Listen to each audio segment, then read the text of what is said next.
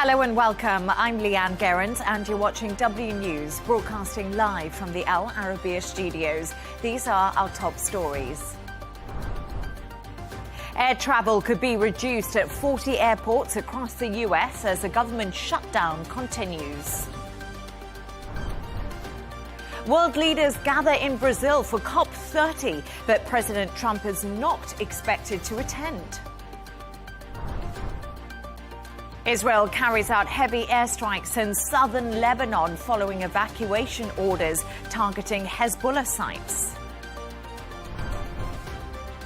And introducing the Tesla trillionaire, Elon Musk could bag a $1 trillion compensation deal if Tesla shareholders give it the go-ahead.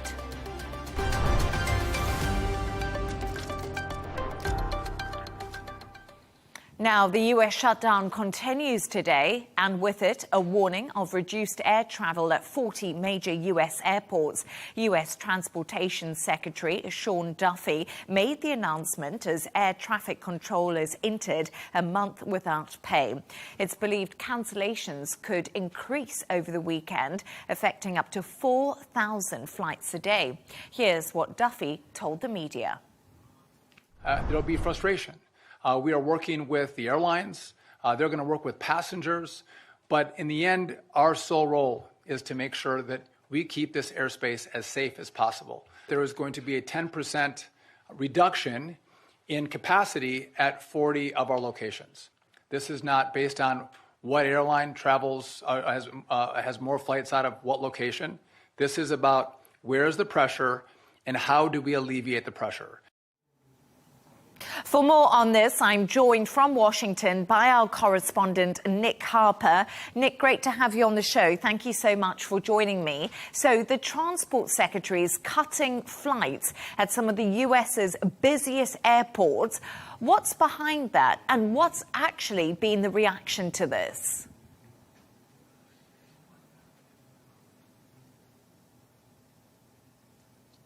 That's right, Leanne. This is going to have a huge impact on US travel right across the nation. I mean, we've already seen delays and cancellations over the last 5 weeks or so during this shutdown, but things are about to ramp up considerably. So a 10% cut at 40 of the busiest airports, places like Chicago, Atlanta, Dallas, Denver and Los Angeles, all of some of the major hubs across the US. We're told that this will affect domestic flights, probably not international flights, and potentially as many as 4,000 cancellations each day. What we have seen during this shutdown is many air traffic controllers who are without pay at the moment but have to turn up to work, instead calling in sick.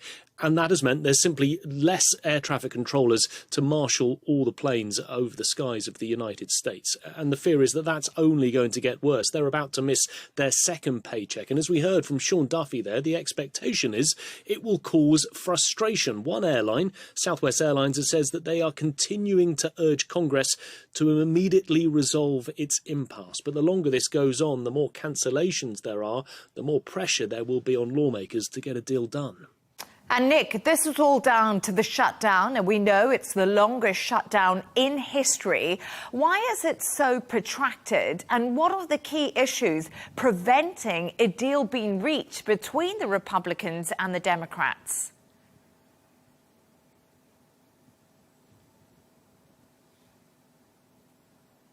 Right, we're now on to day 37. So yesterday it beat the record for the longest ever shutdown. That was during Donald Trump's first administration, spanning the Christmas period, 2018 to 2019. It was 35 days. We've now exceeded that record.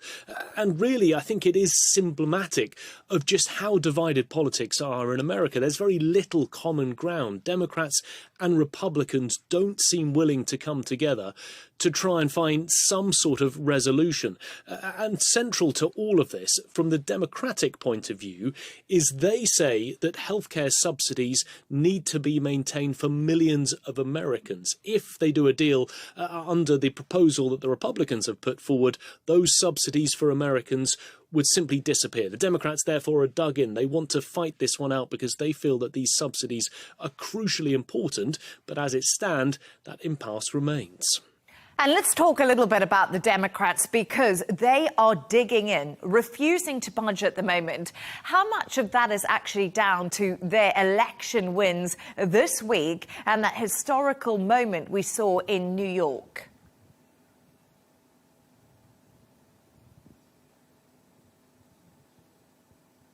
Yeah, big wins for the Democrats this week. They managed to seize the governor mansions in both Virginia and New Jersey, but also the Democratic Socialist candidate Zohran Mamdani becoming the youngest New York City mayor in about 100 years, also becoming the first Muslim New York City mayor. And those were huge wins for Democrats. The thinking was, up until the election, that potentially once we got through the election on Tuesday, it might mark a turning point and perhaps some agreement could be found. But I think what instead has happened is that the Democrats now feel reinvigorated by their wins. They don't want to do a deal. They feel that they are in the right.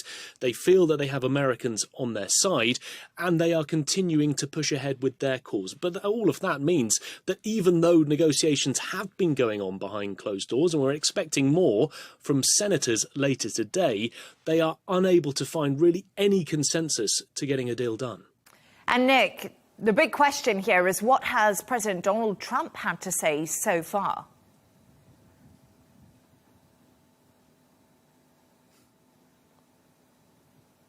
Well, he's had plenty to say, but I think it's interesting to note he hasn't really got involved in this in the way that presidents of the past, when there have been shutdowns, have done. He hasn't really been willing to negotiate with the top Democrats. But what he has done is called this the Democrat shutdown. That's the messaging from the White House. And he's really saying that all of this, the fact that hundreds of thousands of federal employees are without pay at the moment, is all down to the Democrats. They are the ones to blame. And that is causing extra divisions. I think it's interesting to note as well that opinion polls suggest that many Americans, the majority, actually blame the Republicans because they are the ones in control. They control the White House. They have the majorities in both the House of Representatives and the Senate. So therefore, Americans feel with all that power, all that control, Republicans should be the ones that are getting a deal done. Donald Trump doesn't feel so, though. He feels that the Democrats are to blame, and that's his continued message without any possibility of negotiations there from the president. Nick Harper in Washington, thank you so much.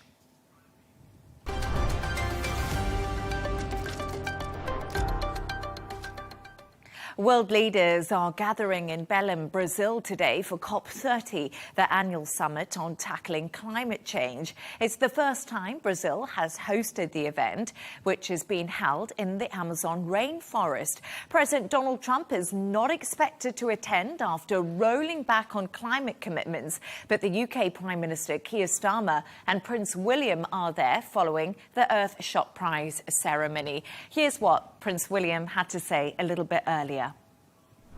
And so as we gather here in Belém, 10 years on from the Paris Agreement, we are reminded of the extraordinary power of nations, communities, and individuals coming together to drive change. I grew up with my father, the King, talking about the power of nature and the importance of harmony in the natural world, a subject he has championed for over 5 decades. It's a privilege to also represent him here today, as well as everyone else who has championed this cause for so many years. I'm now joined by Dr. Najibullah Sadid, a steering member of Afghanistan Water and Environment Professionals Network. Doctor, it's a pleasure to have you on the show. Thank you for joining me. The big focus is, what will COP30 climate talks actually achieve this year? Well, thank you very much for having me. This COP should basically focus on accelerating the pledges and the commitments, and increase, of course, the budget for adaptation funds, for example, or for climate financing as a whole. Because we have seen a lot of commitments, but less of those commitments actually implemented. And that's where actually the focus should be. And apart from that, accelerating means that the current commitments that were made in the previous COPs were not enough. We are already heading beyond 2 degrees Celsius, and we are not basically focused on the targets set in Paris Agreement. That's where the focus should be, and I hope that this COP will achieve the ambitions that we still keep the targets of Paris Agreement. So COP summits have been going on every year for 30 years. And as you mentioned there to me, emissions are still rising and temperatures are still going up. So what progress has there been after 3 decades of talks? And do you have hope that these talks will actually amount to something? Well, there has been a lot of improvements. We have for the first time, we see that the emission growth has slowed down compared to the past. We see the renewable energy is basically taking out or taking basically over the fossil fuel in some electricity generation, for example. Countries have policies in terms of, renewable energy boost, but also phasing out fossil fuel. There are a lot of improvements, but they are very slow. And they are not enough, basically, to tackle the increasing air temperature and the whole emission we are seeing that is still at the rise. But they are all good news. Of course, the good news is that the renewable energy is becoming affordable for many people, for many countries. It's becoming more efficient. And that's where the countries should basically focus. There should be more regulations, more easy regulations on the carbon market, but also there should be more accessible funds to the developing countries in terms of adaptation. That's all that we are seeing, that we are at the right path, but we are very slow. So you talk about it all being very slow, but let's talk about Donald Trump, because in a speech to the UN General Assembly, President Trump called climate change a green scam. He's not attending the summit in Brazil this year, and he's withdrawing from the Paris Climate Agreement again. We saw that happen in his first term. Do you agree with Trump that climate change is a scam? Well, not absolutely not. We see that there are a lot of experts and science behind this fact that basically the current increase in air temperature is basically man-made. We see that the current rise in air temperature is 100 times more than natural air temperature rise, which the Earth has experienced since its birth. And that's everywhere. Everyone is agreed. I think the universities inside the US, there are great institutions. They are NASA itself. They are providing a lot of data that proving this fact. So there is no question. Only the question remains with some politicians who have other ambitions, of course, than these climate change. They have other priorities probably than issue of climate change, and that's where we see that the U.S. in particular has twice withdrew from COP, and we see that this has basically impacted the whole, motivation of some other countries in terms of boosting renewable energy, but also phasing out fossil fuel. And that's unfortunate for some countries. Yes, of course, because Donald Trump did say drill, baby, drill. But do you feel like Afghanistan has been left out of climate conversations when it comes to these big internationals like COP30 that's happening in Brazil? Yes, it is very unjust and unfair to the people of Afghanistan because, they are one of the 10 countries which is mostly impacted by the shocks of the climate change, droughts and floods. And the people are very vulnerable, but they are excluded from these COPs. Their say have no audience. There is no report about climate shocks on COPs. There is no government participation. Last year, the Taliban de facto regime basically participated, but as a symbolic role, not as a country, just as an observer. And this year, as far as I know, there is no participation from Afghanistan. Official participation. There might be some individuals participating, and this is sad because not only Afghanistan, there are some other countries also that are basically struggling to access the budgets that are for adaptation due to the lack of expertise, capacity building, and also complexity of accessing these funds, from the international budgets that are considered for this purpose. And just quickly, before I let you go, Afghanistan is facing a severe water crisis. Will India help Afghanistan build a dam on a cross-border river with Pakistan? Is that something that you're hoping for, Doctor? Well, I don't think this will happen because of the current problems that we are having without settling this issue with the transboundary neighbors. But in the past, India has helped Afghanistan. India has built two dams in Afghanistan, but on the other less sensitive basins. But I see it less likely that this time this happens. Dr. Najibullah Sadid, thank you so much for joining me. A pleasure to have you on and your insights.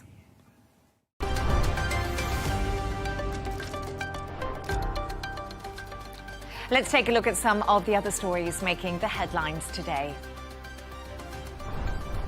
One of two prisoners mistakenly freed in the UK has surrendered. William Smith handed himself back to Wandsworth Prison in South London 3 days after his release. Police are continuing to search for 24-year-old Brahim Kador Sharif. The second incident comes days after the mistaken relief of Hadash Kabatu, with pressure mounting on the country's Justice Secretary, David Lammy. Typhoon Kalmegi is heading towards Vietnam after causing at least 114 deaths and leaving a deadly trail of destruction in the Philippines. With waves expected up to 26 feet, thousands of people who live in coastal communities have been asked to evacuate.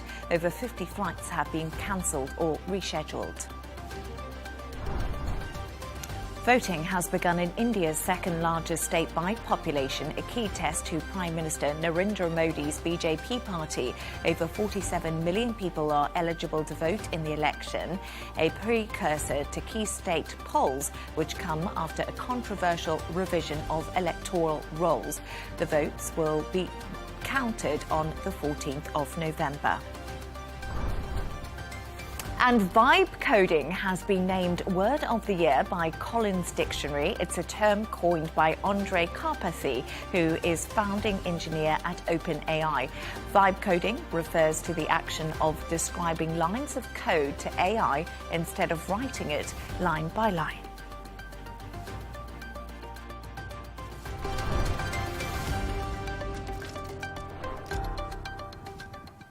Now, the Israeli military has carried out heavy airstrikes on southern Lebanon today, targeting Hezbollah sites after issuing evacuation orders to residents earlier.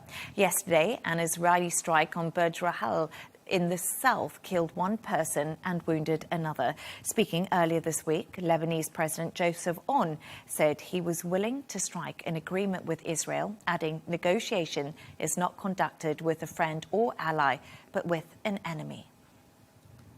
I can now welcome Ihab Matar, member of the Lebanese Parliament, who joins me now in the studio. Thank you so much for joining me. It's a pleasure to have you on. So, as I just mentioned there, Israeli jets have struck several towns in southern Lebanon, and that's after Israel urged residents to leave. How concerning is this latest warning as Israel does intensify strikes on Lebanon? Well, first of all, thank you for having me.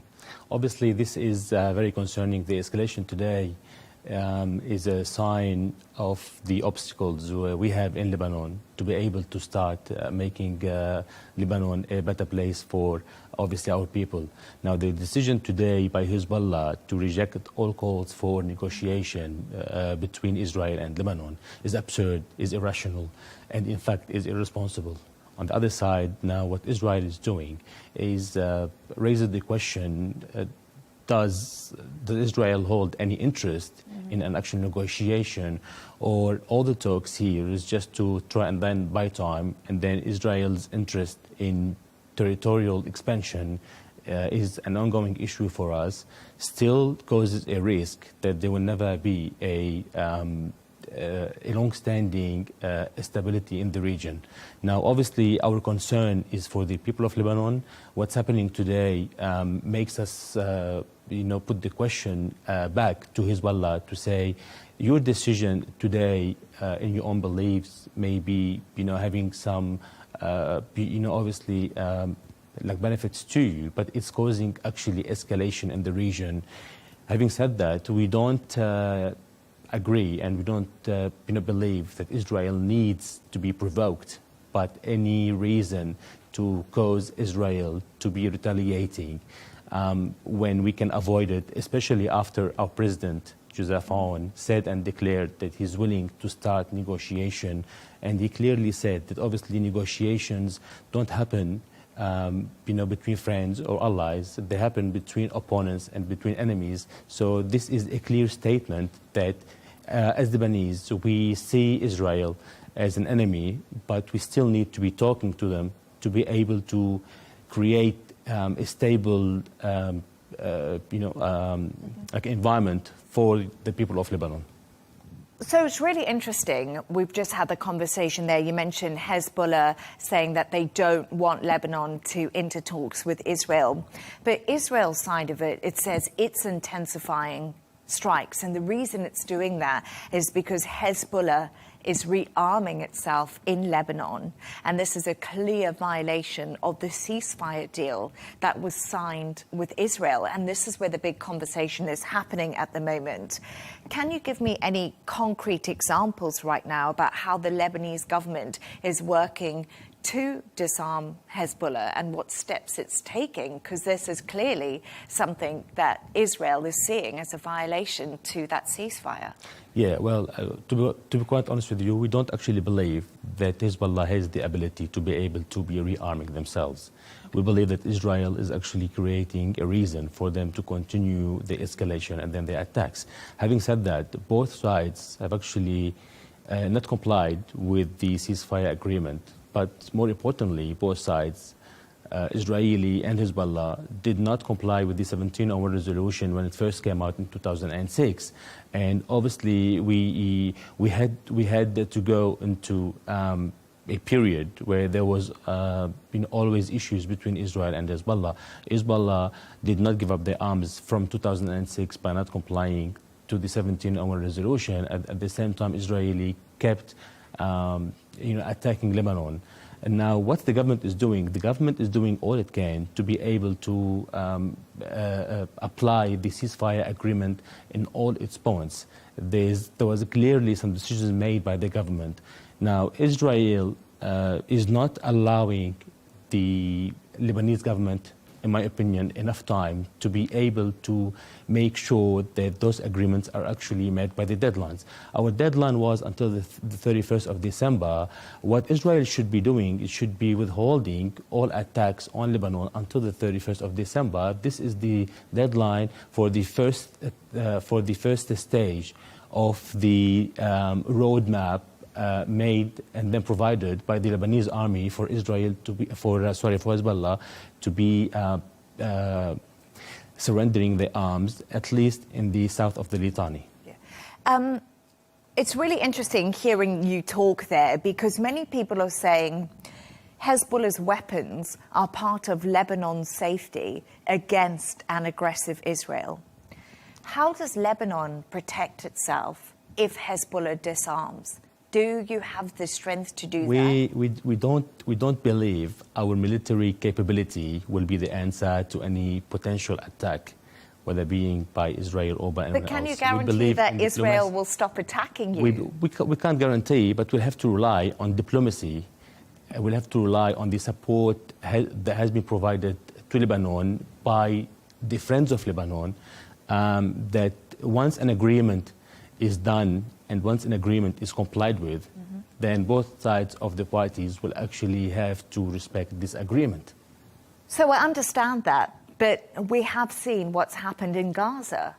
And is Lebanon not thinking we need Hezbollah, we need weapons to some degree, and that could be why we haven't seen this disarmament happen? As a member of parliament, I can clearly tell you more than half of the parliament, the majority of the parliament, does not agree with the fact that Hezbollah is a resistance, is a legal resistance. What we are saying, we are saying that Hezbollah has maintained its militia approach because they're not complying with all the decisions done by the government. So no, we don't believe that Hezbollah needs to have their arms. Most of the Lebanese parliament, most of the Lebanese people, in fact, don't believe that Hezbollah needs to maintain its weapon arms to be able to protect Lebanon. Again, we believe that the government is responsible to protecting Lebanon. We believe diplomacy, and we believe an agreement that can be done and that is be done, and after negotiation, hopefully, negotiation should take place. And if we look at Gaza, we've seen that there's been improvement and there's been advancement in the situation there because there's been a political approach and there's been a political and diplomatic approach to trying and solve the problem. War and attacks did not solve the issue in Gaza because Israel could have continued forever and the Palestinians and Hamas would have resisted forever. Yes, maybe there were many civilians, they were dying, many injuries, many forms of destructions, but the war only stopped when there was an agreement made. And I think Lebanon can go down this road, and I think if we agree to start negotiation, no matter the forms, no matter the place, no matter the location, no matter the terms, if we start negotiation, I think we will end up having a better position for the Lebanese people, maybe a long-standing agreement that can provide stability, not only for Lebanon, not only for the Lebanese people, but for the region at large. So we're talking there about diplomacy. And that's what you think is going to end the hostilities that we're seeing between Hezbollah and Israel. Do you think that the government's doing enough? And I know that you yourself, you're an independent MP. What is your red line for supporting the government? When are you going to say enough is enough and go to the opposition? Do you think the Lebanese government is doing what it should be? Once I see the government working against the interests of the Lebanese people, I will definitely be opposing the government's approach. For now, all we're saying that the President Joseph Aoun, the Prime Minister, is doing, they are doing all they can to be able to work in the interest of the Lebanese people. The interest of the Lebanese people is to stop the war, to have a stable period, a long-standing period of stability, to work on economic reforms, to work on financial reforms, to work on prosperity. This is what they are doing. Obviously, they are facing obstacles because in the mentality of people who have been ruling the country for many decades, they really work based on the personal interest and the interest of the political parties and not the interest of the people. As long as the government is doing all they can, regardless of the results, because we know the results are maybe not directly related to the will, especially in Lebanon, because the will is there, the decisions are there, the proper decisions are made, but to be able to implement all the decisions and to be able to apply them, you need more than one party to come to join forces and then to come to the party. In my opinion, the government has my full support. The government has the support of many of the Lebanese people. President Joseph Aoun has obviously the support from us to go back to diplomacy, and then a good example of how can diplomacy create a better environment and then solve a problem and maybe stop a war is the effort done by obviously the Arab countries and mainly by Mohammed bin Salman, His Excellency, to try and then get many countries to recognize Palestine as a state. This was a big step forward towards solving the issue. We agree that solving the issue ultimately will have to be based on the two-state solution. The two-state solution will not happen without people recognizing that there is a Palestinian state, and this is what Saudi Arabia has done.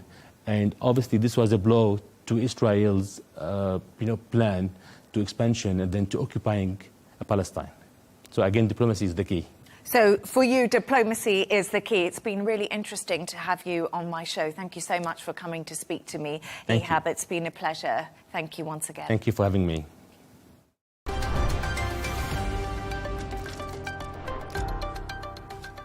Let's take a look at the top business news now. The Bank of England kept interest rates unchanged at 4%. The Monetary Policy Committee voted 5-4 to keep the central bank's benchmark rate on hold. Investors overseeing more than $5 trillion in assets have urged the British Chancellor to provide a buffer against economic shocks in her upcoming budget. Economists estimate that the loss of the US market has cut China's export growth by around 2 percentage points. The forecast from a Reuters poll comes a day before Beijing releases official data on exports. According to the poll, China's October trade surplus is forecast to rise $95 billion, up from September. Turning to the sports news now, and the Maccabi Tel Aviv CEO has called for a separation between football and politics after away fans were banned from the Europa League match at Aston Villa. More than 700 officers will be deployed in Birmingham today after Peace classified the fixture as high risk. Maccabi have played both their Europa League home games in Serbia after UEFA ruled it was unsafe to host matches in Israel. And world number 2, Iga Swiatek, has been knocked out of the WTA finals at the group stage following a defeat to Amanda Amisova. Swiatek suffered 2 successive losses for the first time in her career. Amisova secured the runner-up spot in the Serena Williams group. Meanwhile, Aryna Sabalenka faces defending champion Coco Gauff in her last round stage match later today.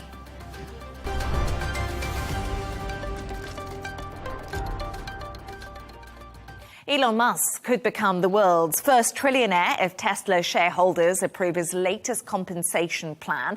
The annual shareholders meeting takes place in Austin, Texas today. It all hinges on whether Elon can increase Tesla's value to over $8 trillion, making it the most valuable company in history. For more on this, I'm joined by Paulo von Sarach, President at Global Policy Institute. Paulo, thank you so much for joining me this evening. Tesla shareholders are voting on the stark choice presented by the board today to pay Elon Musk $1 trillion bonus or take the risk he'll leave. Is he worth it? Well, look, Elon Musk never ceases to, amaze.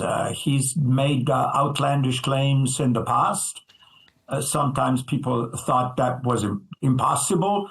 If we go back to the early history of Tesla, people thought that this company would never succeed.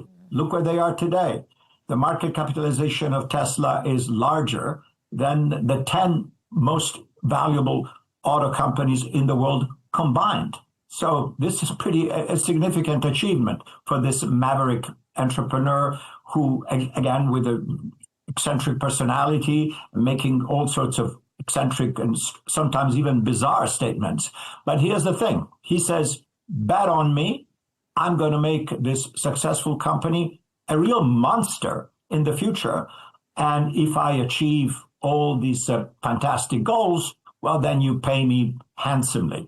That's really what's in front of the board of director of Tesla as they're meeting in Austin, as you indicated. So it's not clear. As I said, it's a fantastic pay package, but it's also tied to fantastic achievements that he promised to deliver. So will they buy it? The Norwegian sovereign fund, that is a big investor in Tesla, has already said no. But, what will the others do?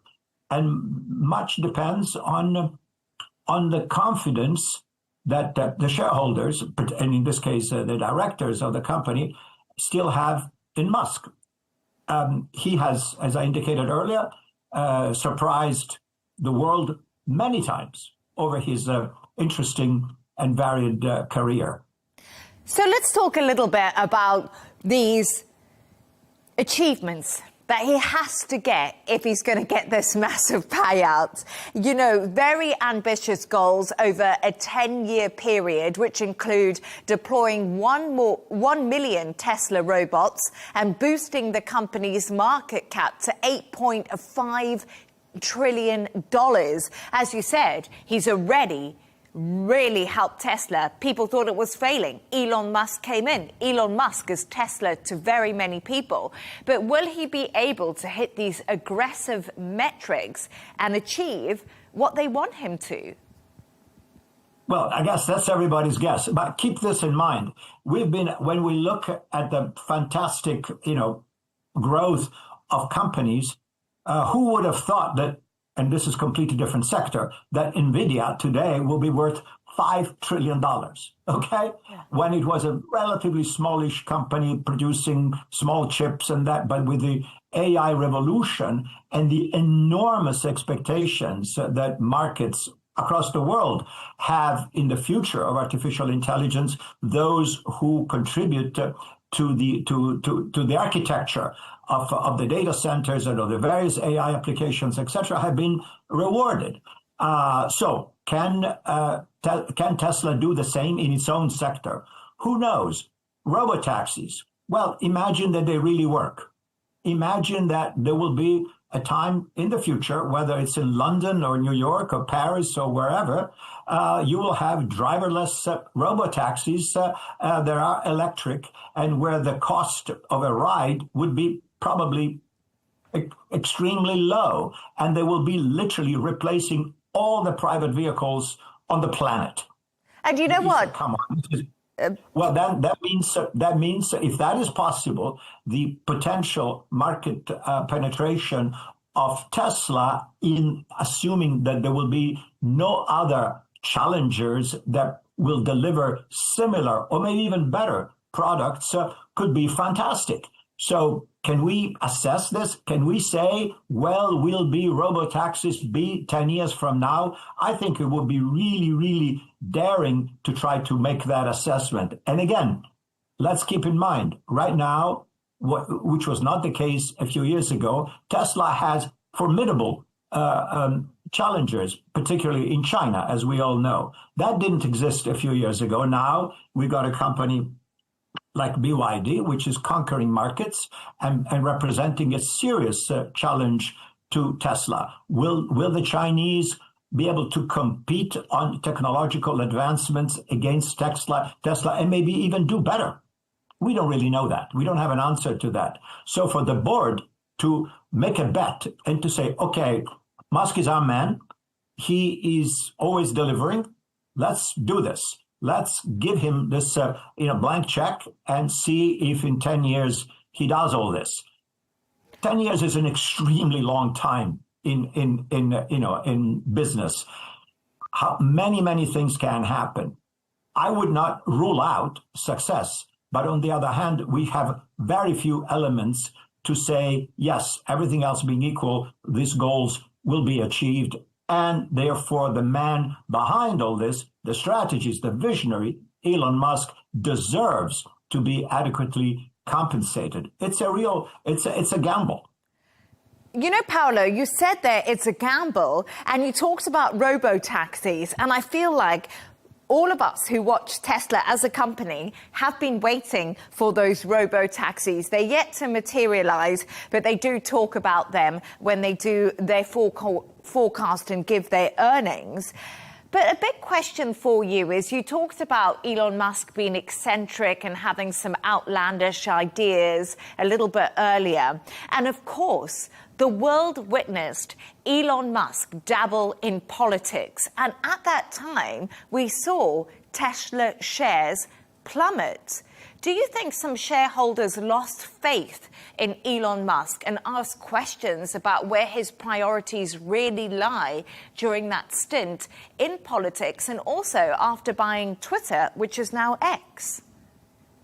Well, look, fair questions. I believe, from my standpoint, I'm in Washington, D.C., and I have seen Mr. Musk in action trying to dabble in government civil service reorganization. It was a disaster, okay?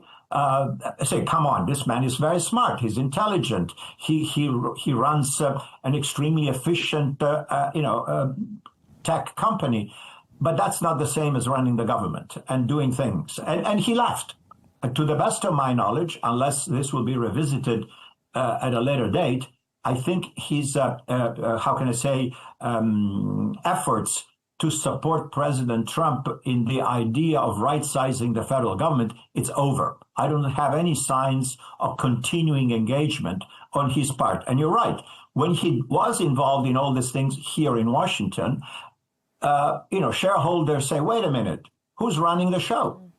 He's in Washington, downsizing the United States Agency for International Development. Great stuff. But who's running Tesla? And there was a considerable concern that he was really distracted. Well, that distraction is not there anymore, at least unless it will be revisited. But he is likely to surprise us down the line, probably multiple times on this long road between now and 10 years. Who knows what other strange announcements or promises or pledges or visions of new technologies or new things, etc., he will be able to come up with. And again, I think it's not safe to say, oh, this man is just bluster. He's just saying things and he never delivers. He has delivered. Again, this is not Tesla, but keep in mind that he created out of zero a private sector company that is now extremely successful in the launch of satellites and in a very competitive environment and being able to make a lot of money. I'm referring obviously to SpaceX, which is not Tesla, but it's another company that he created out of nothing. And it is extremely successful. So, I mean, to underestimate Musk would not be smart. On the other hand, as we've been discussing, these goals are so outlandishly enormous that is, one can say, come on, that's not really possible. You can't really deliver all those things, but we don't really know. Correctly, you pointed out earlier that autonomous vehicles, driverless cars, have been discussed and experimented on now for many, many years, not just by Tesla, but other competitors as well. And we're not there yet, for sure. Does that mean we will never get there? Or that somebody at some point, and it could be Tesla, breaks this logjam and says, okay, now we have a safe driverless vehicle, and with that, we conquer the automotive world. It's a bet. There is no guarantee that I know of, but I wouldn't rule it out. Paolo, Elon Musk is one of the most fascinating people to watch, businessman and personality, and you summed it up perfectly there. It's a big bet to take, but never bet against Elon Musk. Thank you so much for your time and your insights. My pleasure. Thank you. Thank you. A reminder of our top stories. Air travel could be reduced at 40 airports across the US as the government shutdown continues. World leaders gather in Brazil for COP30, but President Trump is not expected to attend. Israel carries out heavy airstrikes in southern Lebanon following evacuation orders targeting Hezbollah sites. And introducing the Tesla trillionaire, Elon Musk could bag a $1 trillion compensation deal if Tesla shareholders give the go-ahead. And that's all from us on W News. Don't forget to subscribe to our YouTube channel. Of course, follow us on X, and we'll be back in a couple of hours with W News Extra. Goodbye and thank you.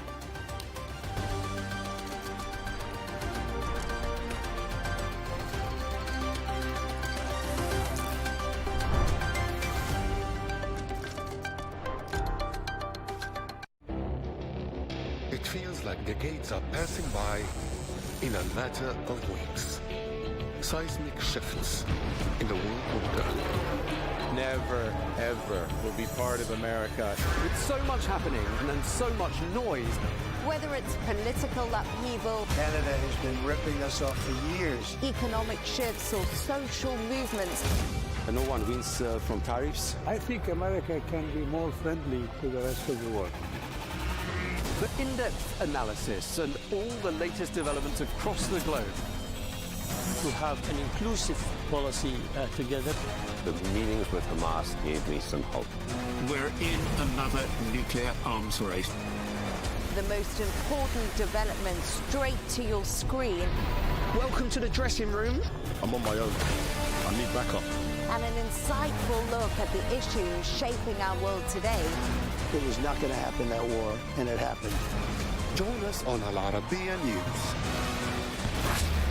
where the world talks. We have to take care of our people, and we're going to take care of our people first.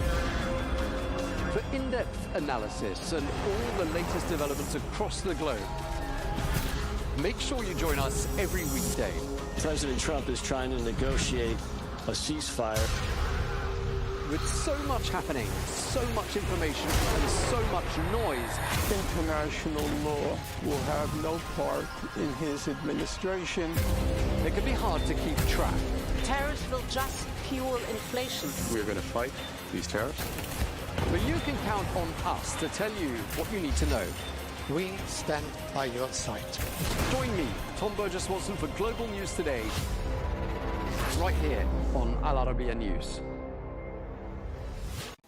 We're joined now by Mike Pompeo, the former US Secretary of State and former director of the CIA under President Trump. But thank you very much indeed for speaking to us. Always a pleasure talking to you. Israel and Hamas have now signed off on the first phase of President Trump's peace plan. What was your initial reaction to this news? Well, it's remarkable. It's historic.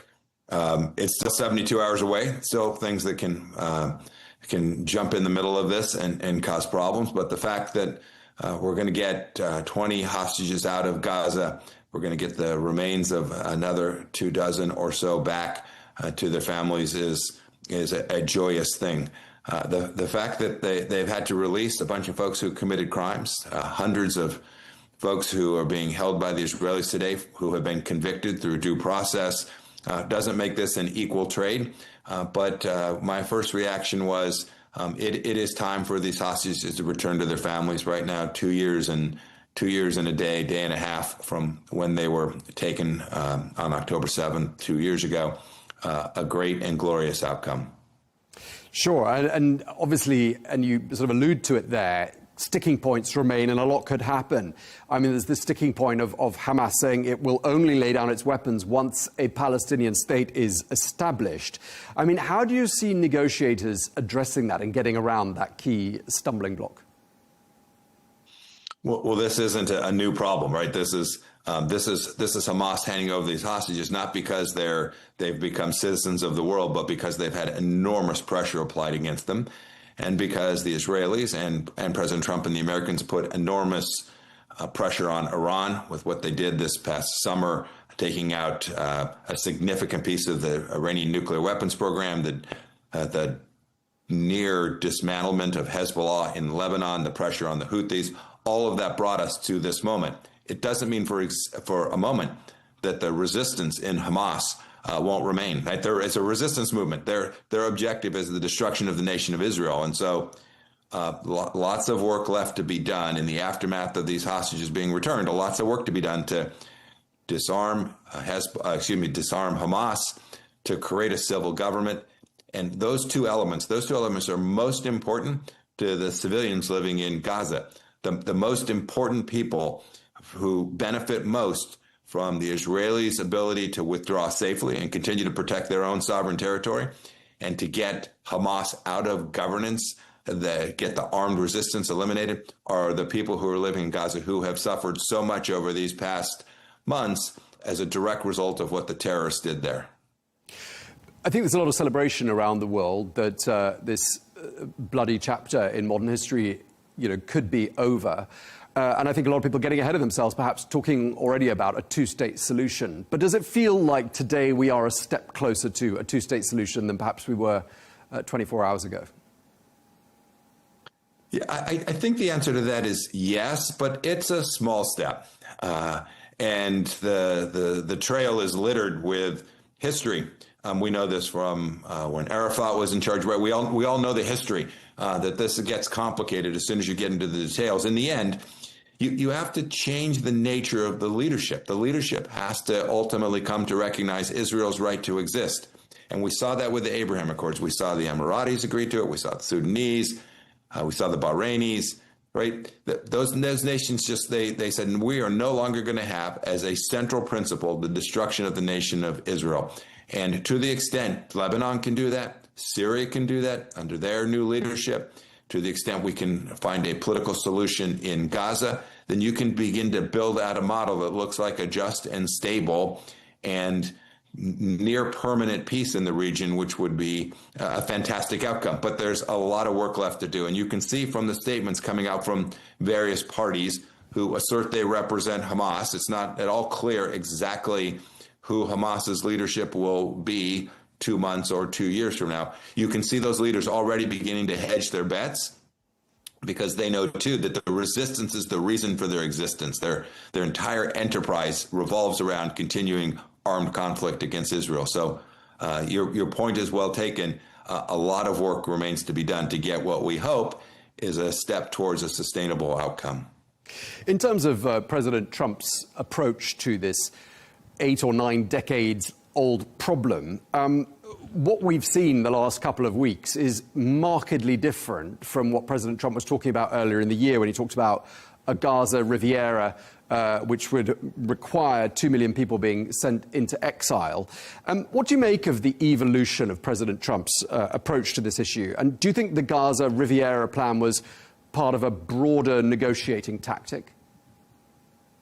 You know, I always watch President Trump's actions closely, right? He has been remarkably consistent on this file in the Middle East since I was his Secretary of State in his first term. We have a great, reliable partner in Israel. We want good things for the Palestinian people that are living both in Gaza and in Judea and Samaria. We want good things for them, but we're not going to allow them to stand in the way of a broader peace. And so we, in the first term, the Gulf Arab states were great partners for America. They continue to be. Mohammed bin Salman, Mohammed bin Zayed in the Emirates, the leadership, the Crown Prince in Bahrain are all great partners of the United States. And so, you know, in Gaza, President Trump has made clear he was going to allow Israel to do the work necessary to get these hostages home and to give Israel all the capability they needed to go take down Hamas so that it no longer threatened the nation of Israel. Those pillars have been incredibly consistent. And then you can see, as part of this plan, this 20-point plan, you can see a plan towards political governance not connected to Hamas. And second, a theory of the case on how you're going to rebuild Gaza and make it a peaceful, livable place for the civilians that live there. That's been his mission. When he talks about, Gaza, the Trump on the Mediterranean, all the Trump Tower stuff, a lot of that was theatrics the media brought on. President Trump has been remarkably consistent here. These were, of course, not direct talks that took place in Sharm el-Sheikh. Lots of parties were involved. From the US side, Steve Witkoff, Jared Kushner, and, of course, senior officials from Qatar, from Egypt, from Turkey. Do you think there was anything or anyone that stands out as having been a winning ingredient or a winning player to bringing us to the point we're at today? Oh, goodness. No, I think lots of credit. And President Trump said this, right? It took many nations coming together and many leaders who were very bold. The Egyptian folks did great work in hosting this. Mr. Witkoff and Mr. Kushner obviously lent America's authority and power and certainty to the transaction as well, but brought together the Gulf Arab states, the Emiratis, the Saudis. Everyone signed off on this, the Qataris, the Turks. That's a remarkable act of diplomacy. It's a really good outcome. And so I don't know that there's any one individual, but lots of leaders who worked tirelessly to get an outcome that gets us at least a point where those hostages can be returned home.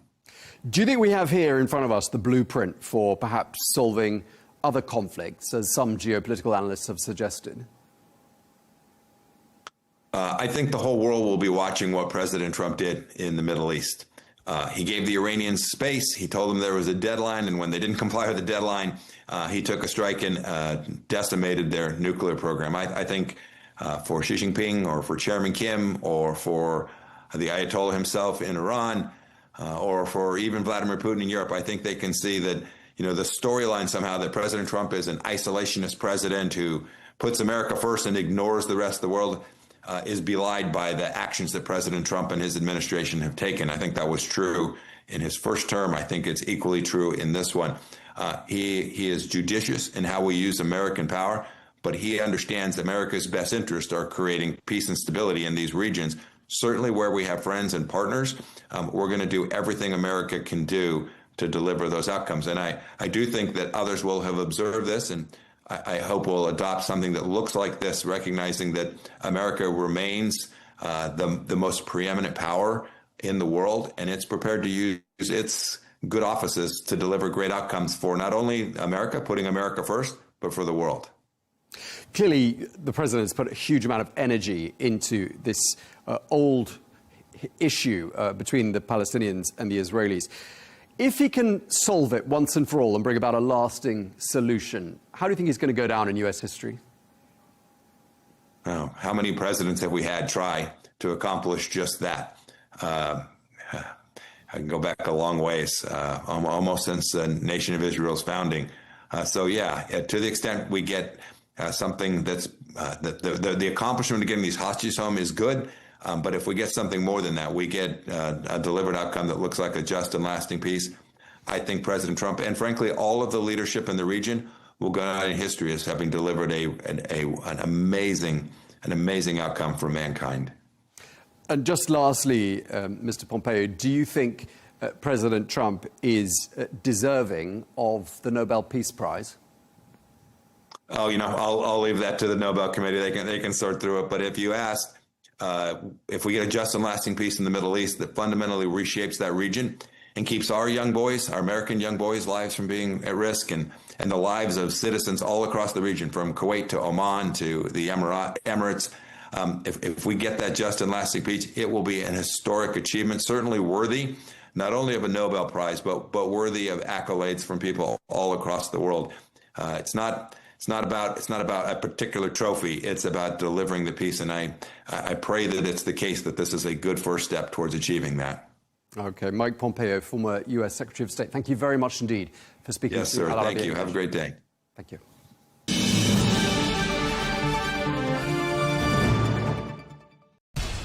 We have to take care of our people, and we're going to take care of our people first. For in-depth analysis and all the latest developments across the globe, make sure you join us every weekday. President Trump is trying to negotiate a ceasefire. With so much happening, so much information, and so much noise, International law will have no part in his administration. it can be hard to keep track. Tariffs will just fuel inflation. We're going to fight these tariffs. But you can count on us to tell you what you need to know. We stand by your side. Join me, Tom Burgess-Watson, for Global News Today, right here on Al Arabiya News.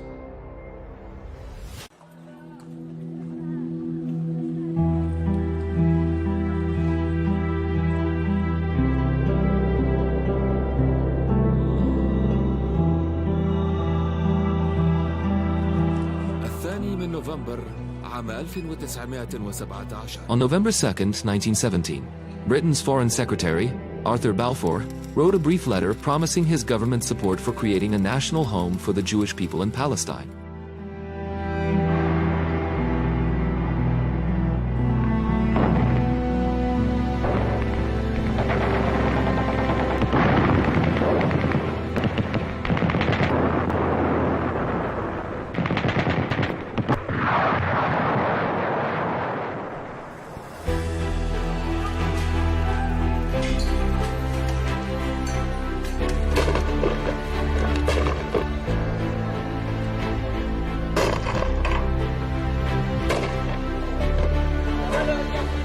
That marked the beginning of a century of conflicts and wars that would forever alter the fate of Palestine and the entire region.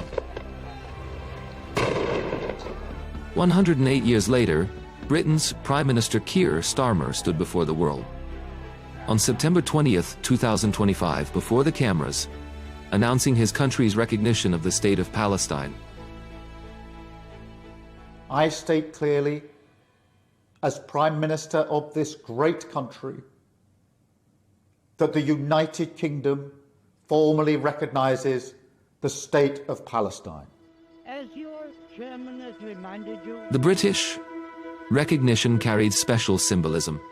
No other nation has played a more decisive role in the modern history of Palestine than Britain itself. It is nearly 16 years since he recruited me to the Zionist movement.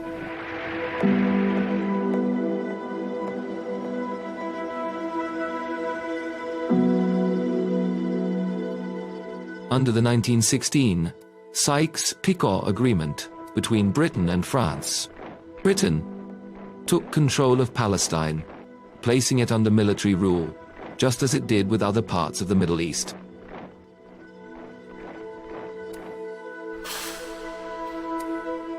A year later, Balfour confirmed in his letter to Lord Rothschild, the wealthy British Jew, that his government viewed with favor the establishment of a national home for the Jewish people in Palestine.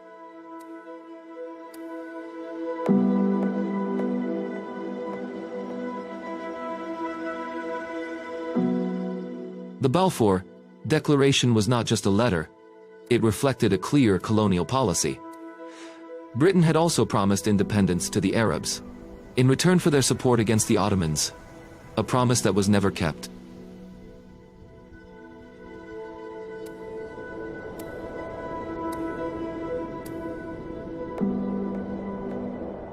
In 1920, Britain formally declared its mandate over Palestine. As the de facto authority, the British allowed waves of Jewish immigration into Palestinian lands.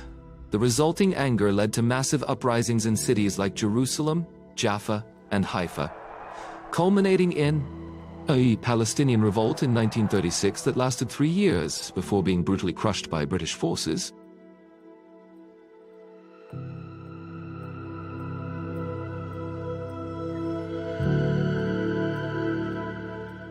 Following that, the British Peel Commission, after investigating the situation, recommended dividing Palestine into 2 states, one Jewish and one Arab, concluding that the mandate system was no longer sustainable due to the rising conflict.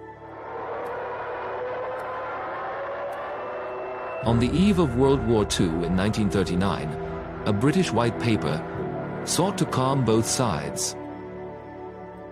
It announced the support for establishing an independent Palestinian state where Arabs and Jews would live together within 10 years.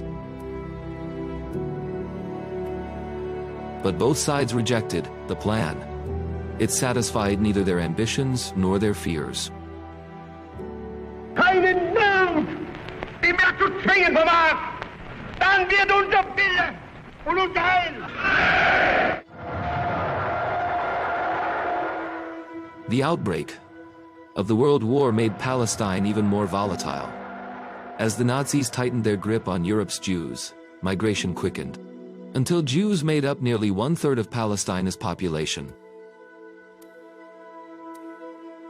In 1947, Foreign Secretary Ernest Bevin handed the matter to the United Nations, announcing Britain's withdrawal from the mandate. The resolution of the Dutch Committee for Palestine was adopted by 33 votes, 13 against, 10 abstentions.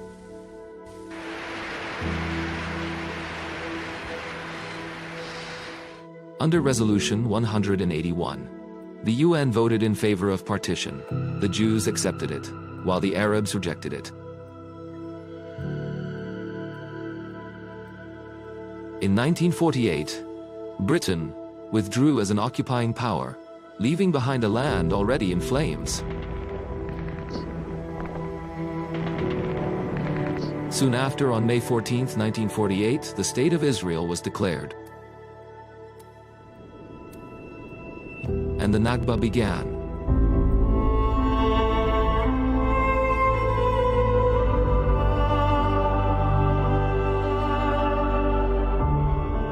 Over 750,000 Palestinians were forced from their homes in the war that followed.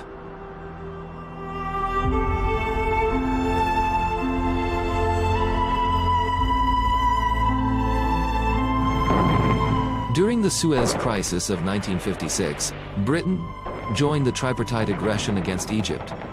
But its failure showed the world that Britain was no longer the dominant power controlling the region's destiny.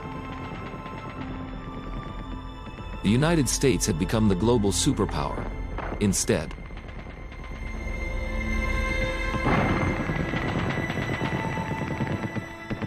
In June 1980, European nations, including Britain, met in Venice, Italy, and issued what became known as the Venice Declaration. The declaration was a pivotal moment. For the first time, the West collectively affirmed that the Palestinians were not merely refugees, but a people with legitimate political rights.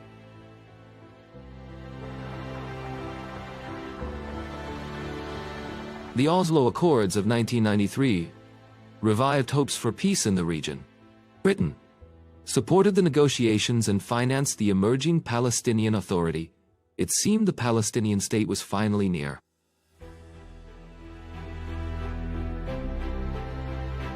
Yet, as settlement expansion and repressive Israeli policies continued, optimism quickly faded. In 2014, the British Parliament voted by majority to recognize the state of Palestine, but the vote was purely symbolic. The government refused implementation, insisting on a negotiated solution first. Yet, public pressure keeps the issue alive in London. For many Britons, it has become increasingly clear that their country bears a historic responsibility.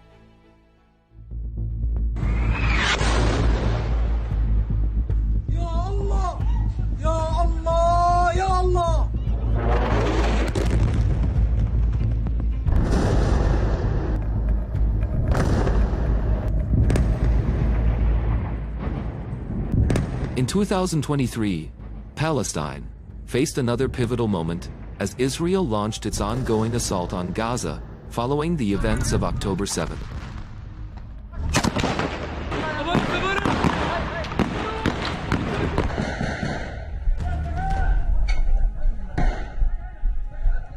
Tens of thousands of Palestinians tragically lost their lives in Israeli strikes, and many, many more were injured in this ongoing conflict. More than 80% of the Gaza Strip was destroyed.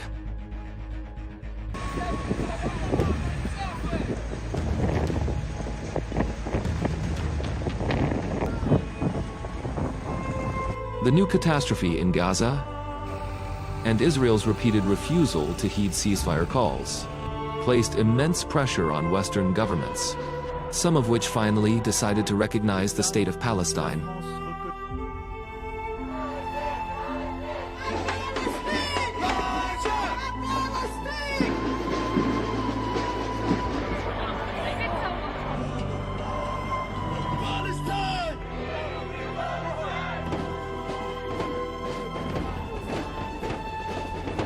Britain was among the first, and its decision was seen as the most significant and symbolic.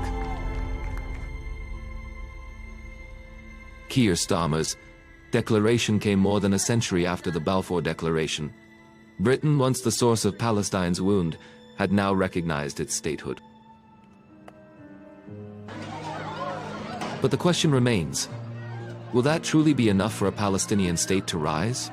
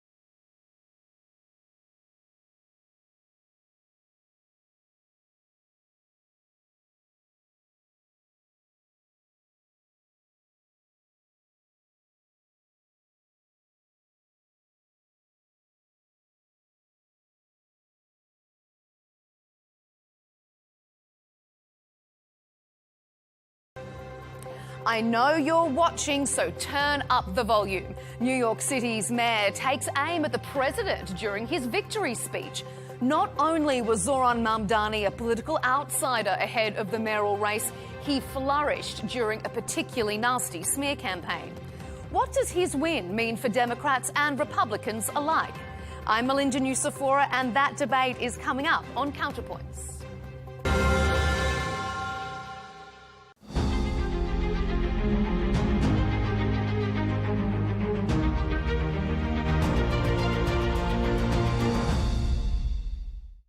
Hello and welcome to this interview with the UK Foreign Minister, Yvette Cooper.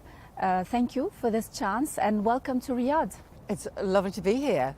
So, since we are in Saudi Arabia, tell us more about the UK-Saudi relationship, especially when it comes to trade.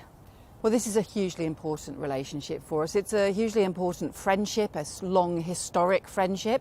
We already have very strong trading links on issues ranging from energy, security, a whole range of different areas. But we want to strengthen and broaden those trading links.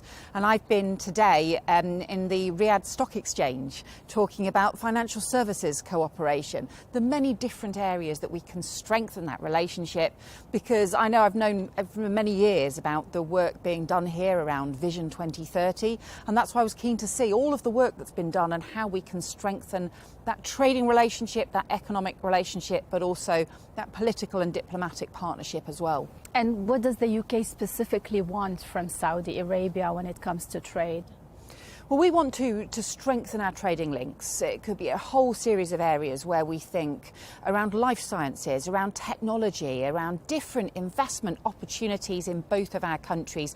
We already have 1,900 British companies operating here in Saudi Arabia, and we want to strengthen those links because we think that is good for growth in the UK. It's also good for growth here in the Kingdom of Saudi Arabia, but it's good for that trading partnership that we build those links that are so important already.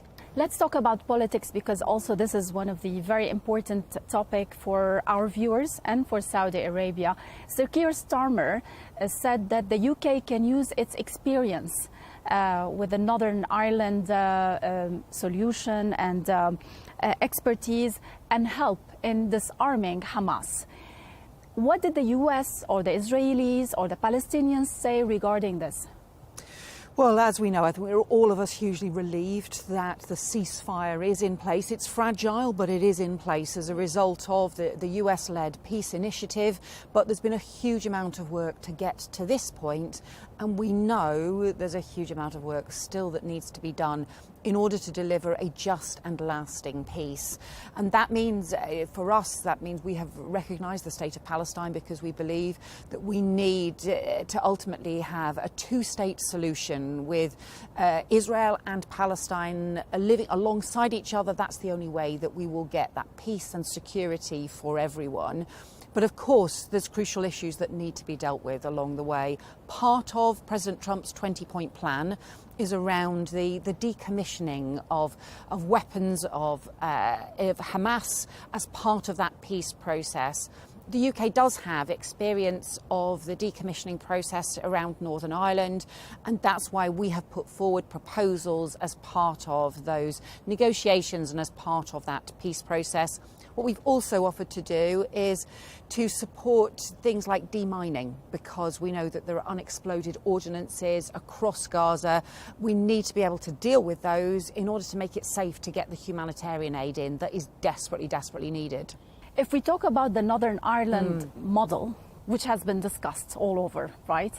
The model also dictates that Hamas will have a role in Gaza. Is this something that the UK will accept, at least political role? Well, we've been clear, and it's part of the 20-point plan, but we also made it very clear in all of the statements that we've made that Hamas can have no role in the governance of Gaza or the governance of Palestine. We have always made that extremely clear as part of our support for this peace process And we believe that is essential to making sure that we can get the just and lasting peace. But we've set out different proposals about how we get that decommissioning, because Hamas has agreed, as part of them signing up to this ceasefire and to President Trump's 20-point plan, that they will demilitarize. But now we need to make sure that there is an effective process to do that. So the UK and the West is okay with a Hamas, a political Hamas? No, well, they need political party. Well, no, we've been clear that they cannot be part of the governance of Gaza or the governance of Palestine. There are many plans: the Trump plan, the Tony Blair plan, and many initiatives, the Saudi French plan. Which is the UK's preference, and is the Tony Blair part of the UK government approach also? Well, a lot of people put forward proposals during the summer of different ways. We put forward proposals as how we have a framework for peace, because all of us know that the ceasefire is only the first step. There are so many further things that need to happen in order for it to be a just and lasting peace. So different people have put forward different proposals and different measures, but all of those, I think, have now fed into the 20-point plan that President Trump set out, and that is what all parties signed up to and signed up to support. So that is what we now have to take forward. Of course, there will be lots of detailed work to do along the way, but it is that US-led peace initiative that I think we are supporting and that I think many people are supporting to deliver now. So a lot of instability in the region. Let's move to Lebanon. Hezbollah has not disarmed yet, and Israel is threatening to launch a major military offensive up to Beirut, like it's been in the news recently. Is it realistic to ask the Lebanese army, knowing its capabilities, to disarm Hezbollah? Well, I think nobody wants to see a return to conflict. That would be deeply damaging, and it's really important that everyone works to prevent that taking place. It's also important, of course, we want to see the disarmament of Hezbollah. It has been a deeply destructive force in the region, but is why we support the continual work to have not just the work that the UN has led in the area, but also the work for the Lebanese government and the Lebanese army as the recognised forces, to be able to continue to work to ensure that we get that peace, that stability, and of course we do need to see the disarmament of Hezbollah. The UK is involved in the border between Lebanon and Syria. Have you had any role, or are you suggesting any role for the UK to also organise the border between Lebanon and Israel? Well, we think that this needs to be UN-led processes, and in fact, one of the UK ministers is in the region over the next few days as well. So it's really important that we continue to all work together, but we're clear that this is about UN processes. How are you supporting the Lebanese army? So we support the UN-led work in order to be able to ensure that everything possible can be done to stabilise, to have greater stability and security for Lebanon, but also for the region more widely. Let's talk about Iran. Does the UK still think that Iranian regime and the Revolutionary Guard still pose a threat on individuals inside the UK? Well, I'm afraid we have seen direct threats, Iran-backed threats on UK soil, and that is a deep concern to us and for our national security, and that is why we will always stand firm on national security issues and against any kind of threat from the Iranian regime. As you'll know, we've also been very clear and firm around our concerns around the nuclear programme, the Iranian nuclear programme, and that's why we have also restored and strengthened the sanctions around the nuclear programme as well. President Trump said 2 weeks ago that the US is ready for a deal as soon as Tehran is. So is a deal with the West imminent? Well, I think this was on the issue around the nuclear program. We had hoped, we had continually urged Iran to comply with the nuclear non-proliferation treaty requirements to ensure that they were taking seriously their responsibilities to ensure that they could comply with the inspections, the nuclear program inspectors, and to be able to do so. And we had called on them many times to do so. In the event, they simply did not respond, but we continue to say we want to see a diplomatic process to restore confidence and cooperation around that nuclear program and preventing the nuclear program. So we continue to want that diplomatic process, but because we just did not see that progress taking place, we did not see that compliance, that is why we ended up triggering what they call the snapback process and ensuring that sanctions could be strengthened, could be restored in order to maintain the pressure to comply with the requirements. But the Iranian regime is, if anything, known about it, that it's patient. Is there a deadline for this? Well, we will continue to put pressure on and we'll continue to urge And what are the Iran options to on the comply. table? Another military strike? No, we don't want to see conflict. We don't want to see the conflict return or escalate in any way. What we do, however, want to continue with is a diplomatic pressure on Iran to comply with their basic requirements on nuclear non-proliferation. Mm-hmm. We see the UK more involved, especially under this government in the Middle East. You're back on the global scene, especially in the Middle East. What has changed and where are the areas of interest for the UK? So we do very much feel that for us in the UK, the partnerships we build across the world, across different regions, are what make us stronger back at home. And whether that is our trading partnerships, we know that the trade, the investment partnerships that we have here in Saudi Arabia, but also across the region, we know that those trading relationships are what make our economy stronger. But we also know that the security partnerships, the diplomatic partnerships, how that also makes us stronger at home. We know that issues, whether it be around Iran, whether it be around issues around Gaza, instability in different parts of the world can have consequences for all of us, and we are all stronger if we maintain those diplomatic partnerships and those trading relationships, those diplomatic relationships and those security relationships. That's why it's so important for me to be here in Riyadh, but it's also why we do see issues around foreign policy, around diplomacy, around those crucial relationships. We want to support peace, we want to prevent conflict in other parts of the world, but we also want that stability and security because that also helps us back home. Last question before we wrap. It's headlines, and I cannot avoid this question. Sudan, specifically Al-Fashir. What's the UK stand on this? It's atrocious. It's really incredibly disturbing what we've seen happening in Al-Fashir. We've seen executions take place in a maternity hospital. We've seen the real reports of the most horrendous atrocities. 130,000 children still at risk as a result of those RSF advances. We are calling for an urgent ceasefire. We are calling for an immediate humanitarian truce so we can support people. It's essential that happens. I'm also particularly troubled by some of the reports that we have seen about sexual violence being used as a weapon of war. These are kinds of atrocities. Are you involved in the talks for ceasefire as the UK? So we are supporting, we know that there have been, we support the discussions that have been taking place as part of the Quad involving Saudi Arabia, but also involving the US, the UAE, the Emiratis, and also Egypt as well. That Quad discussions are hugely important, and we'll support that process, but we're also having discussions internationally as well about how we support the process because we do desperately need that ceasefire in place. I have so many questions about the Middle East, but I know your time is limited. Thank you so much for finding the time for this talk, and good luck.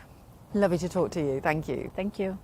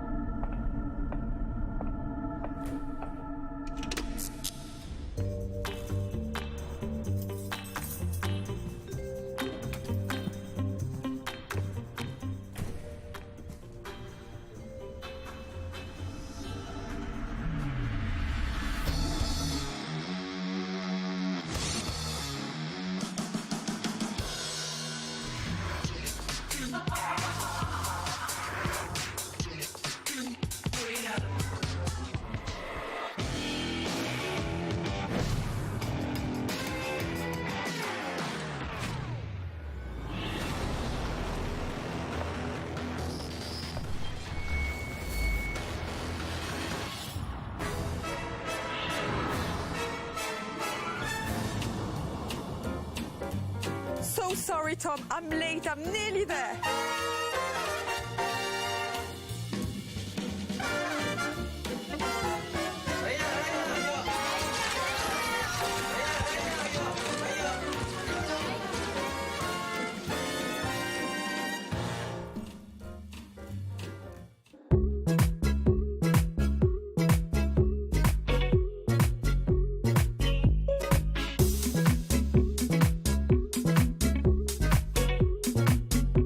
Her occupation is a low-level loan shark, roaming the floors of a casino in Macau.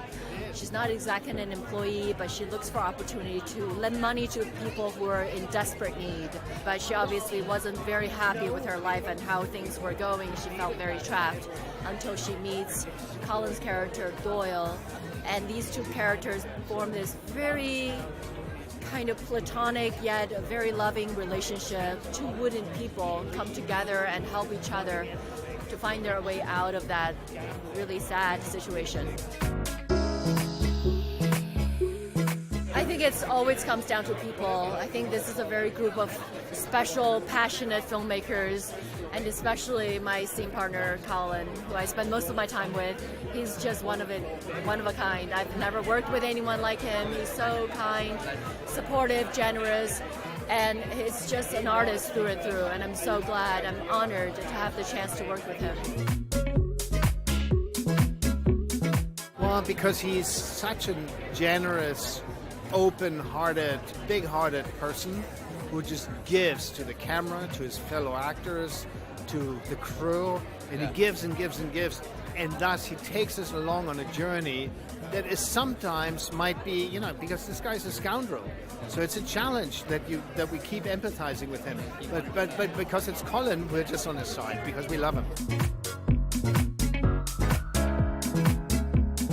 Oh God, he's just lost, really. Yeah, he's just lost. He is a man on the precipice of falling into a really, really dark place. Rock bottom. You know, we don't really get too much into the backstory of the character. When you meet him in the first frame, he's kind of close to his end. And that was one of the things I loved about it, that it doesn't really delve into what I usually enjoy, which is finding out why the character is the way they are and stuff. But yeah, he's just lost. He's just lost. He's looking in all the wrong places for meaning and for value and worth in his life. I worked with Tilda a long, long time ago on a film called The War Zone. So it's the first time in 25 years. Yeah, it was lovely to work with her again. I worked with her very briefly on The War Zone. I got to work with her quite a bit on this, which was a joy. And Fala was a dream. So easy.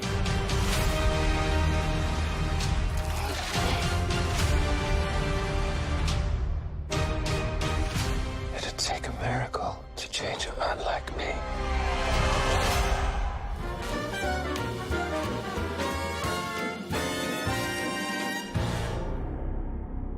Our world is changing. The mass extinction we feared has already begun, and we are the cause. First of all, you know, how does it feel to be in those types of films, which are such great fantasies, such spectacle for the audience? Yeah, I think it's kind of unbelievable and unreal. Yeah, especially yours to your first. Yeah, it's my first ever movie. It's like, it's kind of, you don't believe it. It's kind of like, okay, well, and then you come on set and it's real. Everything's real, like everything is happening. It's kind of weird, isn't it, when you receive the script and you're like, oh wow, I really am doing this. Yeah. It's daunting. Like tomorrow. It's daunting. For sure, you receive your schedule and you're like, okay. How many of these things are there? 17 and counting. That's messed up. And what lies beneath the big spectacle is also kind of, you know, messages about nature and preservation of nature and balance. How much do you enjoy those themes? Through art, you have to in a light way just spread a message, and you can't, the one thing I would say is you can't just think about it. Like, you're gonna walk out this movie and want to make a difference. After filming this movie, I've thought, and I'm like, you know what, now I need to change my whole lifestyle because I want to save this planet as much as I can, or do my little piece of just me getting a plastic bag and using that for everything of my everyday life. You know, it's as simple as making the smallest differences, and actually you're slowly and progressively changing the world. And that's what I think this movie really motivated me in that respect. Our planet will perish, and so will we. Unless we set Godzilla free. Kind of wait to see it in the cinema, don't you? You sit and you become an audience member of those kinds of films. So have you seen it in full already, and what was your first reaction? Yeah, I've seen it twice now. Have you seen it 3 times? Seen it 3 times. And counting. Yeah, exactly. I was shocked.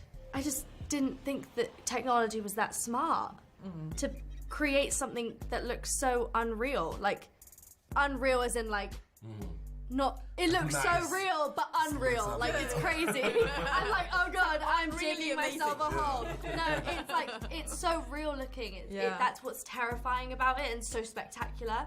So for me, I was like, wow, like this is real. Like, for me, the biggest moment was seeing my name, like, at the credits. Yeah, that's all. You know, people are like, you're oh a my movie gosh. star. Like, not the fact that, like, I acted in the movie is cool, but, like, my name. Like, it just seems weird. No, it's all, you know, surreal, unreal in a great way.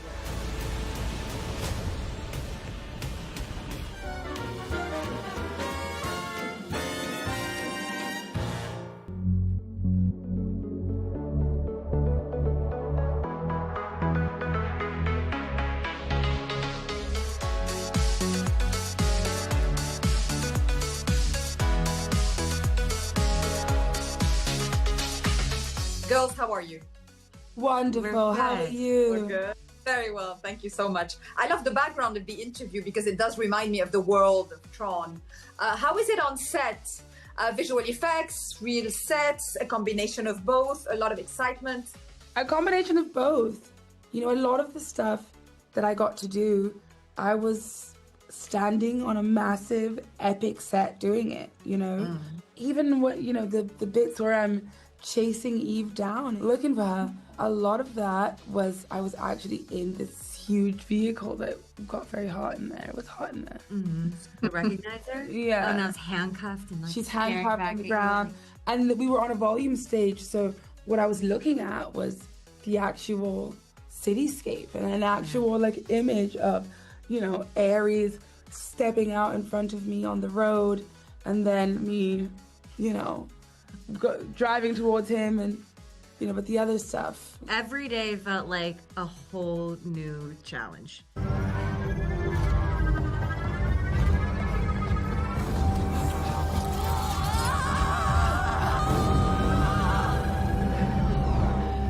There's a lot happening in those films, and there's so much legacy to them from the first one in the 80s up to now. But do you feel that this one is the most resonant of its time because, you know, it's a subject matter that's quite present in people's minds? Of course, and the very fact that this one, we are not just going into the computer and totally imagining this world that doesn't exist.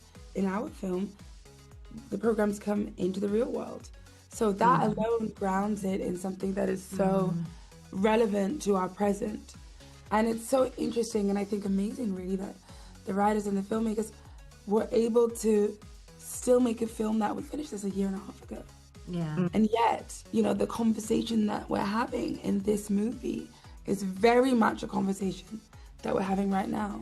And I think that just goes to show how cool this franchise is and how much it really makes the audience and also the creators imagine. What happened back there? I disobeyed my directive. Which was? To retrieve the code from your disk and delete the carrier. Dillinger told you to delete me? Eve's backstory, Greta, how much did you keep in your mind her relationship with her sister, her dedication to the work? Is she the kind of character that you really imagine in the past? Well, I have a sister. It's so crucial to her. It's like we're talking so much about AI and tech, but also it's like it's love. Like the power of love.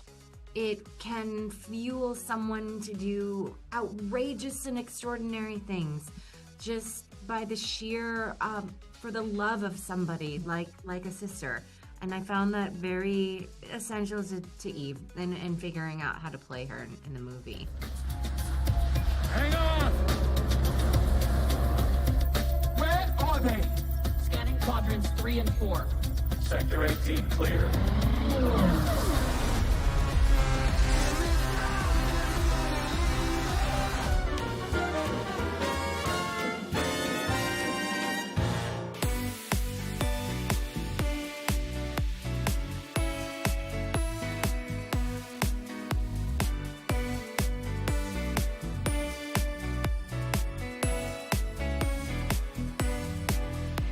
I really enjoyed the emotional aspect of this Tron film. So how did you guys feel when you got the script? There's something, quite haunted about it.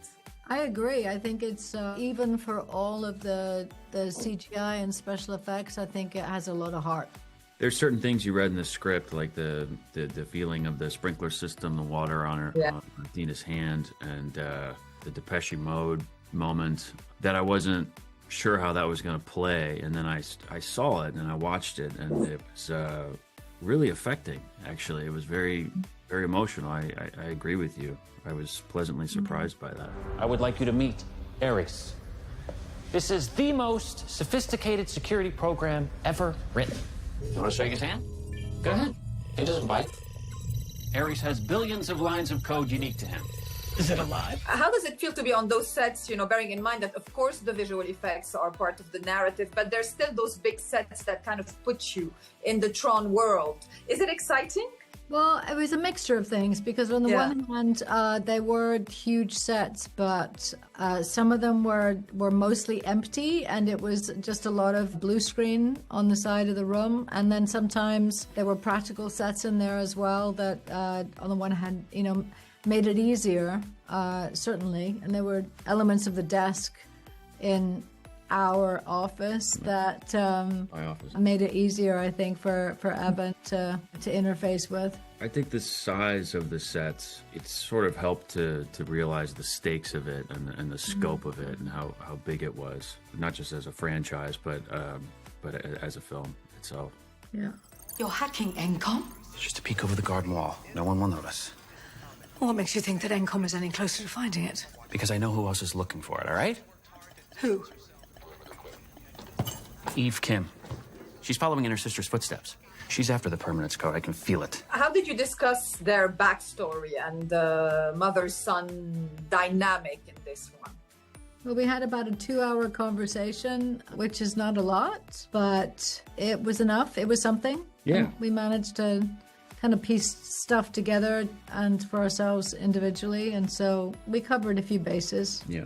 Gillian's incredibly smart and asked great questions about the history of the company and me taking over and all these things that were sort of question marks in the script. So it was nice to be able to flesh all that out before we got on the set. You think you're in control of this? You're not.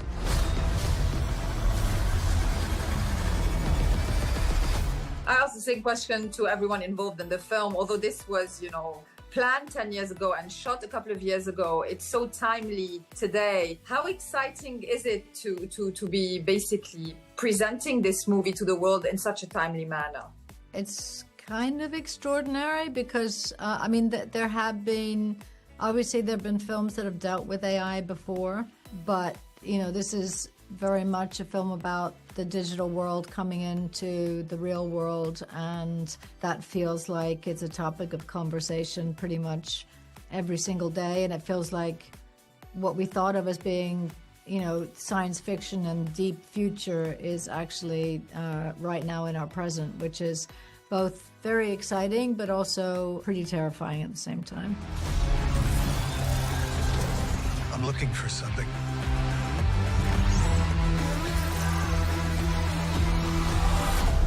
Something I do not understand. The final question is about watching the film in its entirety, including the music and the whole rhythm. How did it feel the first time? Amazing. Incredible. Yeah. You never know when you're working on something whether people are going to pull it off. You know, there's so much that goes into making films, and so many people, and it can go awry at many different moments. And so when it all comes together in such a spectacular way, it's fun and delicious and wonderful to be a part of. A malfunctioning program who wants to live. Why is that? It's just a feeling. Fascinating.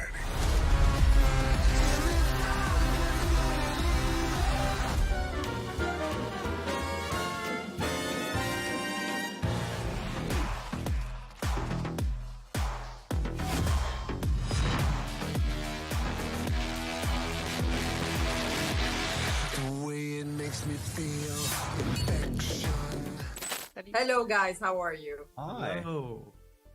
Where are you right now?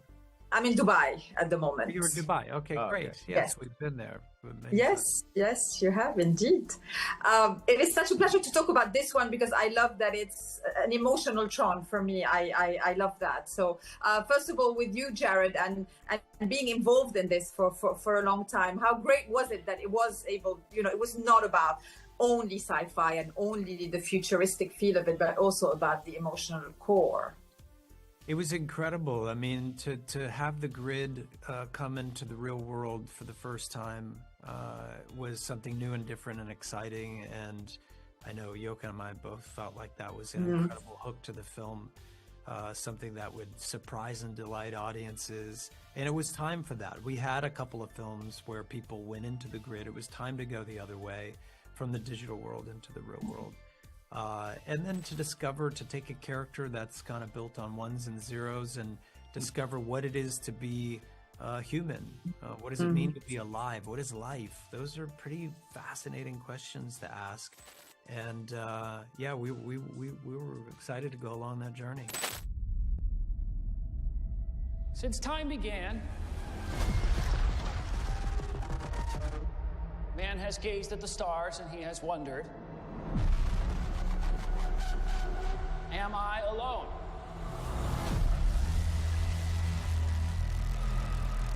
So much talk of AI and big tech today. And to the both of you, although, you shot it two and a half to 2 years ago, the themes are so resonant even in the last few months. So how exciting is it for you that it's coming out now and that it's so timely? People are going to think we're really smart, aren't they? We planned this for 10 years. We knew it was coming. Which, there's an inevitability to it all. But I know that, Joachim has some beautiful thoughts on that. No, you're absolutely right. I mean, this is a movie that's been many years in the making. And obviously AI was not part of the conversation the way it is today. Now it's a tech that everyone uses. And I just feel lucky, honestly, that we are, so current in our themes, and it's a timely movie.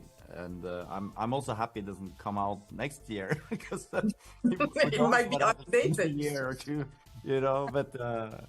But yeah, I think that's also part of the Tron, universe, is to show that little glimpse into tomorrow somehow.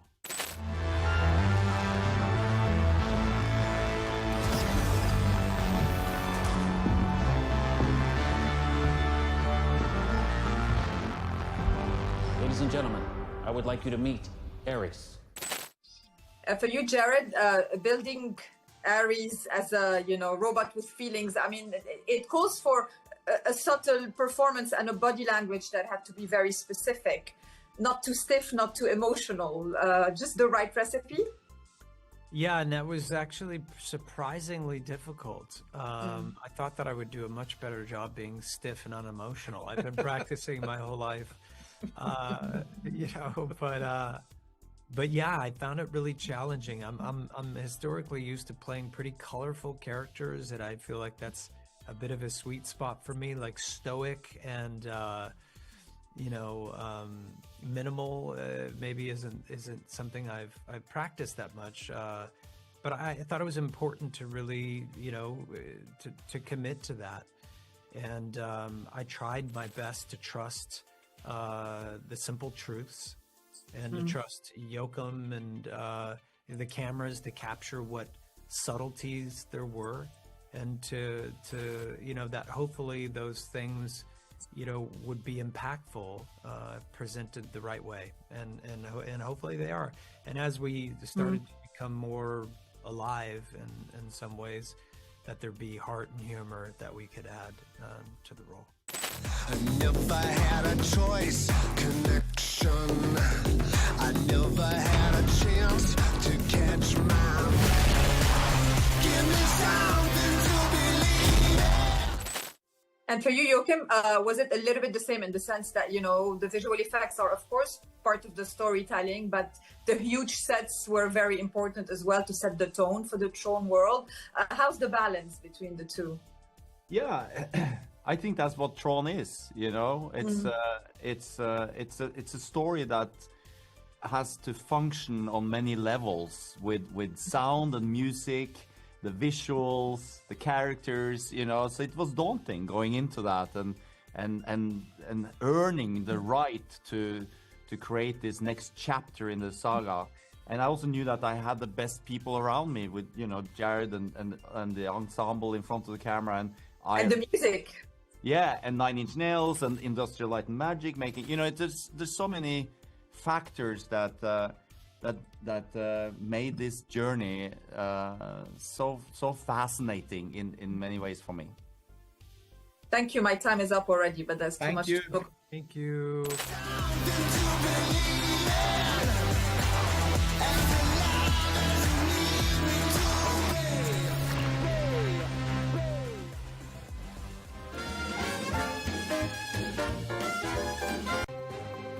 I know you're watching, so turn up the volume. New York City's new mayor takes aim at the president during his victory speech.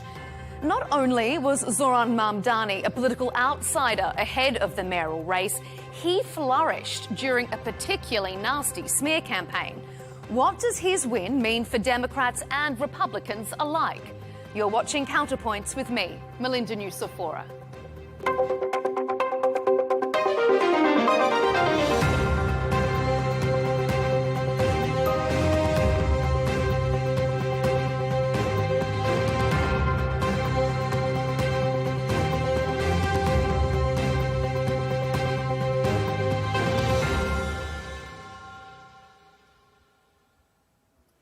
The youngest in more than a century, the first Muslim and the first of South Asian descent. New York City Mayor-elect Zoran Mamdani made a lot of history on Tuesday night. What's harder to quantify about this particular mayoral race, however, is if we've ever seen one quite so ugly. The smear campaigns and personal attacks were relentless and often came directly from the White House. And yet, Mamdani managed to turn it all into points of pride. The conventional wisdom would tell you that I am far from the perfect candidate. I am young, despite my best efforts to grow older. I am Muslim. I am a democratic socialist. And most damning of all, I refuse to apologize for any of this. In reality, the office of mayor has limited power, and yet Mamdani's victory is being talked about as if it could reshape American politics. Some analysts argue it was a litmus test for President Trump and MAGA politics, and both were found wanting. Others say it could forge a new path for the Democrats. Coming up on Counterpoints, we'll ask how Zoran Mamdani overcame these negative campaigns and won. If the mayoral race was in part a referendum on President Trump, and can one man really revive the flagging fortunes of the left?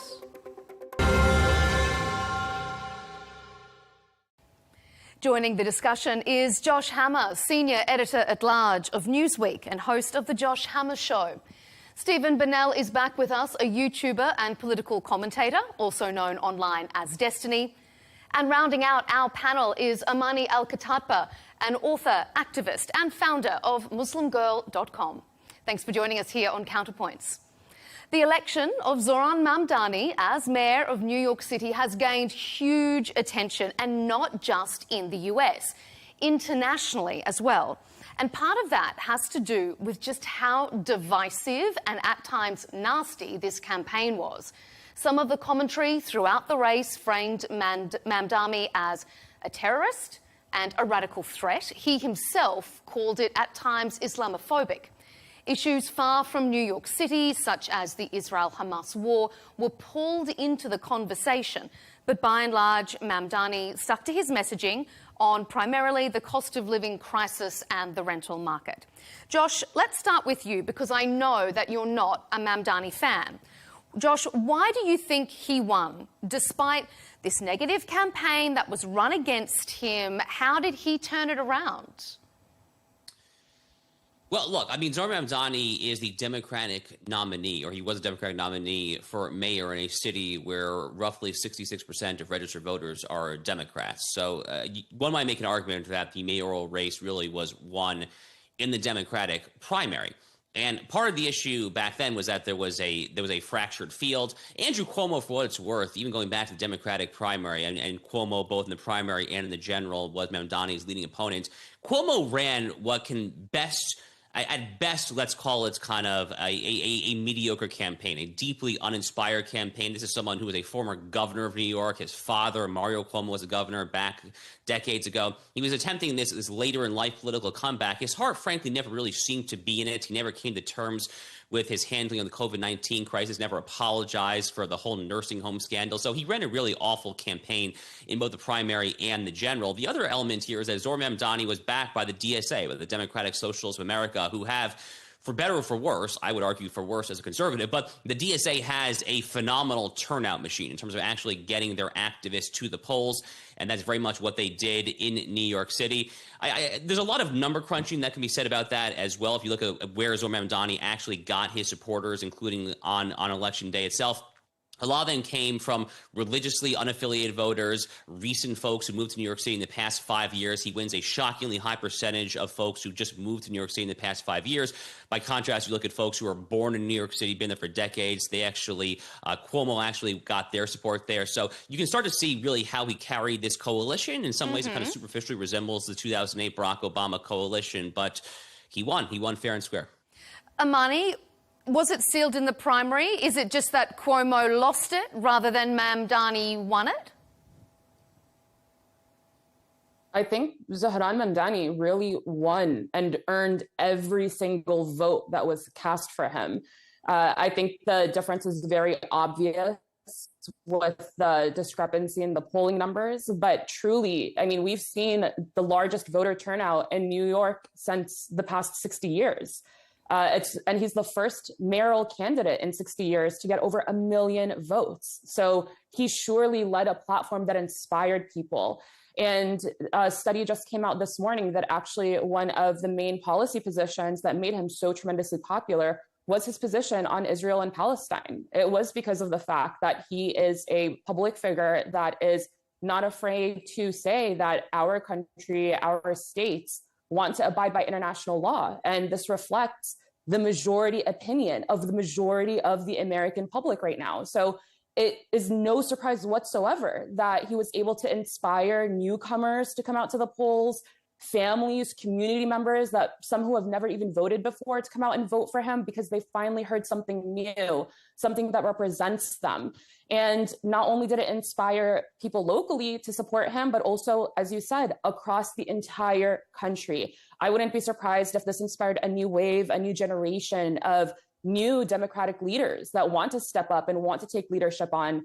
And we've also seen it resonate globally as well. You know, last night, all throughout for us, it was nighttime, but all around the world, the news of Mamdani's win echoed and people were out celebrating it. And so I think that truly is a marker that this is a new chapter that the public is demanding us to enter.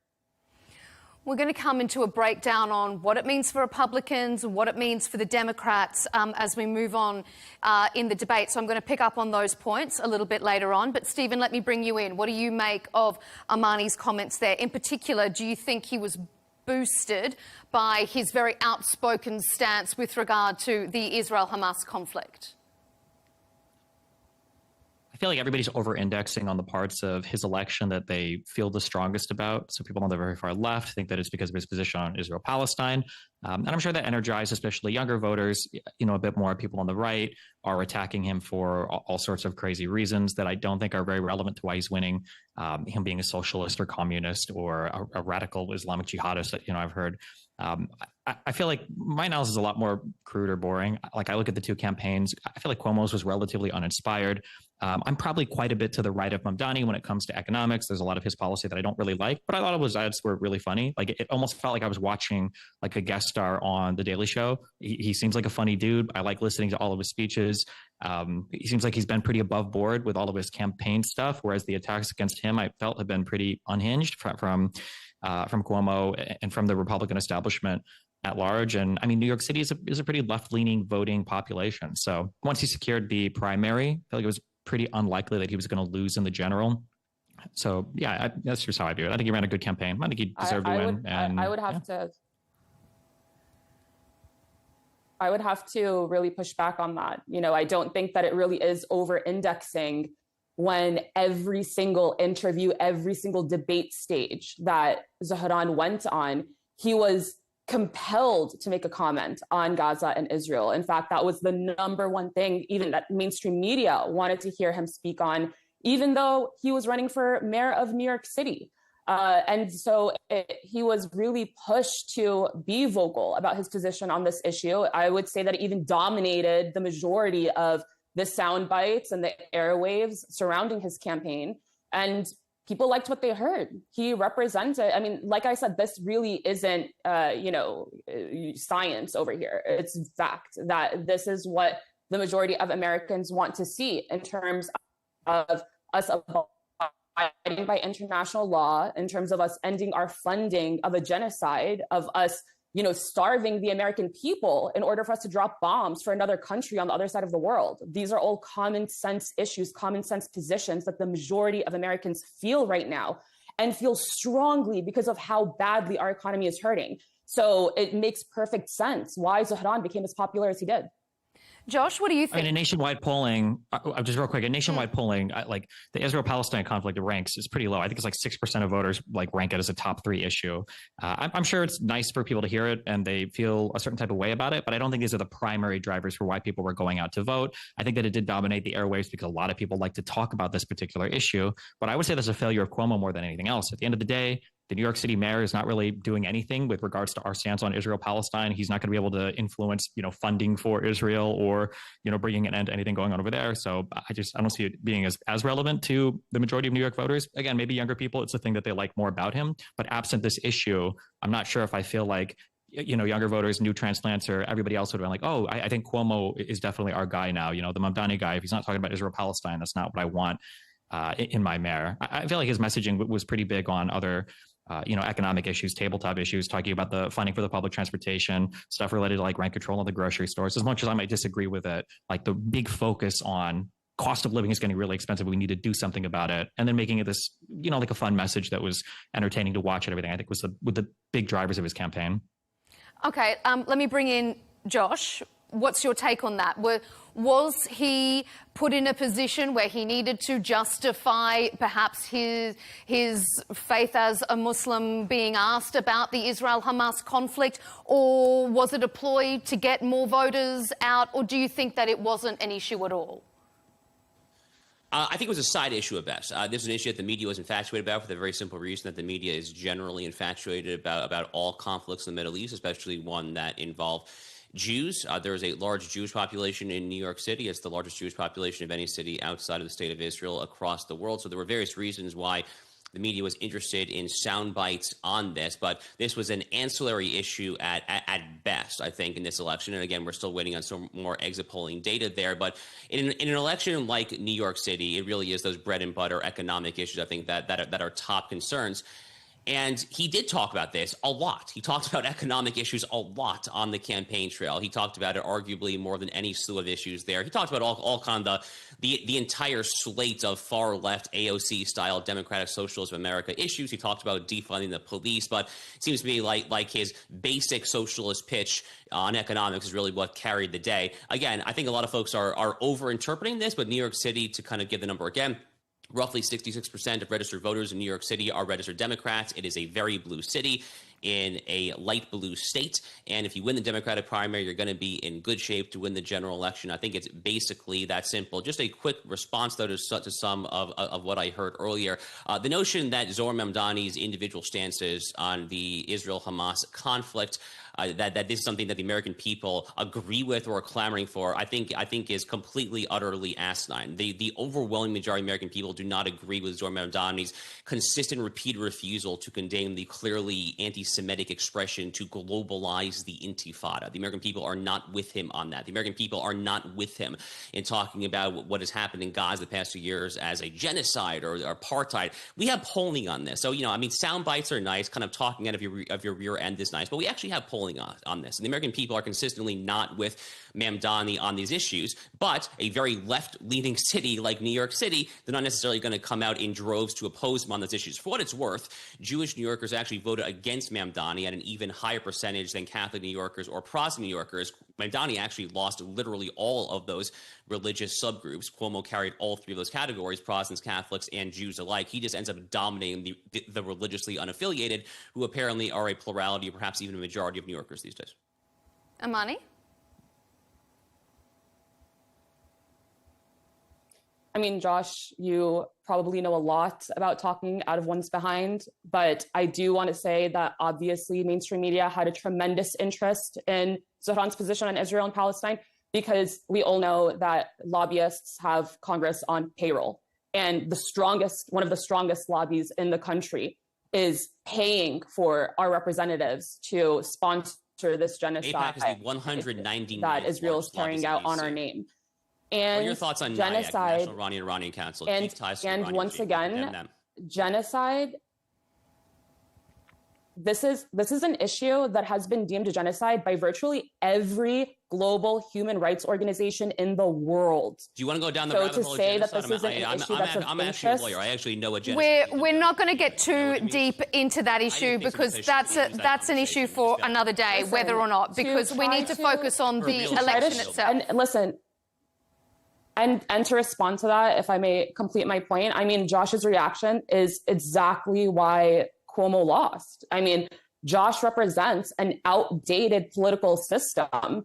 Cuomo's biggest failure was the fact that he thought he could rely on that establishment, on those established lobbyist ties, just like Josh thinks that the American public is still dumb enough to hear the talking points of these lobbyists and for us to actually believe them. That's not the case anymore, and I think this election reflects that. Cuomo's biggest failure was not only relying on relying on the establishment and his existing ties, but also on spurring anti-Muslim sentiment and weaponizing Zohran's religious identity against him. He, again, using the same playbook as the one that Josh is relying on right now heavily, he thought that he could really depend on racism, honestly, just racism, and people hating Muslims and hating Arabs and equating all Arabs with South Asians, with Zohran, with brown people, with an other, with an abstract enemy that perpetuated 9/11, that somehow this Indian Muslim with the Ugandan citizenship is somehow connected to, if you were listening to what mainstream media had to say. That was Cuomo's biggest failure, because New Yorkers said, we are done. We are done with that outdated playbook, and we're over the racism, the Islamophobia of the past, and it does not work on us anymore. Stephen, what do you think? Is the idea of this negative campaign, these accusations of being a communist, an anti-Semite, anti-American, are people just sick of that kind of campaign, and that is why we saw Mamdani being able to show that he was different in that regard? My take on this is very boring. I'm going back to what I said before. I think that he did really well on messaging on economic issues, and I think it was really entertaining to watch. I think it basically boils down to that. I think all these other conversations are a massive waste of time. I blame the Republican establishment for the past 3 decades, and especially MAGA, for reducing every single conversation to basically the dumbest possible talking point. And there are so many great criticisms that you can make relating to Mamdani's policies. I think that there are great arguments you can make against strict price controls and the distortionary impacts that they have on markets. I think that there are so many great things that you can say, like should the mayor of New York say that he would arrest Netanyahu if he comes in? Like, that's kind of a weird statement. But instead, the conservatives are hyper fixated on, and I just want to say, somebody who spent a lot of time traveling in Europe, to come back and to see conservatives look at Mamdani and call this guy like a radical Muslim is just the most unbelievably stupid thing I've ever heard in my entire life. I almost wish he would show up with, 5 girlfriends in burqas and just start chanting Islamic prayers, just because of how unhinged the conservatives become over it. I just think it's ridiculous. And I wish that we could have more conversations, I guess, about the actual issues that are facing New Yorkers for the city of New York. Obviously, I don't even live in New York, so I don't even have a direct investment in that. But I think that a large part of our media diet now and a large part of the media atmosphere is just unhinged personal attacks. And I think the MAGA movement and the Republicans in general for the past several decades have played into that heavily. And that's why we're having conversations on if he's like a radical Islamist or if he's a communist or a socialist or, whatever else, instead of discussing any policy oriented stuff. I think it's a huge disservice to all Americans. Mm-hmm. All right. Josh, respond to that. The failings of maybe attacking the man, the player, and not the game. Well, I mean, there's some truth in that. I mean, on the one hand, and on the other hand, I hate to say it, but there are many Americans, many people who vote in major elections, like the New York City mayoral election, who don't necessarily care for a highly wonkery public policy debates. I have learned this myself in any number of my public debates on debate stages as well. Oftentimes emotional appeal ends up carrying the day over facts, logic, reason, and so forth. I very much wish that were not the case, by the way, as someone who very much cares about public policy and law and logic and reason. I very much wish that carried the day. It doesn't often carry the day. I will just say this. I will say that the guy who, if you go back in the social media feed, has quite literally quoted Karl Marx's Communist Manifesto, the guy who literally began his victory speech last night with a quotation from Eugene Debs, the 5-time Socialist Party of America presidential candidate. It seems to me like it is not a particularly wild stretch to call that guy a socialist, communist, whatever you want to call him. I think a prior generation of Americans wouldn't have even batted an eyelash to recognize him as such. I don't personally think that he is a radical Islamist, for what it's worth. I don't think that he is a covert Muslim Brotherhood agent or anything like that. I do think that he has outrageous views on most Middle East geopolitical related issues, which really should not, again, be involved at all in a municipal election in New York City. It's completely and utterly irrelevant. So I wish that weren't a factor, because if I were a New Yorker, I would be outraged my conversation were taking place on this terrain and not my actual bread and butter economics, my NYPD funding, things that actually matter to my day-to-day life there. I totally agree with Destiny on all of that. But how much of an issue do you think it is, Josh, that one of the richest, most iconic, influential cities, the heart of capitalism in the US, is now going to have a socialist mayor? Yeah, I think it's horrific. I think it's an absolute abomination. I mean, as someone who grew up in the broader New York City area, I grew up in the suburbs there. Most of my family still lives in the broader area. I personally left when I was 18 years old and never looked back. I'm not a big fan of New York, but I think it's a total mess, because New York is the largest, most important city in America still to this day. And it's really the largest, it's really the most important city in the Western world still to this day when it comes to finances, when it comes to the arts, to culture, to high fashion. I mean, there's so many ways from a human capital, financial capital, and social capital perspective that what happens in New York City doesn't stay in New York City, but very much spills out to the entire country and very much across the world. I think you're going to see massive exoduses of businesses, of capital, of human beings. There were already indications that some of these suburban counties around New York City, for instance, Nassau County, which is the first county in Long Island, just east of Queens, in Nassau County, real estate prices have actually already begun to spike due to people fleeing the incoming zoopocalypse, so to speak. Certainly in Florida, where I live, there are a lot of prospective first-time home purchasers, such as myself, who are very much already thinking about what it's going to mean for our housing market here in Florida. I think you're going to be looking at potentially iconic New York institutions. I mean, major banks, major media companies, major fashion outlets, who potentially might actually have to move out if this guy is capable of doing and able to execute half of his wild radical agenda. The silver lining is that there are real potential stops in place when it comes to the New York City Council, when it comes to Governor Hochul, when it comes to the legislature in Albany there. We will see if any of those stops actually end up happening and preventing his radical takeover agenda. I don't know Josh's position on his radio show, but so I'm not going to say that he's MAGA or conservative, but I will say that I'm a huge free market guy. I do believe in a lot of government intervention in certain areas. I just think you have to recognize that there's an impact when the government intervenes on things. That being said, I find the complaints about socialism in New York City to be entirely hollow when all of these same conservatives, maybe not Josh, when all of these other same conservatives seem to be clapping for Donald Trump taking like the U.S. government equity stake in Intel at 10%, or the U.S. government having a golden share in U.S. Steel, Nippon Steel in that merger. The idea that sometimes socialism is okay when I guess the Republicans are doing it is very strange to me. And I feel like they were completely and utterly silent when it came to that. But the mayor of New York City having positions on things is somehow a worse form of socialism. It's especially scary because on the left, one of my big criticisms of Zoran is I do think that he's really far left on a lot of economic policy, but liberals and people on the left tend to follow the laws and the restrictions in place. So I'm not really worried about him doing some crazy takeover. Whereas on the right, there's just an absolute and utter disregard for rule of law, rule by law, and they will do whatever they can in whatever corrupt measure to enforce whatever kind of will they have. And I would say that Trump's 10% equity stake in Intel, the U.S. government stake in Intel, and then the U.S. government golden share in U.S. Steel, those are incredibly crazy anti-capitalist, socialist-ish kind of deals. Amani, are we about to see a flee of people from New York City?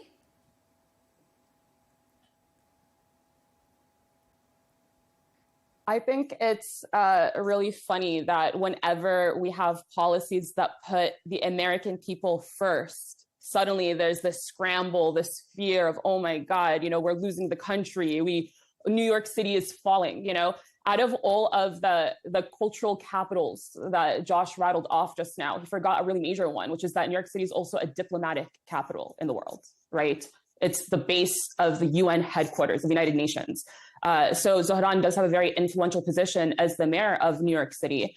And what we're seeing right now really is the emergence of class divide, right? I think the fact that Trump endorsed Cuomo, MAGA endorsed Cuomo, a Democrat, tells you everything you need to know about where people like Cuomo, people like Josh Hammer fall on the side of that class divide and who they're really fighting for. Actually, in fact, I think Josh isn't even looking at that class divide from the perspective of the American people. He's really looking at it through the perspective of what's best for Israel. That's the only way that Josh really looks at American policies. There's one person on the show who is literally talking nonstop about the Middle East, and it's not me. I'm talking about the issues that actually matter to the media in New Yorker. I'm talking about the economy, NYPD crime. Because you are taking every single conversation back to your bespoke, besotted, infatuated, you want to ignore the elephant in the room. Something that has no relevance whatsoever to the media in New Yorker.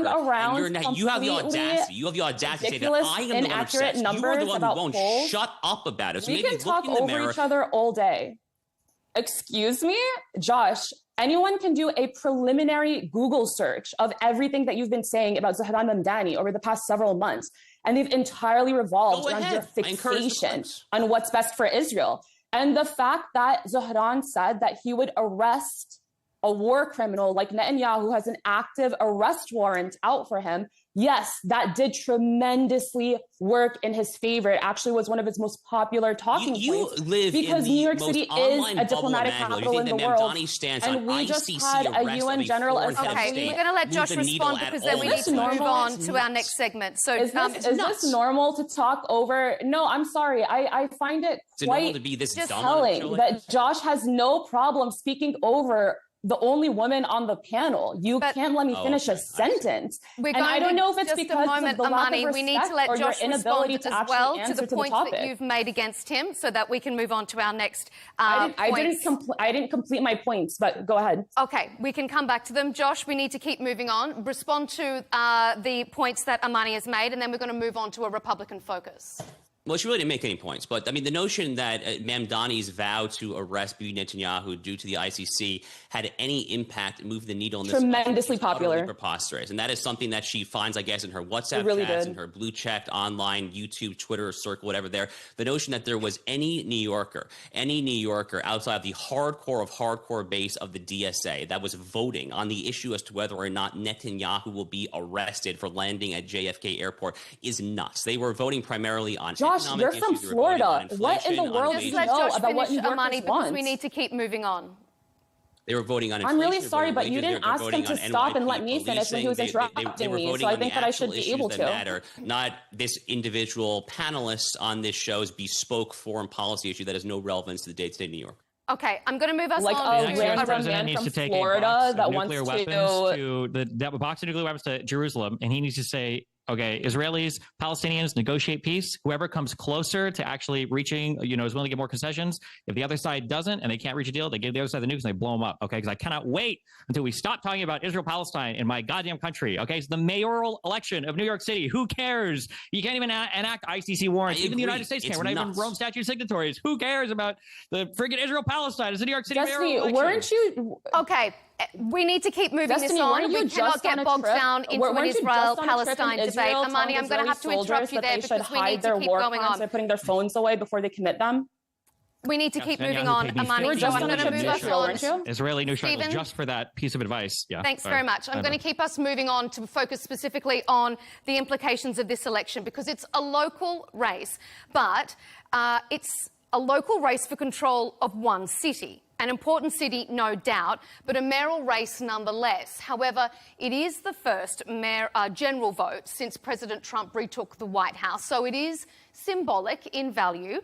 That can't be denied. We saw Democratic governor wins in Virginia and New Jersey.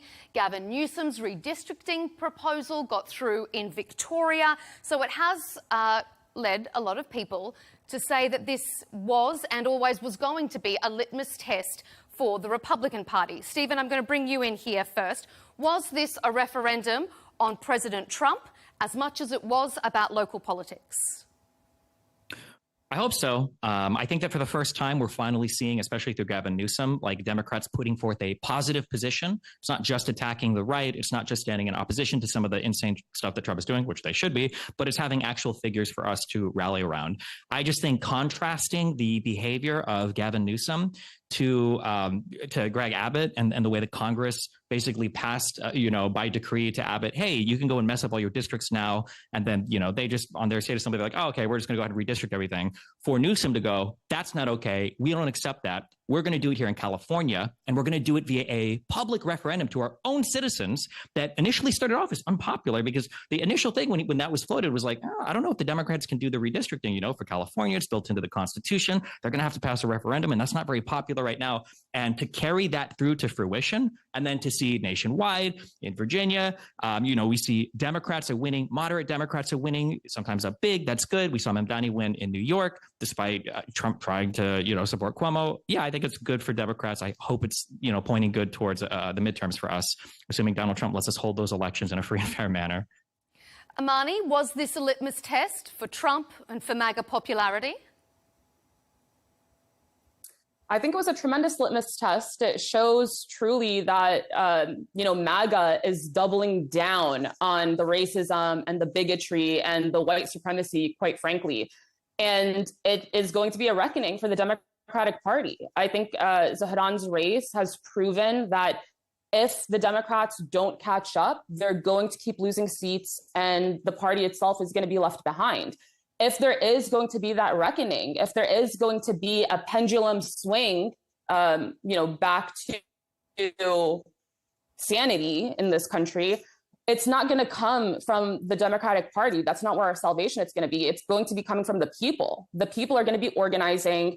The people are going to be protesting more. They're going to be taking to the streets more. And especially if the economy keeps going down the way that it is right now, it's going to get I think it's going to force the hand of a lot of our leaders to actually own up to a lot of their policy decisions and answer to the demands that the people are making. Josh, is this going to reverberate to the White House? Is this a commentary on how the president has run his first year back in office?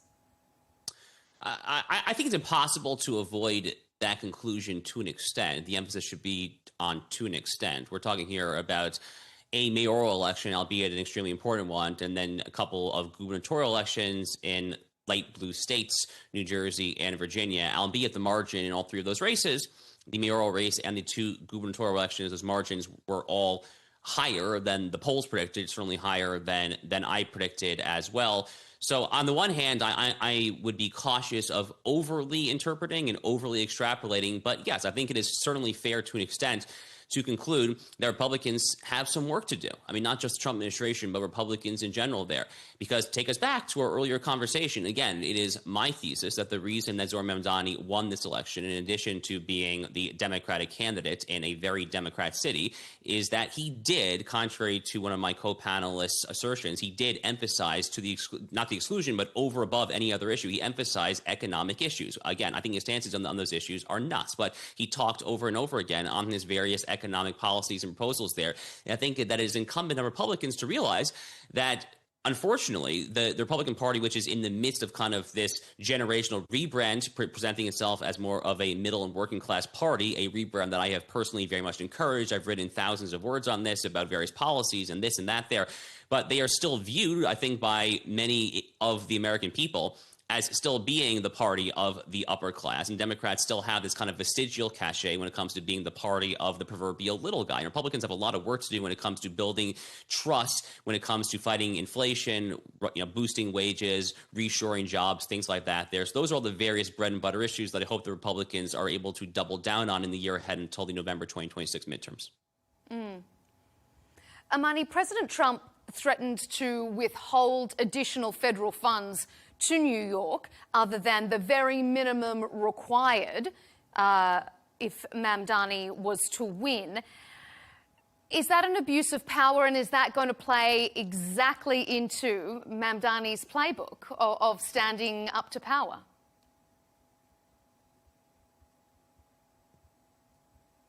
Power grab, Donald Trump has been holding federal funding hostage from states to politicize the reason why he's providing funding that they are entitled to.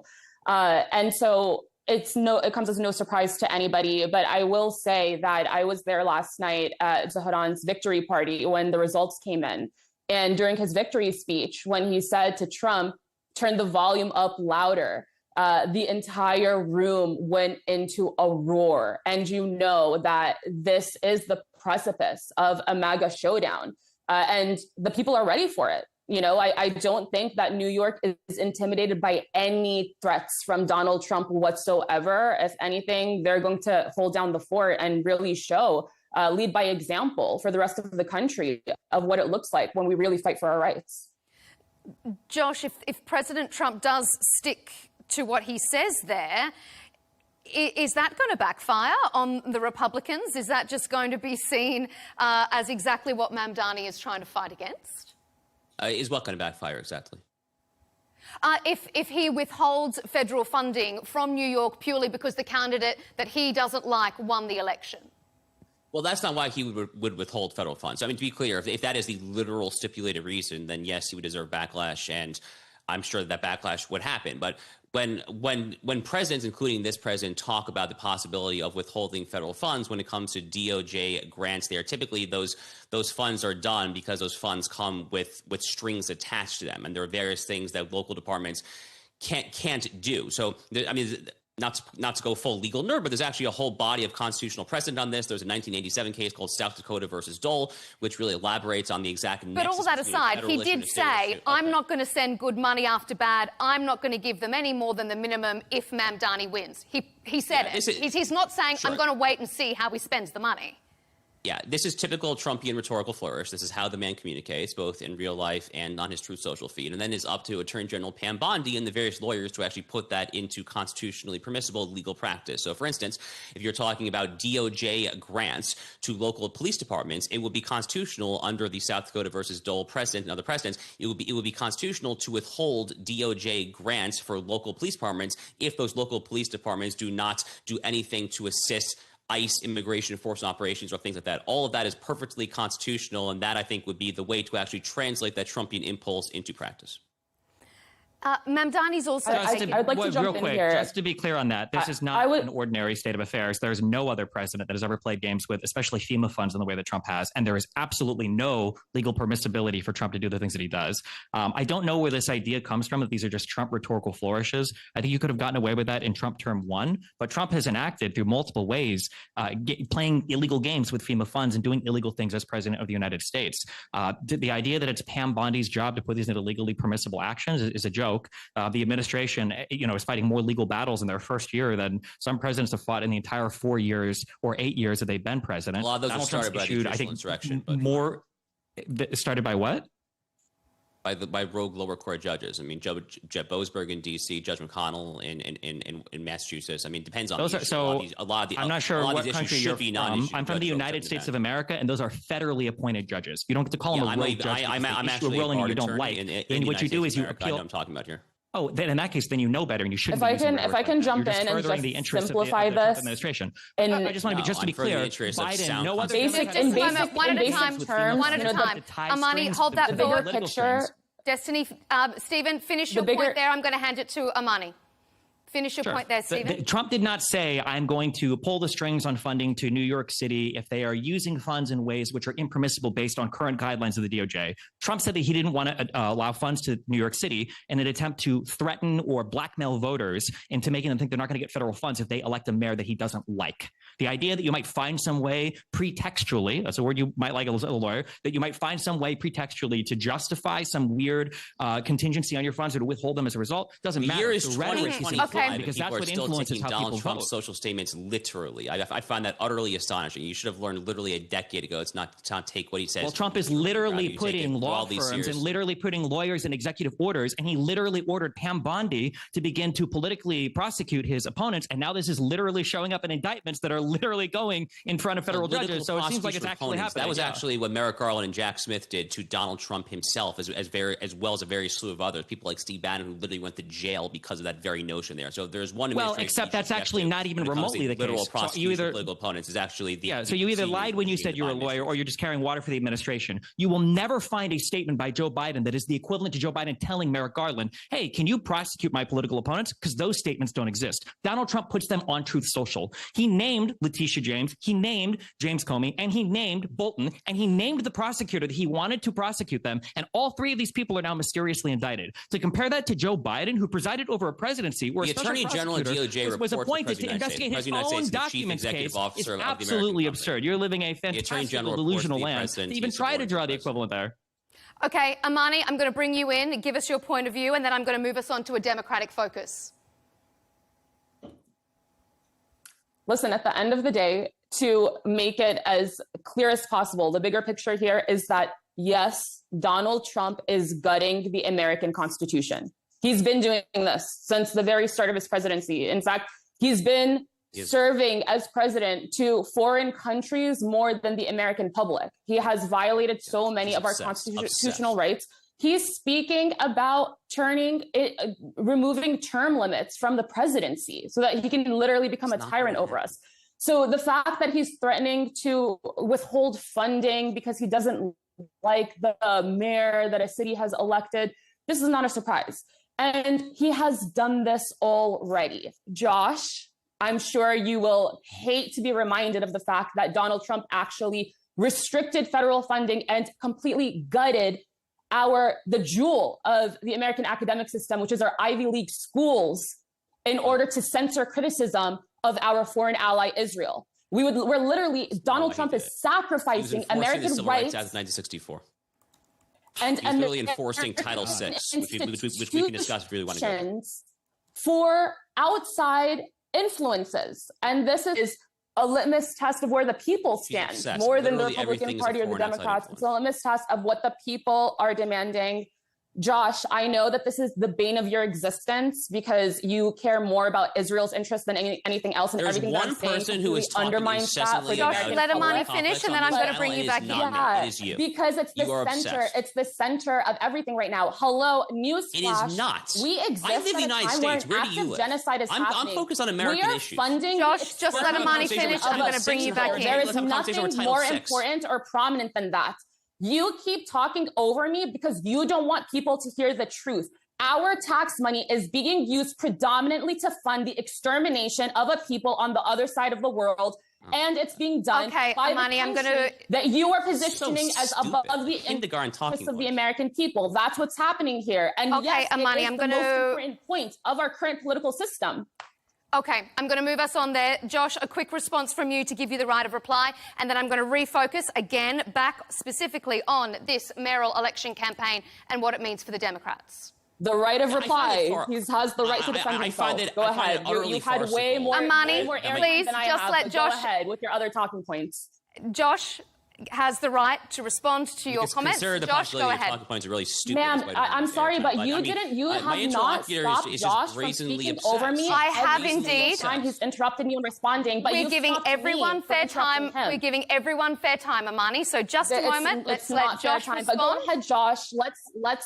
Let's pat Josh on the head. Go ahead and share your opinion. But we, on Counterpoints, give everyone the right to speak, so we need to get Josh's response to your comments. We know he needs the right to defend himself. Go ahead. Everyone deserves it. Josh, go ahead. Okay, very briefly. Donald Trump's righteous crusade against America's higher education establishment is primarily about rooting DEI. It's primarily about rooting diversity, equity, inclusion programs. The post-constitutional vestige of the Harvard versus Students for Fair Admissions case in the Supreme Court in 2023. This is the executive order that he signed back in January. They interpreted DEI programs, which are overtly racist insofar as they are anti-white. They are also anti-Christian, anti-Mormon, and yes, anti-Jewish. These policies are contrary to Title VI of the Civil Rights Act of 1964. They are also unconstitutional under the 14th Amendment in light of the Harvard Affirmative Action case of the Supreme Court 2 years ago. That is what Donald Trump is enforcing. Those are the lawsuits.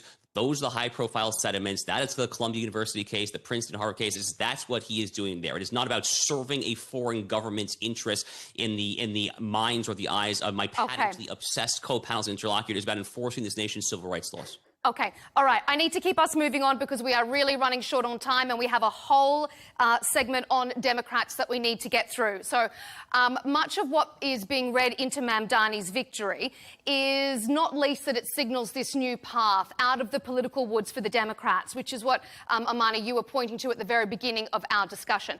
The party has been struggling since that embarrassing loss in last year's presidential race, and it sank to historical lows in favourability polls this year. But just how galvanizing can this victory be when you have senior Democrats, like the senior Democrat in the Senate, Chuck Schumer, didn't even endorse Mamdani and still won't say if he even voted for him on Tuesday, and House Leader Hakeem Jeffries withheld support until the day before early voting started. So, Stephen, does Mamdani's victory further highlight the party's internal identity crisis? No, like I said, everybody's over-indexing on this guy in whatever way is politically suitable to them. People on the far left look at Mamdani as some referendum on the party. The reality is that over the past 12 years, ever since the Justice Dems appeared, ultra progressives or, these Marxist, Leninist, tanky, whatever socialist people keep thinking there's going to be some huge uprising with socialist, ultra progressive, ultra left, whatever candidates winning. And they don't. They keep losing over and over and over and over again. Now that they have Mamdani, they're like, oh my God, this is what we've been waiting for 12 years. New York City is a very blue city. Mamdani is not very popular amongst the entire Democratic Party. For all the criticisms I have of Schumer and Jeffries, I understand them not endorsing him necessarily. I don't know why we would necessarily look to senators or congressmen to endorse mayoral candidates in New York City. I don't even know how appropriate that is or historically what the precedence is for that. It makes sense that they wouldn't. Mamdani won his election. I'm glad that he did. Again, he's to the left of me, but if you're in New York City, I would probably support the Democratic candidate over any conservative one, especially when the conservatives have tried to use blackmail from the DOJ to control the mayor of New York City. So yeah, I think that you saw a lot of Democrats winning yesterday in very moderate ways, in which the far left was predicting, that the Virginia races wouldn't go the way we wanted them to. And we won even the attorney general seat there, despite the text message and everything with Jones. And, we won in New Jersey. And you don't need this far left movement across the entirety of the United States to win in all these elections just because a pretty far left guy won in New York City. Is it unique to New York City, Amani? Is this the start of more far left success across the country? Or are we seeing a more divided Democratic Party than ever?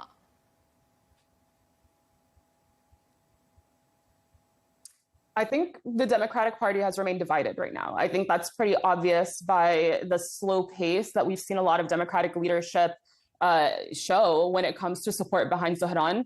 And that divide is very palpable because what it is saying is that so many of our Democratic leaders are paid for and bought for interests that are contrary to their very own constituents. People are capable of organizing against the policies that are negatively impacting them. And I truly hope that this does inspire more of that organizing across the board. Like I said, if we see that change happen, if we see that watershed moment, it's not voluntarily going to come from Democratic leadership. It's not going to come from the party itself. It's going to be coming from the people forcing the leaders they want to see into those seats. Because as it stands, also the Democratic Party has a lot of red tape. The establishment has a lot of red tape in order to make it very difficult to disrupt the status quo, to rock the boat for incumbents that have held on to their seats for entire lifetimes. I mean, the incumbent that I ran against for Congress has held on to his seat for longer than I've been alive, even though his interests are contrary to those of our constituents. So it just shows that if what they say about an immovable object, right? It has to be met with force if we're going to see that change happen. Mm-hmm. Josh, is the media getting too swept up in the star power of one man? Has he single-handedly rejuvenated the left? Well, single-handedly, I think is a very strong way of putting it, but this is definitely a massive boost. I mean, for Democrats in the first major elections in the first year of the Trump administration. Zohran Mamdani, for what I have been very critical of him, I disagree with him on virtually everything, but he's clearly a very talented politician. I mean, he's clearly a very smooth talking guy. He's a good looking man. He presents very well. He seems amicable and jovial. I mean, he's clearly a very skilled politician.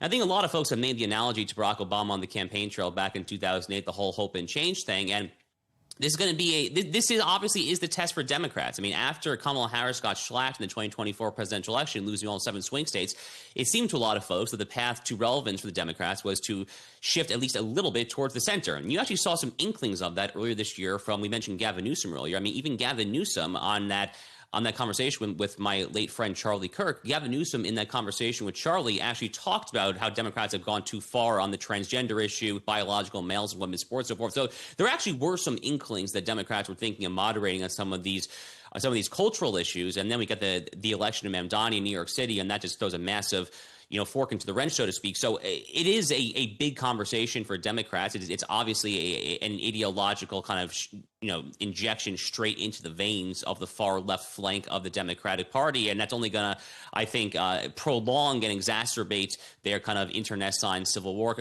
that's happening on the left, because it really does slow down the forces of moderation. No doubt about that. Amani, we saw 2 moderate governor candidates win their elections. So could there be a bit of a risk of saying, well, look, moderate Democrats are still providing what the party needs. Maybe this is just a New York blip, and the moderate Democrats are going to be the ones that forge ahead from here?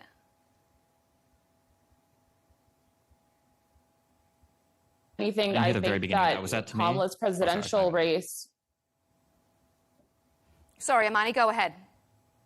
I think that Kamala's presidential race, right? I think that Kamala losing as badly as she did was a referendum of that fact, right? It is a losing strategy for the Democrats to try to give more of the same and push more towards the right in order to try to appeal to voters. It makes absolutely no sense. It doesn't reflect the polls. It doesn't reflect the interest. It doesn't reflect the outspoken opinions of the people that they're representing. If anything, it is this push that we're seeing Zohran lead the way on, which is going further to the left, further into progressivism that the people are yearning for. Because right now, both of the parties have been looking identical for a very long time. For many, many election cycles, we've been asked to choose the lesser of 2 evils. And I think the American people are sick of that. We don't want to keep voting for the lesser of 2 evils. We want to vote for something good. And in order to put something good in front of people, you have to shift into something different. So right now, a lot of, Democratic leaders, a lot of Republican representatives, they serve the same masters. They serve the same corporate interests. They serve the same donors. And for that reason, they sound exactly the same. And I think that's what's been so refreshing about Zohran, is he's saying like, no, we can break out of that. We don't have to be molded by the system. We can rebuild the system. Stephen, that's all well and good, but if he doesn't deliver, if we put him up on this pedestal, could that backfire then, and it will work against all Democrats? No, I mean, on a personal, selfish level, like if he goes up as mayor and if he fails on some things, then I can point to that and I can say, well, look, far left policies don't work. We should focus more on our strong center left policies and keep pushing that because we know these work. And if it does work, then I change my mind on some things, like, oh, maybe the government can intervene more in some local matters. Maybe rent control isn't as horrible as I thought it was. Maybe there are places for the government to compete when it comes to things like grocery stores or whatever. Again, he's the mayor of New York City. He's not the governor of New York State. He's certainly not the president. He doesn't hold like a federal office. The idea that the entire Democratic Party, is going to shoulder itself on Zohran Mamdani's success in New York City, I just think is a bit ridiculous. Yeah. Josh, what do you think? Do you think there could be a risk that the Democrats could get swept up in this? We're going to see them move. I mean, the Republicans got quite swept up with President Trump and his personality. They've moved in that direction. Are we going to see the same things? Could the Democrats learn that lesson now?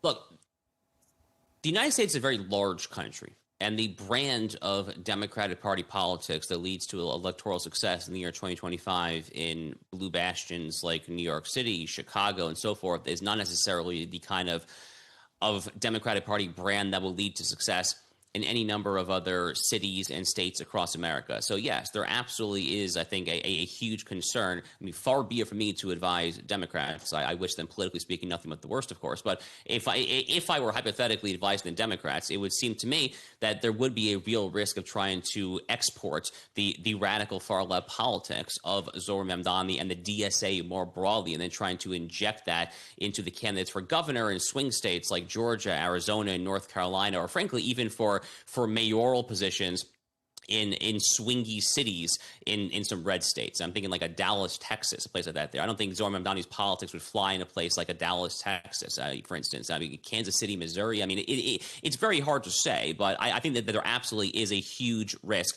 of trying then to say, okay, this did work in the nation's largest city, and then saying, okay, it's going to work from sea to shining sea. On the other hand, again, I do think that it is definitely a bit of an injection, a shot in the arm of the far left DSA flank of the party. It's only going to, I think, exacerbate internal divides, which is at least something of a silver lining for Republicans who otherwise wake up the day after the election and are in something of a daze. Amani, can it be transported into other parts of America?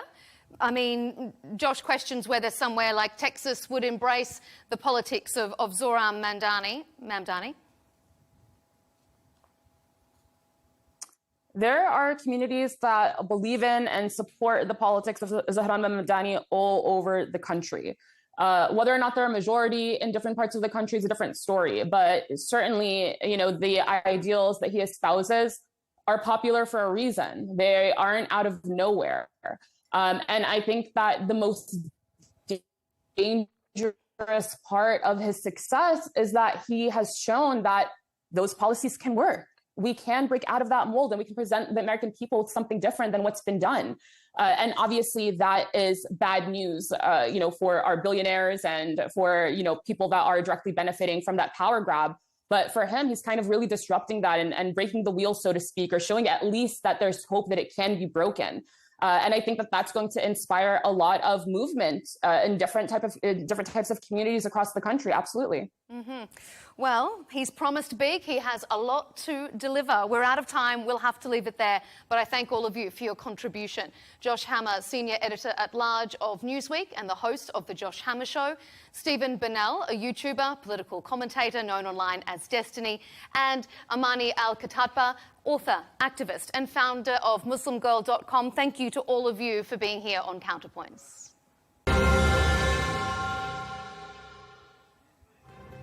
And thank you to you for tuning in to this episode of Counterpoints.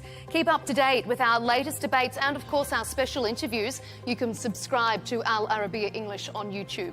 And don't forget to follow us on X and TikTok. I'll see you next time.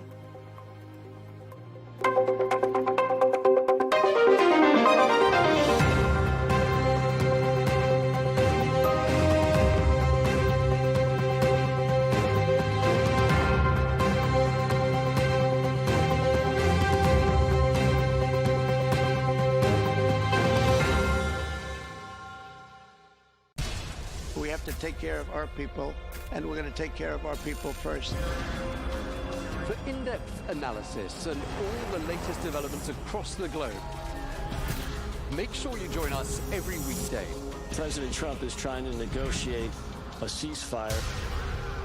With so much happening, so much information, and so much noise, International law will have no part in his administration. it can be hard to keep track. Tariffs will just fuel inflation. We're going to fight these tariffs. But you can count on us to tell you what you need to know. We stand by your side. Join me, Tom Burgess-Wilson, for Global News Today, right here on Al Arabiya News.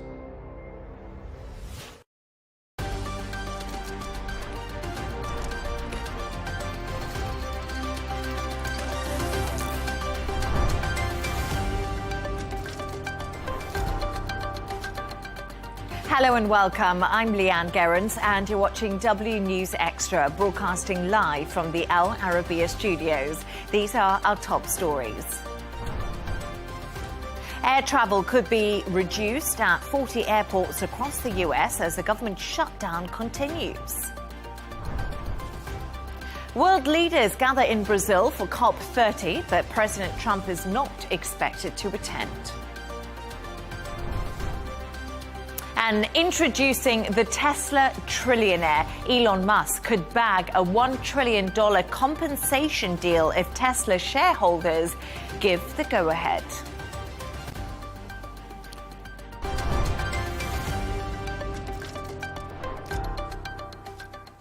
Now, the US shutdown continues today, and with it, a warning of reduced air travel at 40 major US airports. US Transportation Secretary Sean Duffy made the announcement as air traffic controllers entered a month without pay. It's believed cancellations could increase over the weekend, affecting up to 4,000 flights a day. Here's what Duffy told the media. There'll be frustration. We are working with the airlines. They're going to work with passengers. But in the end, our sole role is to make sure that we keep this airspace as safe as possible. There is going to be a 10% reduction in capacity at 40 of our locations. This is not based on what airline travels, has more flights out of what location. This is about where's the pressure and how do we alleviate the pressure. To discuss this and all of today's stories, I'm joined by Shane McGinley, news editor at Arabian Gulf Business Insight, who is, of course, in the studio with me, and correspondent Sarah Firth, who is speaking to us from Washington. Sarah, thank you so much for joining us. As we said, you are in Washington at the moment in the US. The shutdown is the longest one on record ever. How bad are things likely to get?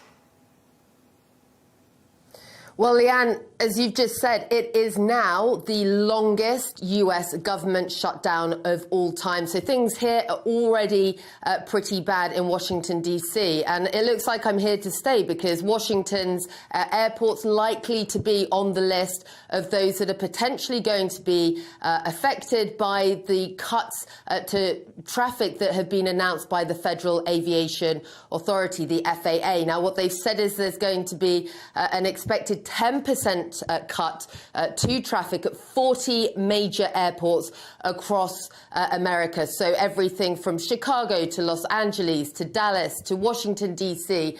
Expected to be impacted, and many, many more, although we don't have the full official list yet. I mean, to give you an idea of the scale of the impact that this is going to have on flights, it's estimated that at Chicago's airport alone, it would be a loss of some 14,500 seats per day. Now, you just heard from the head of the FAA there. We've also heard from officials today saying that, look, this is about safety. It's not about scoring political points. It is because of the US government shutdown. The knock-on impact of that has essentially been that you've got people, especially air traffic controllers, critical for flight safety. They are working right now without pay. And what that's meant is you've got staff shortages. You've got people who've been calling in sick. The aviation authorities saying they simply cannot safely handle the fatigue and pressure that's being put on the staff, and so these cuts are needed in the traffic to reduce that pressure on the staff at the moment. And the warning, Leanne, is very clear. The US government shutdown, the impact it's had on staffing, has already compromised safety to a point that we're now seeing where they're having to reduce the traffic and make this unprecedented, they call it, announcement. But the warning very, very bleak that if this continues on longer, and there's no sign that Congress, the Republicans and Democrats are getting any closer to reaching a resolution, that the risk only increases day by day. And so that compromise to safety, a huge warning sound from the aviation authorities here in the US right now. So, as Sarah says, Shane, a huge warning sign from the aviation authorities over in the States. But we must remember 1.4 million federal workers are without pay, or they are on forced leave at the moment, and this is due to this continuing shutdown. Yeah. What impact is it having on employees financially, and also the country as a whole? Well, if you look at sort of the bigger picture, so we were just talking about flights there, and it was interesting. I just was watching, I think Bloomberg and the analysts were saying that it was this issue of aviation and concerns over safety that broke the last shutdown. So the fact that they're now putting plans in to sort of oversee that doesn't really look very optimistic. But if you look at just the US commercial aviation sector, that's worth about $35 billion a week. So if you do like the short maths, 10% of that, if you look at, and if it's only domestic, you're talking about like $2 billion being shaved off the economy, and then you've got all of the people being delayed and the flights and how it'll impact. But if to go back to your question, so if you look at sort of the economy, I think the easiest way to look at it was the previous shutdown, which was sort of the tail end of 2018 into January 2019. And when they look back at the figures of that, it was around 11 billion was lost to GDP over in total. It was what the numbers determined. About 3 billion of that was completely lost permanently. But which is fine, you know, it's a large sort of $1 trillion economy. But if you look at the workers that you just mentioned, there was also a survey done by the National Treasury Employees Union in 2019, and they found that about a third of the workers missed sort of rent or mortgage payments, which again, you know, that's quite critical. 42% had to resort to using credit cards to cover their basics, and even 20% of them had to go to food banks or to, you know, sort of groceries that would give them sort of lower cost food. So it's quite a bad situation. Yes, like the economy will recover, but it's the workers on the ground. And I think you also need to look at it's not just the workers, because Trump in his last shutdown brought in a policy where they would get back pay. So a lot of these, yeah, even though they have to maybe resort to using their credit cards, a lot of them will hopefully get this money back when it goes through. But if you look at all of the supplementary industries that are not directly paid by the Federation, so the cleaner that, you know, that cleans a lot of these buildings, or, you know, a gardener that's hired in the parks, you know, all of these people, these are not working at the moment, but they're not going to get the back pay. So I think they're the ones that are going to be sort of impacted, and all of the small businesses that depend on federal contracts that are now not being paid, they are highly unlikely to get sort of back pay. So there's a lot of people that are going to be impacted, and there was a really interesting CNN report done where it went through all of the federal sort of agencies, and, you know, small businesses that depend on loans from the federal government, those are going to be halted. There's a lot of people, I think there's 42 million Americans that depend on, you know, sort of low-cost food.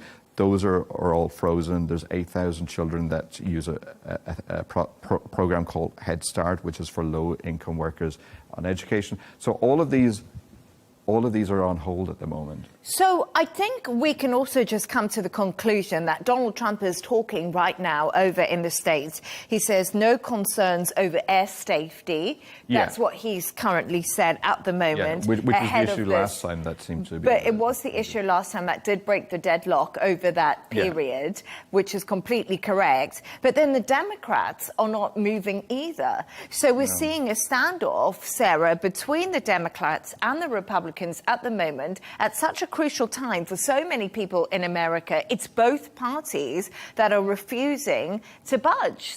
And I don't know what the answer is, Sarah, right now. Is it the filibuster, to terminate the filibuster? But it's difficult to blame one side or another because both are as bad as each other right now. Yes, and there's plenty of blame to go around, Leanne, and expect that noise, that blame to grow even louder as you see the impact on everyday Americans growing. You know, as Shane was saying there, the impact already on some of the poorest in the country, but on those federal workers having to manage right now without pay, they are really feeling this government shutdown. But by and large, the sort of wider American public have been fairly insulated from the impacts of that. And of course, with this changes to the flight traffic as a way to sort of ease the pressure, that potentially causing in the coming days flight cancellations, people stranded, missing flights.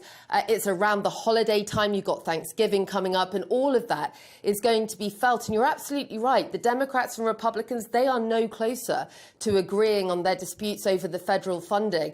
There really doesn't seem to be much negotiation or signs of negotiation going on. You've had President Trump speaking out in the last couple of days. He's calling on Republicans to vote to end the filibuster. Now, quietly behind the scenes, Republicans are saying they simply don't have the numbers to pass that. And they also know that, look, if you get rid of the filibuster, even if that were possible within a sort of time frame that would be reasonable to end the government shutdown, which it's not clear at all that it would be, that, you know, once that party is back in opposition, you've lost the power. So it's not a hugely popular idea, even amongst many of Trump's loyal supporters. So there is a feeling here in the US right now, as these much more drastic measures are announced and as this government shutdown drags on with no sign of a resolution in sight, that really the United States is in pretty uncharted territory here. Yes, indeed. Shane and Sarah, thank you so much for your thoughts on that. Stay right there as we move on to another story now.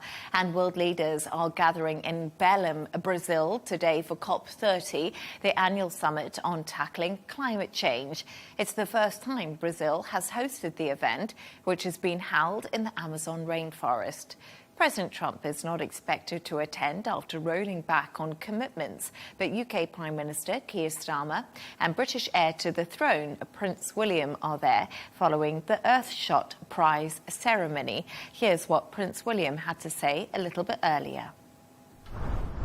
And so as we gather here in Belém, 10 years on from the Paris Agreement, we are reminded of the extraordinary power of nations, communities, and individuals coming together to drive change. I grew up with my father, the King, talking about the power of nature and the importance of harmony in the natural world, a subject he has championed for over 5 decades. It's a privilege to also represent him here today, as well as everyone else who has championed this cause for so many years.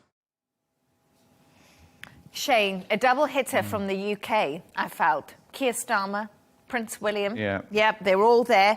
What's on the agenda at COP, and how unusual is it for the US president to be a no-show? Well, there is going to be a lot of people. When I looked up, there's going to be 53 heads of state, but it really kind of falls into irrelevance when the fact that the 4 largest sort of countries are the biggest players, China, the US, India and Russia, they're not sending their leaders. And even the EU is sending a fairly sort of minor delegation.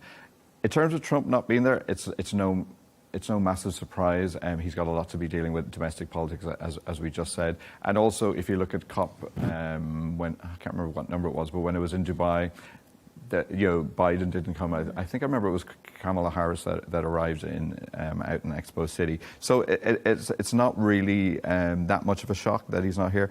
But I think while I'm all in favour of climate change, I think COP is just a little bit, the optics are just not great around it. And again, holding it in the middle of the Amazon. And like you said, every year there's always about, all of these leaders flying in on planes. And that doesn't look really good. And I kind of think like the real sort of crown in sort of the jewel of this COP is something called Tropical Forest Forever Facility. Catchy name, I'll give it that. And this is basically to conserve endangered forests, and obviously, because it's in the Amazon. And Brazil is obviously advocating this. This is it's really, real big push and its big agenda for this COP. And even though the UK sent its Prime Minister and the heir to the throne, they helped set up and organise this fund, but they're not giving any money to it. So it's not looking good. I think by the end of the COP, unfortunately, the Tropical Forest Forever facility will probably be forgotten, and we'll move on to COP 31, unfortunately. So I think for all of the sort of stark comments that we're getting from the UN Secretary General, I think I am not very optimistic that there's going to be much out of this meeting. And it's really interesting, isn't it, when we have a look at where it's been held. And Sarah is going to tell us a little bit more about the controversy on the location of this year's event. As we did say, and Shane said there, it is in Brazil, which is raising a lot of eyebrows. It is. I mean, you always have a little bit of controversy surrounding the amount of energy that's extended to get world leaders to these gatherings. So flying in on their private jets, adding to the carbon emissions, for example, always gains some raised eyebrows and some critique. But this year, of course, it's happening in the rainforest in Brazil, and there isn't the infrastructure necessarily already in place to be able to pull off an event like this. And so they're having to do some building works in the rainforest, and that has raised concerns amongst environmental campaigners about the whole practicality of the location of this, given that it's supposed to be about protecting nature and the climate, and already happening under such dismal conditions with the US not being in attendance. Remember, President Trump has called climate change the biggest con job. He's been pretty aggressive in his second term,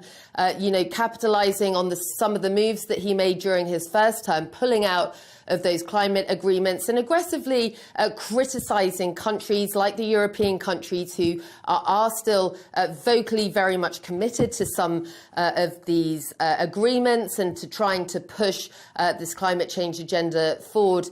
He's had some pretty stark warnings for them. Look, you had a situation where you had, back when it was the Paris Climate Accord signed, 200 nations getting together to pledge to keep this line of global warming below 1.5 degrees Celsius. The UN coming out this week saying, look, they're not on track for that. In fact, they're on track at the moment, I think the UN saying, for Earth to likely overshoot on its way to 2.6 degrees Celsius. And the warning from the UN is what that would mean.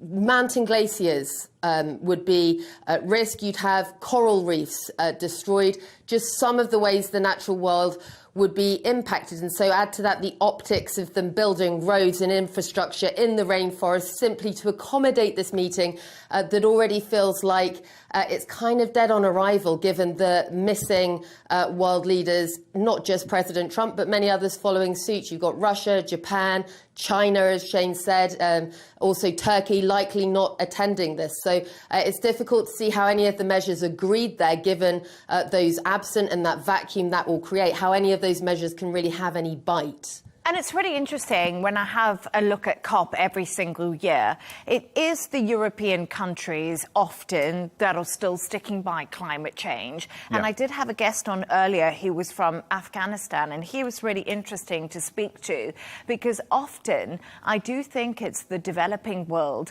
that struggle when it comes to climate change. Coal burning, fossil fuels are still important. Electricity is not available like it is in European countries. countries. And I often wonder if COP isn't catering enough to the developing countries that are feeling the climate change impact, and it's all about calling it from a Western platform. Well, yeah. Like I looked into sort of the bigger numbers, and we just had ADIPEC, which is the great big oil conference in Abu Dhabi, sort of just last week. So you mentioned electricity. So in 2015, sort of 10 years ago, around I think 23% of it was coming from green. Now it's about 32, which I think is still not a lot of progress if you look at 10 years when we had that. Because it's very expensive. Yeah, exactly. And a lot of that is sort of wind and solar. And also, I think because, as Sarah said, Trump has said it's the great sort of con job is climate change. And I think a lot of countries around the world have now seen that as an endorsement that they can sort of pull back on their policies. And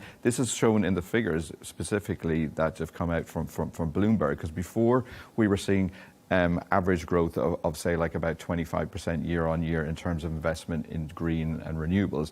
Last year it was only 11%. But Donald Trump wasn't in last year. No, but everybody knew that he was coming into it.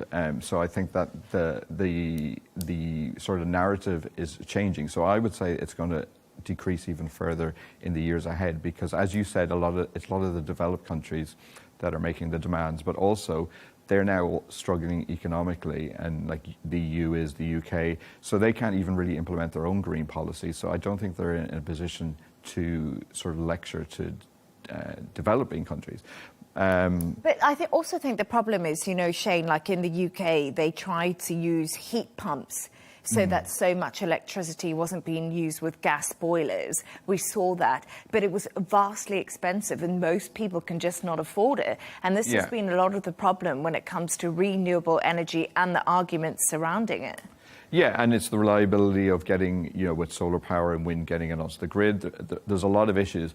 But I think the COP doesn't have very good optics. Like I said, even when it was held here in Dubai, there was the talk about sort of fossil fuels.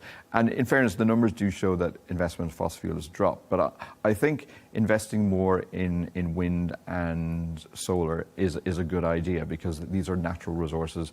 I think the days of drilling oil will eventually peter out, and in my mind, it just makes more sense to use solar panels and wind power. Which you're looking at me like that's a no, but no, I'm not looking at you like it's a no.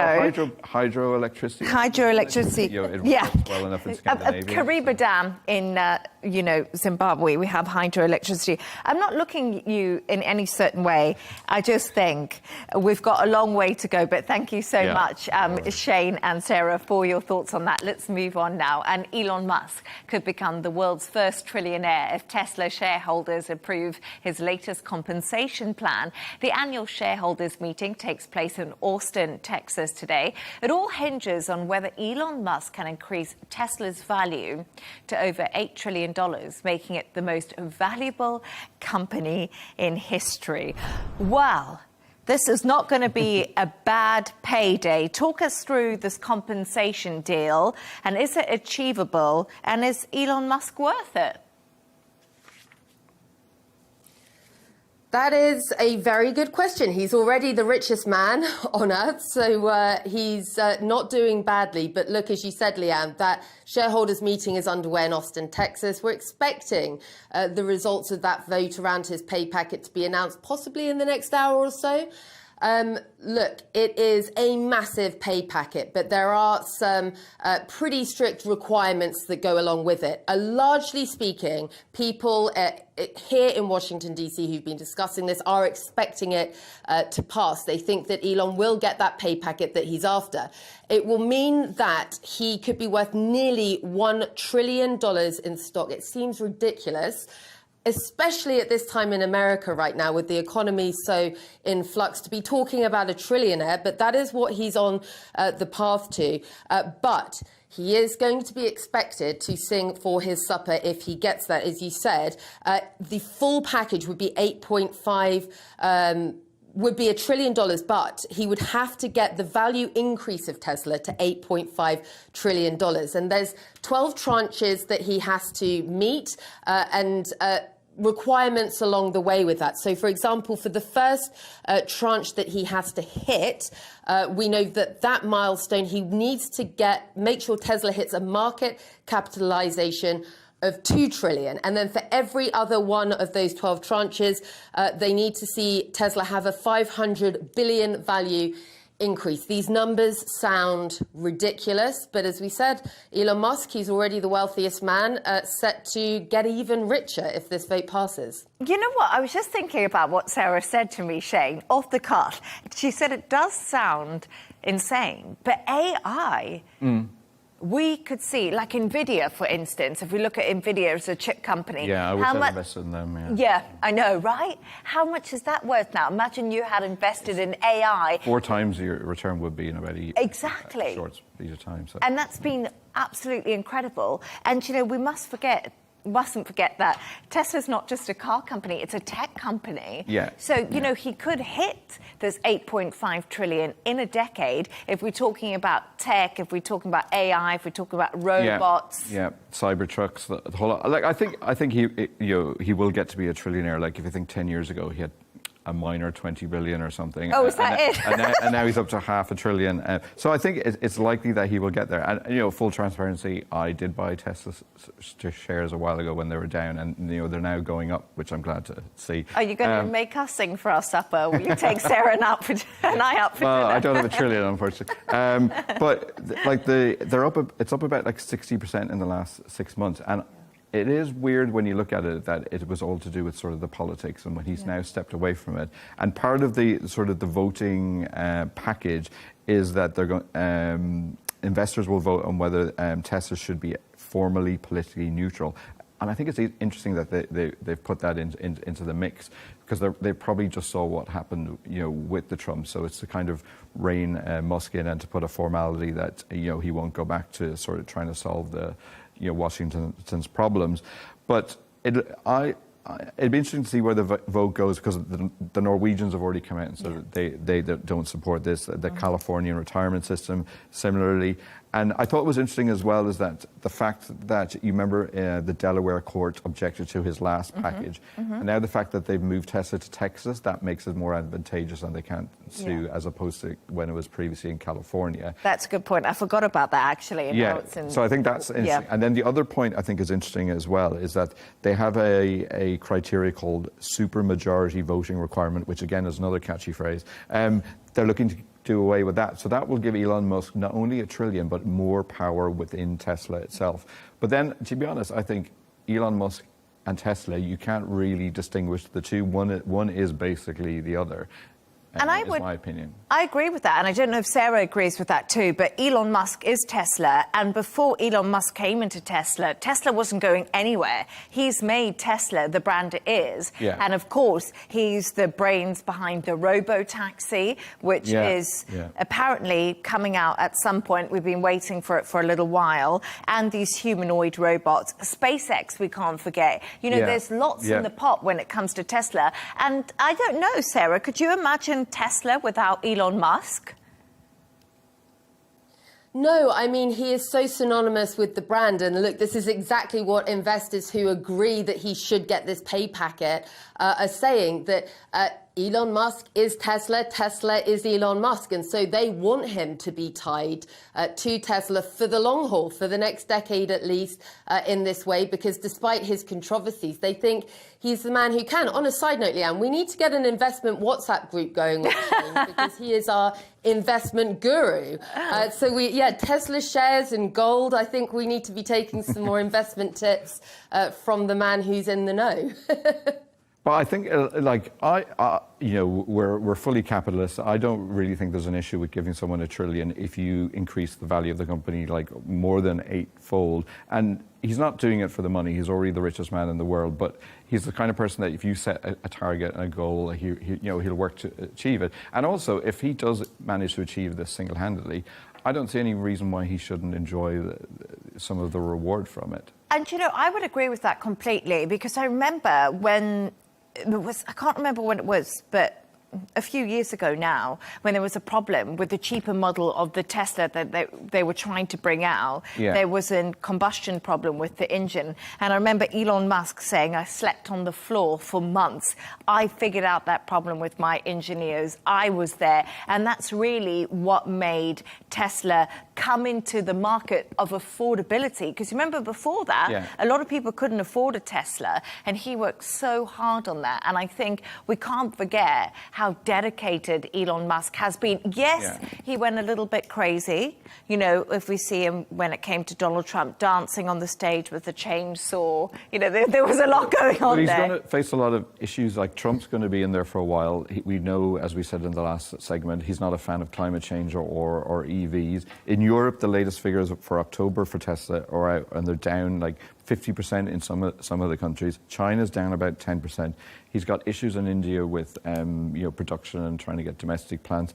And but the only thing I think is that a lot of the other EV models in the US aren't performing super well, but he's also got competition coming from BYD. I've got a lot of BYD cabs here, Ubers, and I particularly do like them. So he's got a lot of issues, but I think I have a lot of faith in Elon Musk that he can turn things around. I've got faith in Elon Musk, and I think we've convinced Sarah to have faith in Elon Musk. So let's see how that vote goes. Stay right there as we move on to another story now. And have you ever heard of vibe coding? Well, believe it or not, I haven't. But Collins Dictionary has chosen it as this year's word of the year.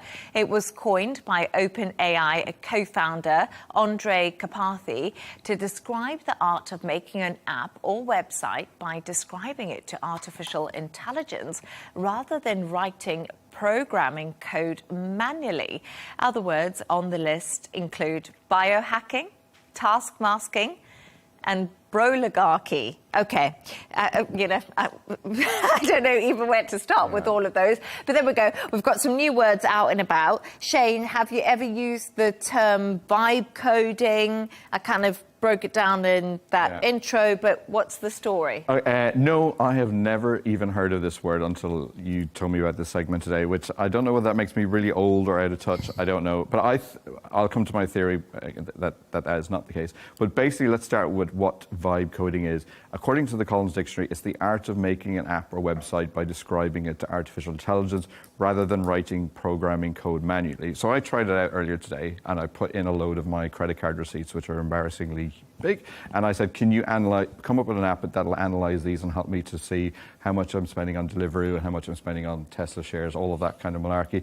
And it told me all how to do it. So I didn't go through the end because I was busy preparing for this, but so, it is a genuine thing, but I genuinely never heard of it. And I think that the Collins Dictionary is kind of like really off, that they're picking words that, the majority of us have never heard of it. And I'm a journalist. I generally like to think I read up a lot. But also, I think dictionaries, when was the last time anyone ever used a dictionary? So I think dictionaries are kind of going to be absolutely obsolete pretty soon.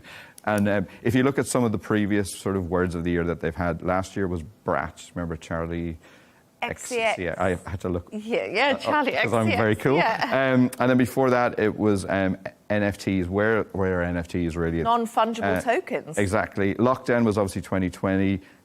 Climate strike. So to bring it all around, one of the other words that Collins had was aura farming, is when you try and do things to look cool. And I think this is what Collins is doing. They're aura farming by going down the, what's it called again? Vibe. Lost the word. Vibe coding. Like, had you heard of this before? Can I tell you something? I must admit, I feel like, I'm guessing Sarah's going to agree with me here because we're all journalists, and I feel like I'm pretty well read, and I watch a lot of news, and I actually watch a lot of financial news too. I try to keep up with the newspapers, and I don't think, Sarah, you can tell us some other words on the list, but to be honest, I hadn't come across any of these. No, I mean, vibe coding, I had no idea. I didn't realize that it was giving directions to AI. I mean, I thought it was about, perhaps maybe the vibes of the place that you're in. I can tell you guys right now, the vibes in Washington, not so cool. But, you look at the other words on the list, so many, you sort of wonder, is this a younger generational thing that Collins is sort of picking up on more popular words for the younger generation? Other words on the list that sort of caught my attention, broligarchy. I mean, I could see myself using that maybe, but I've never heard of it. It's apparently to describe the clique of elite, wealthy men. And I thought, well, us journalists have a different but much ruder word that we probably couldn't say on air for that. Henry, I've heard of. Yeah, look, it's... Henry, yes, so that is high earner, not rich yet. I had never heard of that one either. One of my reporters used it in a story recently about apps, because you're considered a poor millionaire if you've got less than only 5 million. Wow. So that's considered a Henry, that you're earning a lot, but you're not considered rich yet. Considered rich? Well, Elon Musk rich anyway. Well, no one's Elon Musk rich. But I do find these words quite fascinating. And Sarah, you actually said something to me that I thought was quite interesting. You said that they all seem quite techie, and they do. So I wonder if Collins is trying to tap into the younger, techie, cool generation. Who don't use dictionaries. Well, you don't use it, they use TikTok. But I was just thinking, what do you use if you can't spell something? I always put it into Google wrong and then it corrects it for me. I've got to that stage in my life. Text, nobody, I think, really uses dictionaries anymore. No, that's true. Yeah, exactly, which is the problem, I think. But you were saying before what other words you would like to see. Oh, yeah, Sarah and Shane, I don't know if there's other words that you... Shane actually came up with a word, and we think that this should be the word. Yeah, well, with a new Muslim New York mayor, I would like to see Inshallah, which is very common around Dubai and in this part of the world, maybe be embraced globally and become word of the year for 2026. And Inshallah, Sarah uses too. I fully endorse that. Yeah. I fully endorse that. Yeah, we've got a Turkish, British, American household. So Inshallah is used a lot in our household. And I will tell you that our interpretation of it is usually meant as, well, we'll see about that, but probably not. But the actual interpretation of it is God willing. So, Inshallah, God willing. Yeah, I think that's a great choice, actually, Shane. Shane's not into the vibe coding, but he's into the God willing. So thank you so much for your thoughts on that. Now, it's that time of the show where Shane and Sarah have chosen two of their quirkiest stories of the day. And Shane, we're going to start with your story.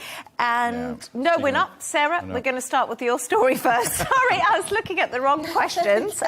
Very professional of me here. Let's start with you. And you've chosen to tell us all about the Beaver supermoon. The Beaver supermoon, yes, I have. The pictures, guys, are just phenomenal. And I thought, as we're discussing climate change with COP30 coming up, it's a nice moment to perhaps pay a little nod of tribute to the natural world in this way. So you just had the largest supermoon of 2025.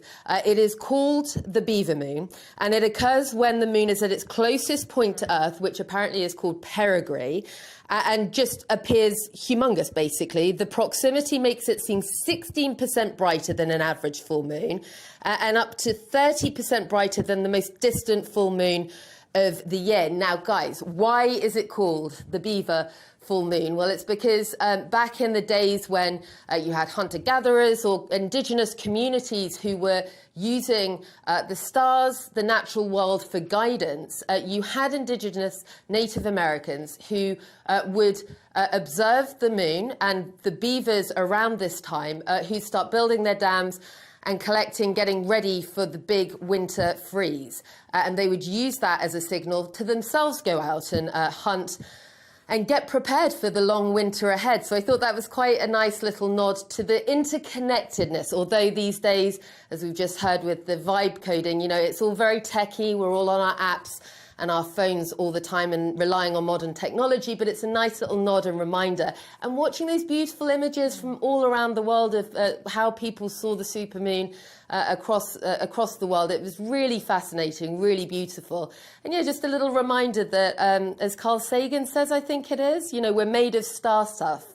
It's a nice little nod to that and to nature and our kind of rapport with nature, even though we largely forget it sometimes. Oh, I completely agree. Those pictures were beautiful. I did see the moon last night, and I'm trying to think, but I do remember thinking, oh, it was quite bright when I went for my dog walk. And also, I felt a little bit crazy yesterday, and sometimes that can be brought on by the full moon. Yeah, full moons. I don't know blame why. Blame it on the moon. I always do that. Yeah, I feel like I've got a lot to blame on the moon for yesterday. Anyway. For a lunatic. Yeah, well, definitely, yes, indeed. And Shane, I also want to talk about this. There's a new list out today testing how posh you are. Yeah, so we've had word of the year. So this is from a gentleman called Nicky Haslam, who is an Eton-educated interior designer to the stars. People like sort of Mick Jagger, and he's also friends with Queen Camilla. So very high in British society. So for the last 7 years, he's brought out these tablecloths, which are retail at about like £50. And he puts 40 words on it, which constitute, if you use them, then you're common. So it's.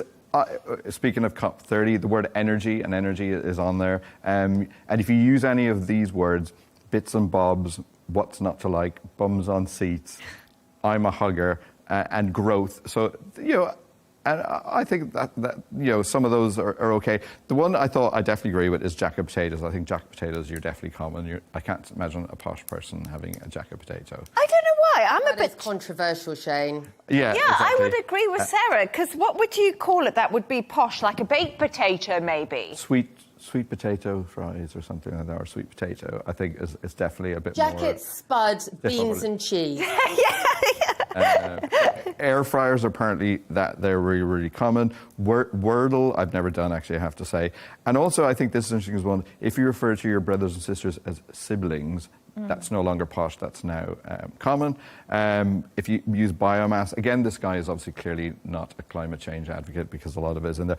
And then striped socks. Striped socks. I always thought like that would be like an eccentric posh person. I always thought that was an eccentric posh person because, I don't know, Sarah and Shane, if you've seen this in the UK, I think some of the eccentric posh people can wear like the pink trousers, the pink chaps, and then they've got like quite funky socks, and then you always kind of know they have money, don't they? They're always a little bit eccentric. Yeah, slightly lunatic, eccentric. And he's put stuff like Nobel Prizes and Stonehenge, but like I think this would be my dream job when I get to his advanced ages, where you can just decide what is posh and what's common and what's in and what's out, to have that level of power. But I think, to be honest, a lot of it is fairly tongue-in-cheek and fairly jokey. Oh my gosh, he says if you locking your car in your drive, yeah, that means you're not posh. Well, I don't know, maybe it means that you're sensible. Yeah, or you just get the servants to lock it for you or something. Oh, posh people have a garage.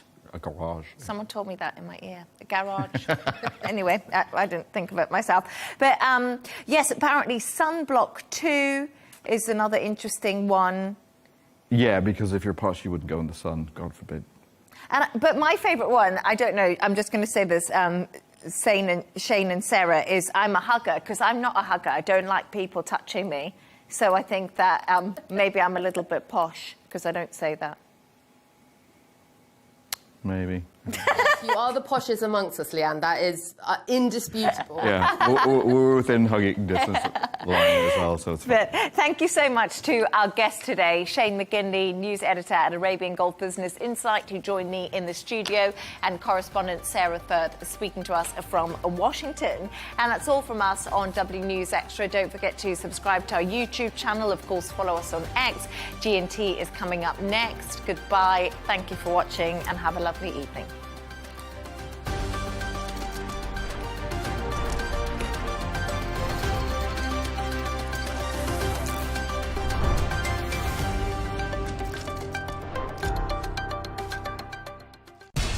We have to take care of our people, and we're going to take care of our people first. For in-depth analysis and all the latest developments across the globe, make sure you join us every weekday. President Trump is trying to negotiate a ceasefire.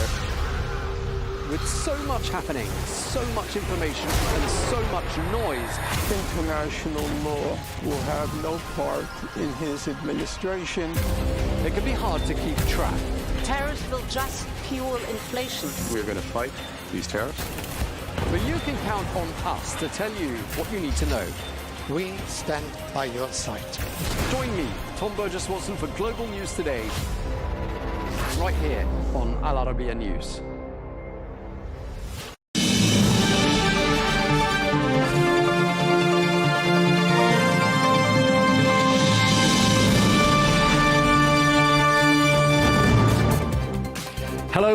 welcome to Global News Today, bringing you exclusive interviews with leading experts every weekday here on Al Arabiya English. I'm Tom Burgess-Watson. Coming up on this edition, we get the latest on ties between Washington and Baghdad. This is the US issues a, quote, final warning to the Iraqi leadership over the presence of Iran-backed militants in the country.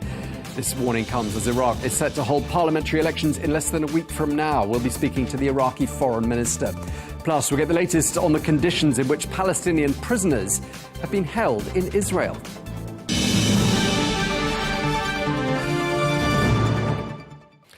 Hello and welcome to the programme. We begin in the Middle East, where the US has issued a stern warning to Iraq. Disarm all Iran-backed militias or face consequences. Well, that warning comes just days before Iraq prepares for pivotal parliamentary elections. Well, the Iraqi Prime Minister Mohammed Shia al-Sudani has responded by saying he is committed to bringing all weapons under state control. But he insists that that cannot truly happen while a US-led coalition remains in Iraq, something he says many Iraqis see as a continued occupying force. Well, I'm very pleased to say we're joined now by the Iraqi Foreign Minister, Fouad Hussein, who joins us now from Erbil. Thank you very much indeed for taking the time to speak to us, Minister. There are reports that the US Defense Secretary Pete Hegseth has issued a warning to Baghdad, a serious warning, a final warning, he called it, about the presence of Iranian-backed militia groups in your country. The US Secretary of State Marco Rubio has also issued such a warning. How seriously is Iraq taking this warning, and what's being done to address the issue? I think the Secretary of Defense called our Minister of Defense, and they discussed this matter. That is serious. And of course, we are taking these warnings seriously. And I think the Prime Minister is on a daily basis in contact with various groups to discuss the position of United States towards these groups.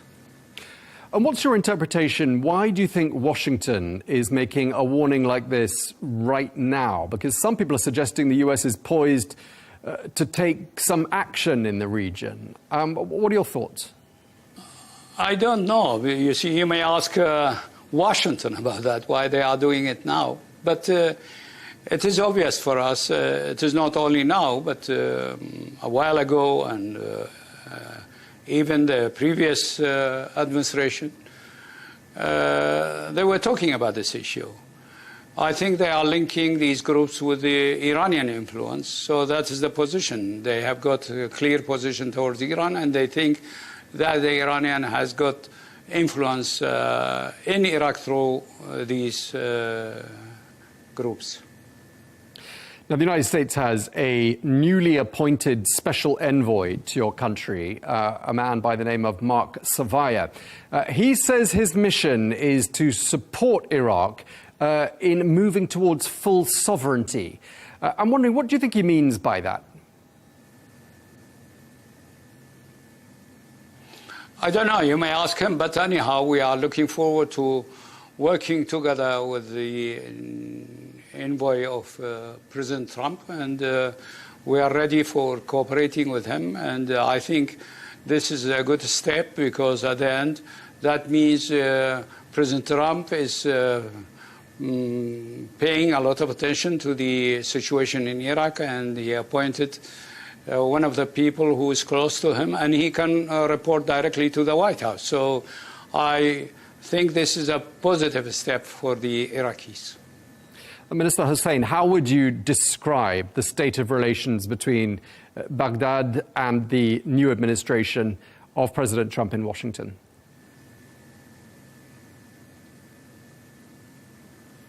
We have got a good relationship with Washington. I have been in Washington, and we had good discussion with Secretary of State, and we see regularly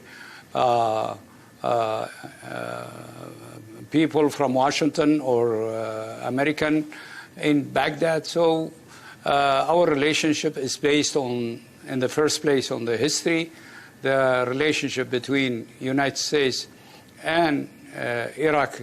It goes back to 2003, but also to the fight against working together and cooperating together, fighting ISIS terrorists.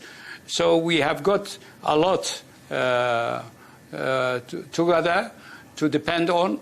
And besides that, we have got a framework agreement between Baghdad and Washington. So on the basis of history, but also on the basis of mutual interest, I see the relationship is quite good. It's normal.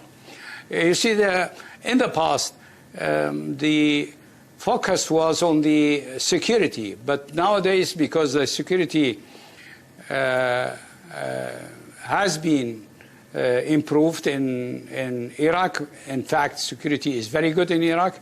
So the focus is on other fields, on having American companies in Iraq, thinking about working together in various fields, especially on energy, but also on health sector, on education sector.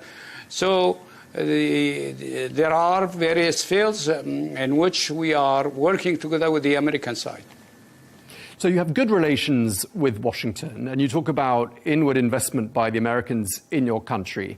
And we began this conversation talking about Iranian influence on your country and the influence it has on not just the political landscape, but with these militia groups.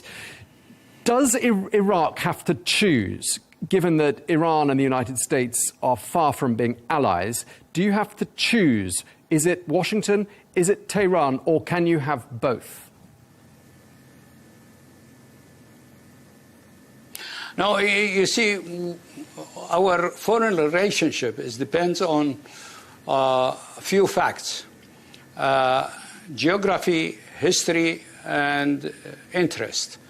If we are talking about geography and history, geographically, we and the Iranian are neighbor, and historically we have many things in common, and culturally, of course. And we have a great interest to continue our good relationship with the United States. We consider the United States as an ally for Iraq. We are very frank with the Iranian side. They have got their problem with the American, but that's their problem. That's not our problem. We want to have good relationship with both. And if we can help between both sides, we will do that. We did it in the past sometimes. But nowadays, the tension is high. When the tension is high between Tehran and Washington, of course, it will affect us negatively. That's why we hope that there will be talks and negotiation between Tehran and Washington. However, the basis of our relationship is clear. And when we choose friends, we choose it frankly. Americans are our friends and our ally. And Iran is our neighbor, and we have got with the Iranian also very many issues which has to do with the history, with culture. So we respect our relationship with the Iranian, but we keep also our good relationship with the United States.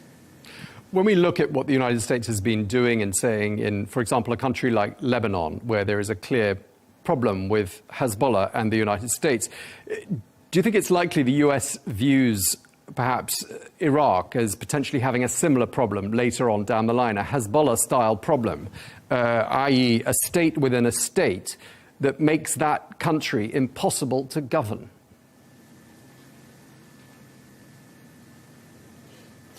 You see, it is not, the problems that we have has not to do with the United States or other countries. It is our internal problem.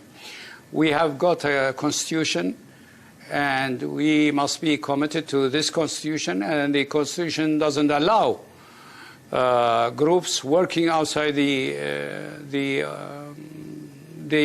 state or not following the government. So we must go back to the constitution and be committed to the constitution. And when I am talking about we all Iraqis. So actually, this is, in the first place, an internal question. And I hope that during the coming time, we can solve it. And those groups, armed groups, who are functioning outside the authority of the government must understand that this is not allowed on the basis of the constitution.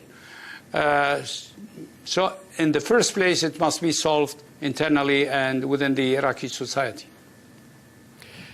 I think our viewers will be very pleased to hear you say that the security situation in Iraq is vastly improved. That was a key point, because this is we're now just a few days away, less than a week away from elections in Iraq. Those elections will take place next Tuesday, the 11th of November, the 6th election since the overthrow of Saddam Hussein. Yes. The average age of an Iraqi lawmaker is 55. And voters seem to be tired of sectarian politics, corruption, unemployment, poor services, especially access to electricity. Does it seem to you like Iraqi politics needs a reboot? And do you think these elections represent an opportunity for your country? In the first place, we are very happy that the democratic process, step by step, has been widened and is continuing. It is not easy in Iraq, but also in the region, to build a democratic system and democratic process. However, as you mentioned, this is the 6th time that the Iraqi people are going to vote and to choose a new government. And this is, comparing with our history, Iraqi history, this is really exceptional, because in Iraqi political history, the change came always through coup d'etat and through military actions. So now we are far away from that phenomena. Do we have a problem in our society? Yes. Do we have challenges? Yes. We have got various challenges. Some of them has to do with the region, but some of them has to do with the Iraqi society. One of the challenges that we are facing is deepening the democracy and exercising the democratic system in different way. Of course, the parliament is an important organization in any democratic system. So going to elect a new parliament is very important for us. That doesn't mean that we are going to solve all problems. We have got economic challenges. Our economy is depending heavily on oil revenue, and that depends on the oil price. So when oil price is going high, then our financially we are in good shape. When it goes down, then we have got problem. So diversifying our economy is one of the plan, one of the point in our plan in the future. But also fighting corruption. Corruption is really a big challenge to our system. However, we are talking about that, we are recognizing that, and we are presenting plans to fight corruption. So we hope that within the next process, we can develop true tools to fight corruption. We are recognizing our problems. We are not saying that we don't have problems. We are recognizing all these problems that you have mentioned. But at the same time, people are free. People have got political parties. People are free to talk. People are free to organize demonstrations. In general, the development, economic development has been better. So there are also many positive aspects of this new democratic process in Iraq. And just lastly, Minister, I mean, there are lots of young candidates presenting themselves in these elections. There are also going to be a lot of first-time voters. So the youth could be quite mobilized in these elections. What do you think they expect from you and from the country's political leadership? One of the problems that we are facing has to do with, as I mentioned, an economic situation, unemployment. And unemployment among the youth is very high. Our economy, as I said, is depending heavily on oil income. So we are trying to diversify in the first place our economy, but also to provide, to support private sector. When the private sector, they will be stronger in our society and functional in our economy, I think it will be easier to find space for those youth to work, not only being and watching the government so that they can be an employee of the government, but also to go to the private sector. So we need to build our private sector in the coming years so that there will be work and a chance for work for the youth. So this is the main problem for the youth in our society. Okay, well, we wish you well with those elections. We really appreciate you taking the time to speak to us here on Al Arabiya English. Iraq's Foreign Minister Fawad Hussein, thank you very much. Thank you, Tom.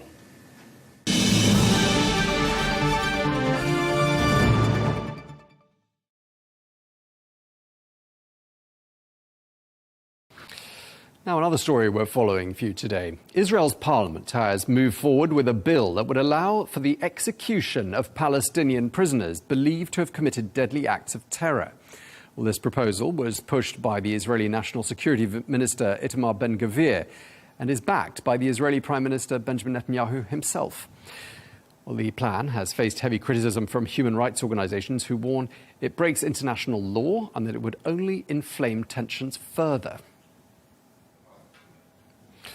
Well, we're joined now by Kadura Faris, who is the former head of the Palestinian Prisoners Affairs Committee, who joins us now from Ramallah. Thank you very much indeed for taking the time to speak to us, Mr. Faris.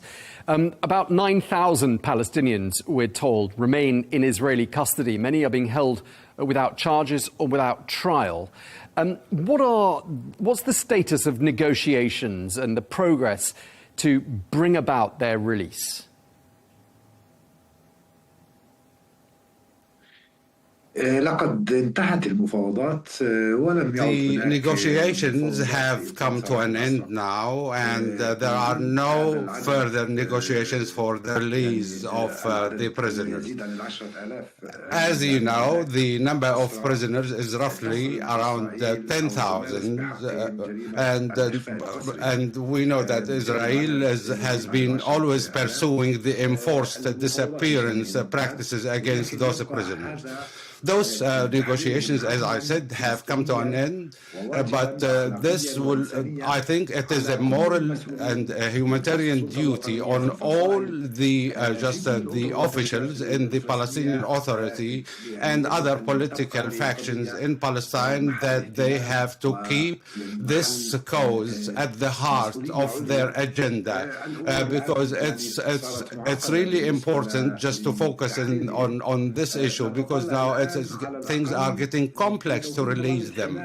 At least now, maybe we are looking into affording protection to them, because the ceasefire, as you know, that now seems to be holding with many violations. But as far as the situation of the prisoners, I think that the negotiations have been going previously at a snail's pace, and the starvation, the beating, medical neglect, and all other ill treatments are ongoing, and many of them are just dying, and the last one just died 4 days ago.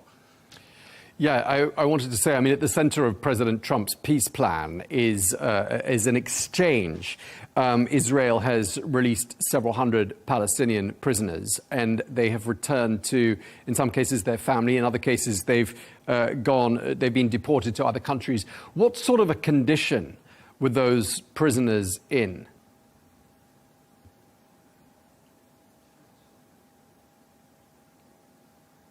Well, as you know, they are definitely better off than just being behind the bars, and they have been always under just ill treatment. At least now they are walking through the door of freedoms. Some of them have moved to freedom, to Egypt, and others to the Gaza Strip, while another group moved to the Western Bank. Yet those who are in the Western Bank are always threatened of being just arrested again. And we all understand the living conditions in Gaza are dire. So they have moved from a tragic situation into another, even more worse situation. Those who are in Egypt are waiting for their paperwork to be just cleared so that they would know their final destination. And I think that the procrastination on this issue might really lead to a state of confusion for those who have been liberated, since they need to plan ahead for their life and future, and they are still hanging the balance. They don't know what the future holds for them, and this could have an impact on their capabilities to resume their life naturally and plan ahead in order to have a family, or at least to reunite their families, because some of them are single, others are married and wish to have a family. So this just hanging situation might be an additional burden on their shoulders. Israel has returned the bodies of more than 200 deceased Palestinian prisoners. Combined with those bodies and the people who have, the surviving prisoners who've been released, you've mentioned that there is evidence and information about their mistreatment in prison. Can you give us some specific examples? For example, do the bodies reveal clues about the circumstances in which they died and the sort of treatment they had?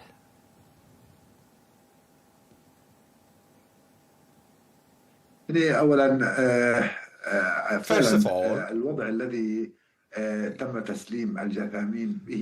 the way those deceased bodies have been delivered is catastrophic. And it represents another manifestation of the fact that those who were holding those deceased bodies have failed to respect the international conventions when it comes to on how to deal with those dead bodies. Some of them have been handed over, and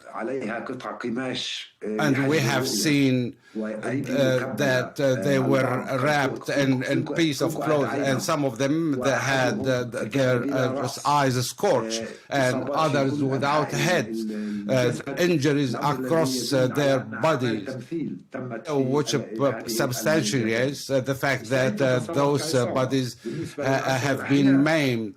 As for the surviving prisoners, on the other hand, all of them have lost around 2/3 of their body weights, and 81 of them just died, and I have a documented list of their names. And the autopsy reports reveal that they died as a result of 3 causes: it's starvation and intentional medical neglect, and this is just mentioned clearly by the Forensic Medical Center in Israel. So having a ceasefire and the implementation of President Trump has not been reflected in any form or manifestation on the situation of the prisoners, let alone the fact that the families are denied just any access or visit to the prisoners. No other organizations, rights organizations, are allowed just to have access to those detention facilities, even those that are operating in Israel, such as and there are a list of those institutions. Yet Israel seems to be isolating those prisoners from the whole world. Yes, I wanted to ask you about access to prisoners and visitation rights. And I wondered if you could help me to understand, because presumably you know the law, international law, much better than I do on this particular area. But what are their rights when it comes to visitation and having family visits? And are any of those rights being upheld?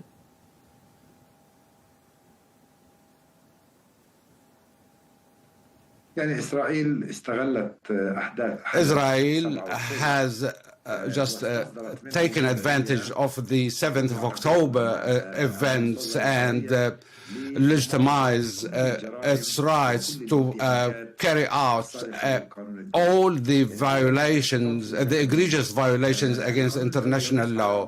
The international law stipulates that the families of those prisoners have to receive their bodies and that they should be buried in a very dignified manner. But Israel has failed to comply with those stipulations. On the other hand, Israel, when it comes to the to the living prisoners, they can be visited once a month. But over the last 2 years, no one has been able to visit those prisoners. International organizations, other right organizations that have organized the mode of operations for visiting those detention facilities, such as the Red Cross, which is currently engaged in finding the remaining Israeli hostages. Yet, with this being said, there are hundreds of deceased bodies that have been held as hostages by Israel. Israel justifies this move is in that it is holding them so that they could be used as a bargaining chip in case there will be a negotiation down the road. Now Israel is just delivering the bodies of those who have been killed in acts of genocide in the Gaza Strip. Yet there are hundreds of those dead bodies, more than 155 martyrs who died before the 7th of October. Yet Israel is still holding them, and no deceased has been released at all. In exchange for the Israeli dead bodies that have been released so far. So this can tell that Israel has even failed to provide a list of their names or identities, even though that it is the responsibility of the state that has held those hostages, to provide a list of their identities. So even before this 7th of October, Israel seems to be just violating the international law and all other norms. And Israel knows that it can get away with that with impunity. Now, while Itamar Ben-Gvir, this extremist minister, is in power and is just running the affairs of the detention facilities and is taking advantage of Netanyahu day and night so that he could just give him a free hand to do whatever he pleases with the prisoners. Therefore, the 10,000 Palestinian prisoners' life is at risk as a result of those criminal policies. Okay, I've got lots of questions I want to ask you still, and we don't have much time. But I wanted to ask you about Mr. Ben-Gvir, because, of course, he visited the most famous, the most high-profile of all the Palestinian prisoners, who is Marwan Barghouti. Now, according to Barghouti's son, he's been attacked by prison guards whilst in prison. At one stage, he lost consciousness. What do we know about his treatment? Do you fear for his life, and do you think he'll be freed?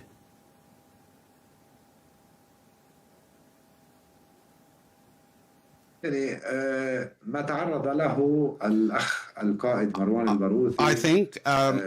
Marwan al-Barghouti has been just exposed to more than assassination attempt, and as you know, he is now 67 years of age. And we know that he lost consciousness many times. And 81 martyrs also have died as a result in the similar systematic pattern of abuse. And their lives are threatened, just like the rest of the other prisoners. However, Marwan Barghouti has been under mistreatment by the Israeli authorities, especially when there have been calls for his release. And this would put the Israeli leadership confusion, and especially Ben Gvir. Everybody has seen the leaked video that has been posted when he invaded the solitary confinement of Mr. al-Barghouthi. The irony here is that this could be a source of shame for Israel. But, however, this video has been posted and he seems to be just showing arrogance in releasing that. If there were just international community or some rights organization, they should have stopped him, and Marwan al-Barghouthi should have been, and other prisoners should have been released now. Okay, Mr. Faris, another question I wanted to ask you about. The Knesset has been discussing in Israel a bill that was put forward by Mr. Ben Gvir to introduce the death penalty for what Israel deems to be terrorists. It would apply to anyone who murdered an Israeli citizen, though it would not apply to an Israeli who killed a Palestinian. I would like to ask you, why do you think they're having this discussion now, given the last execution, we understand, in Israel was in 1962?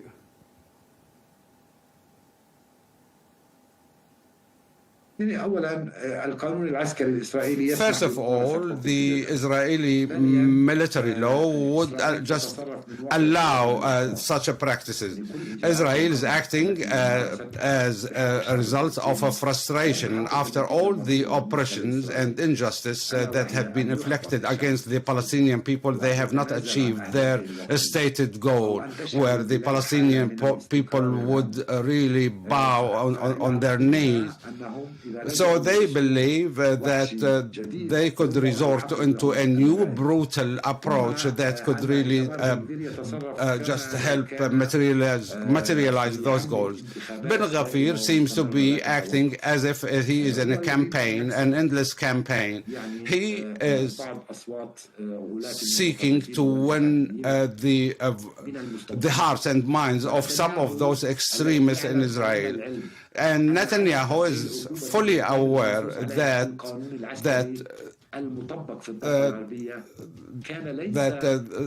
such practices, and especially in the Western Bank, have not been quite humanitarian, because when we talk about the public execution, then this could really just backfire and even exacerbate the situation in the Western Bank. And that's why they have refrained from carrying out those executions. But now, as we can see, that Netanyahu has been politically blackmailed by Ben Gvir and Mr. Smotrich, because I believe those two ministers are at the vanguard of this government, and they are taking the lead, and maybe Mr. Netanyahu is just obeying their demands. And the only thing they keep on doing is that they want to topple this government and this coalition. So they are trying to solidify their presence among the voters from the extremist ones, while they realize that they have those elections down the road. Now, discussing the execution, this draft law seems to indicate that that this could be a harbinger of the upcoming elections that might take place early next year and not in November as it was planned. Okay, and just lastly, Mr. Faris, I want to ask you about a leaked video, which is notorious, it's gruesome. We've covered it on this channel. I expect you've seen it. It shows the abuse of a Palestinian prisoner by IDF soldiers. Prime Minister Netanyahu said it caused enormous reputational damage to Israel, the IDF, and to our soldiers. I'd like to ask you, first of all, how widespread do you think this type of abuse is? And secondly, what went through your mind when you saw that video?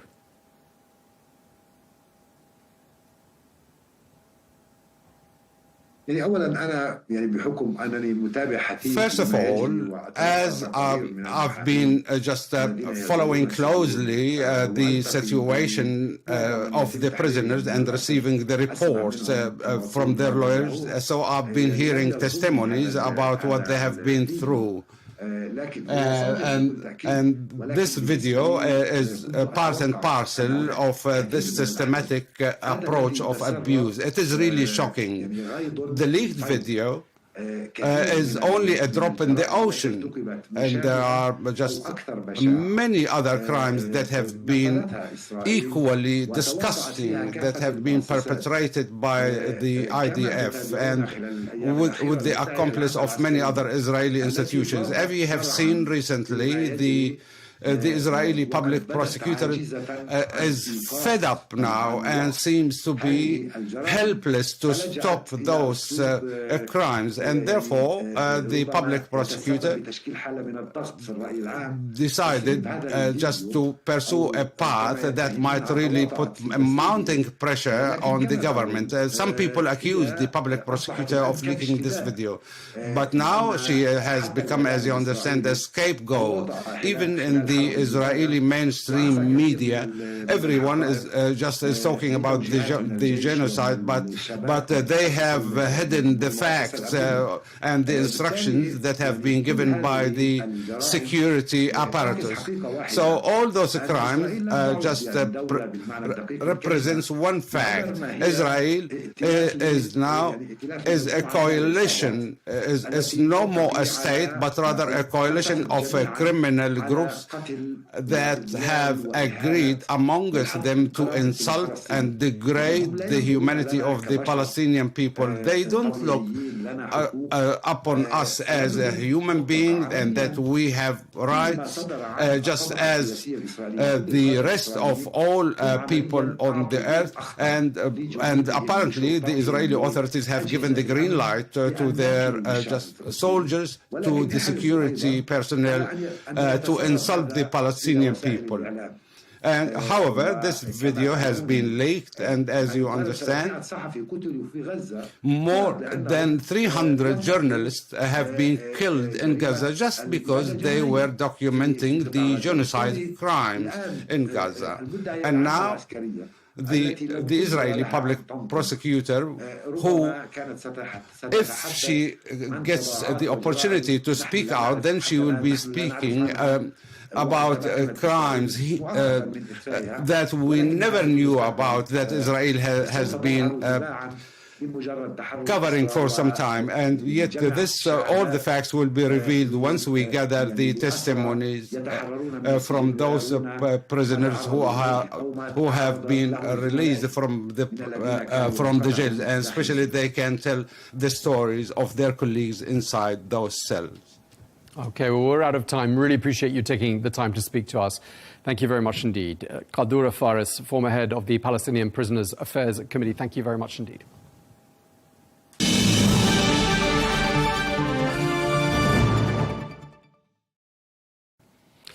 Now turning our attention to the United States, where President Donald Trump has taken a hard turn on refugees, announcing a cap of just 7,500 admissions for the coming year. That's a cut of 94% from the Biden-era level and the lowest number in U.S. history.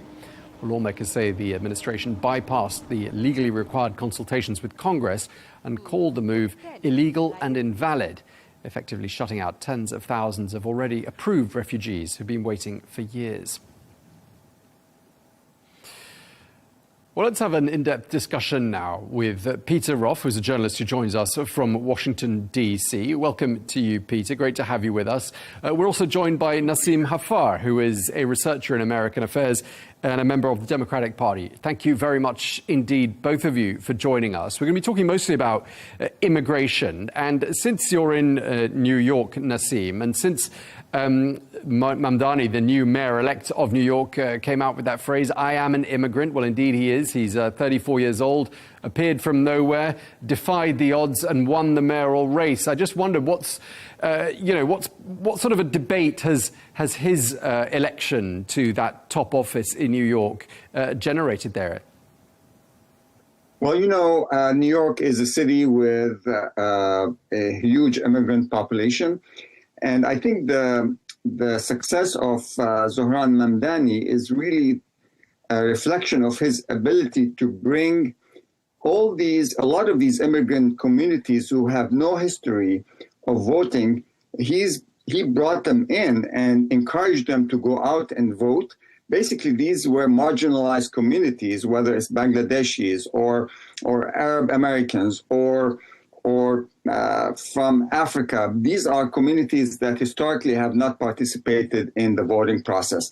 He was successful in motivating these communities to come out and vote, and that is really one of the reasons of his success a couple of days ago. Peter, let me just ask you, you're sort of a bit further away from the action there in Washington, D.C., and I just wondered what sort of impression it had made, do you think, on Americans, broadly speaking, that the largest city in the United States has a Muslim mayor-elect who's young, one of the youngest mayors in many decades. How much debate has this generated across the nation, would you say? Well, it's again good to be with you. Thank you for having me. There isn't a lot of talk about him being a Muslim. There isn't a lot of talk about him being young. There's a lot of talk about him being a socialist. And I think that the Republican Party has decided that they are going to run in 2026 against what they perceive to be the damage that Mamdani is going to do to New York City. Now, it is true that he started the race with 1% of the vote, but you have to look at the candidate field. It was a weak field. The incumbent mayor was highly unpopular and accused of corruption. The only real alternative was a governor who had to resign from office under cloud, who had been guilty of sending COVID patients into nursing homes, spreading the disease and killing people, and then working to cover it up. So it's not surprising that the new mayor is somebody that we hadn't heard of a year ago. The most interesting statistic, though, from the exit polls for me is that Mamdani won the votes of only 3 out of 10 people who were born in New York City. He won the votes of 8 out of 10 people who weren't born there.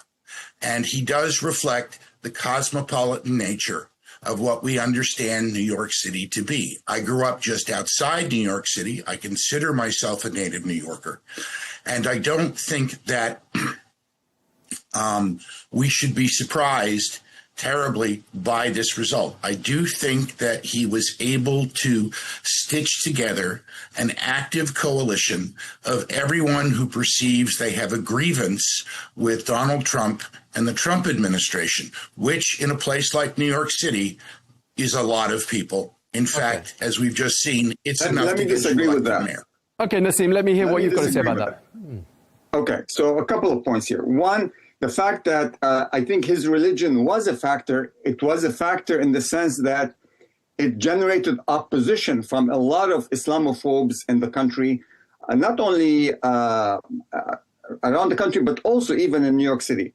That's one. Second, I think Mamdani's success, obviously, he motivated the immigrant communities to come out and vote, but also a lot of young voters, not immigrants, but native-born Americans, young voters who found in him somebody who speaks their language, the language of affordability, something that many of our elected people have not really focused on. I think Zohran Mamdani was able to stay on message. Basically, affordability is an issue for a lot of New Yorkers, and that is one of the main reasons he was successful.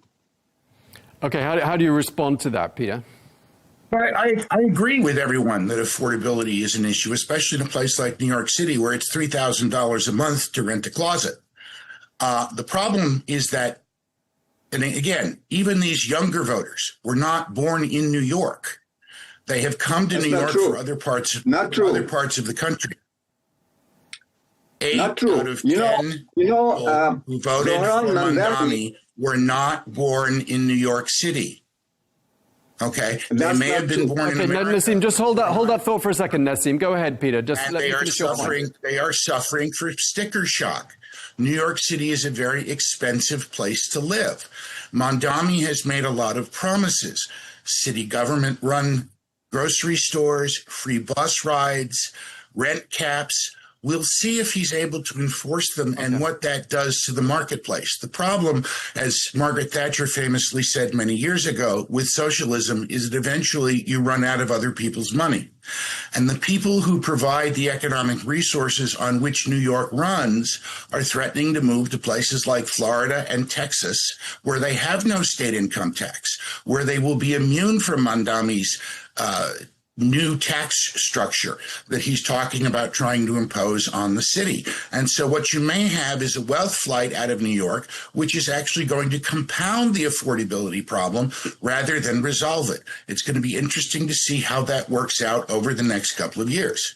Okay, we need to pivot to the subject of immigration and away from policies in Mamdani's campaign and in the New York mayoral race. But I'll let you respond to that briefly, Nassim, and then we'll move on to discussing immigration. Okay, so a lot of the young people who voted for Mamdani were not immigrants. Yes, a lot of immigrants voted for him, but also many native-born Americans. In fact, he got 35% of the Jewish vote in New York, and most of these people were young voters, and certainly not immigrants. They were native-born Americans. So that's one thing. As far as I didn't say they weren't. I just said they weren't born in New York City. Okay, well, that's fine. I mean, 3/4 of New York City people are not born in New York. We have people from across the country. But in any case, just going back to the socialism, going back to the quote unquote socialism question, rent freeze. It's not a quote unquote socialism question. He calls himself a socialist. Fine. But as far as some of the issues that he is pushing for, rent freeze on stabilized apartments, that has been done before. This is not a radical idea. It has been done before in New York City. And as far as universal childcare, this is something that I think most, not only New Yorkers, but a lot of people in the U.S. favor, because many working mothers cannot afford to work without having childcare services provided for them. So I think these are issues that I think for a lot of people are very important. Let's move on to the issue of immigration. It was the hot button issue in the United States. It was a headline story across the world. The ICE raids taking place. A lot of talk about building walls on the southern border. I mean, that seems to have all gone a little bit quiet in recent days and weeks. Peter, is that my imagination? No, it's not your imagination. And the reason it's gone quiet is because the border between the U.S. and Mexico has the fewest illegal crossings it's had, or attempts at illegal crossings, as it's had in 50 or 60 years, because the first thing that President Trump did when he came into office was effectively shut the border down. That has eased the minds of many Americans for whom immigration, illegal immigration, the problems associated with the porous border was top of mind. They are now focused on the economy. And while the record inflation of the Biden years is no longer with us, it is still too high at 3%, driven again by too much federal spending. And the Trump administration, frankly, has failed to get its hands around the problem of prices. And so the affordability problem not only affects New York City, but it affects places all over the country. I think you saw some of that in the election returns in New Jersey and Virginia on Tuesday, where the Democrats romped to easy victories in what are generally Democratic areas. But people are unhappy with how expensive things are. And Trump now owns the issue, and he has not focused enough on increasing productivity and economic growth in order to get prices down. Okay, Nassim, what's your assessment? Do you think this issue of affordability, the economy more broadly, has eclipsed immigration precisely for the reasons that Peter was just giving us there? The lowest number of illegal border crossings on the southern border since 1970. Does that mean job done? Let's move on to another issue. Well, I think, look, the immigration issue was a negative for the Democratic Party in the presidential elections because I think it was mishandled by the Biden administration. Having said that, the Democrats and Republicans in the Senate were on the verge of agreeing on an immigration policy, but then Trump, who was running for elections at that point, decided to torpedo those negotiations. And that's the reason why an immigration policy or an immigration agreement in Congress failed to materialize. Now, I think right now, immigration, it is true, it has not or was not a factor in the elections over the last couple of days. Having said that, I think many Americans are unhappy with the way that ICE, the immigration officers, are arresting people masked, with their faces masked. It's like, I think for many people, this is something that they did not ask for, and it's going to really hurt the Republican Party going forward. Peter, your thoughts? This is going to backfire, says Nassim, on the Republican Party, especially those masked officers. What are your thoughts? I don't think it does, especially when confronted with the truth that people understand what's going on here. The reason that the ICE officials are wearing masks and they're not wearing name tags is because they're being photographed and doxxed. Doxxed is when your picture and address are posted on the internet so people can go find you. The cartels have bounties on immigration officers, harassment, everything from harassment up to outright murder. And so they have to do this to protect themselves, and they're going after high-value targets, criminal illegals who are not just criminals because they entered the United States illegally or overstayed their visas, but who have committed crimes either in the country they came from or here in the United States. And I think we have every right, as every country does, to go after people who break laws and say you're not welcome here. Now, I think that where the Republicans have really gone wrong is that they have allowed the immigration message to be taken over by people who say they don't want foreigners in the country. And there's on the list of stupid public policy choices, that's in the top 5. America was built by immigrants. America thrives because of the influx of immigrants. The reason that our population is at replacement rate, unlike every other Western democracy, is because of immigrants. And the people who come here largely are the ones who want to work hard and make a better life for themselves and for their children and grandchildren. And we all benefit from that activity. It's the rising tide lifts all boats phenomenon. They help raise the tide. We want immigrants in America. We especially want educated, skilled immigrants, but we want immigrants. We need immigrants.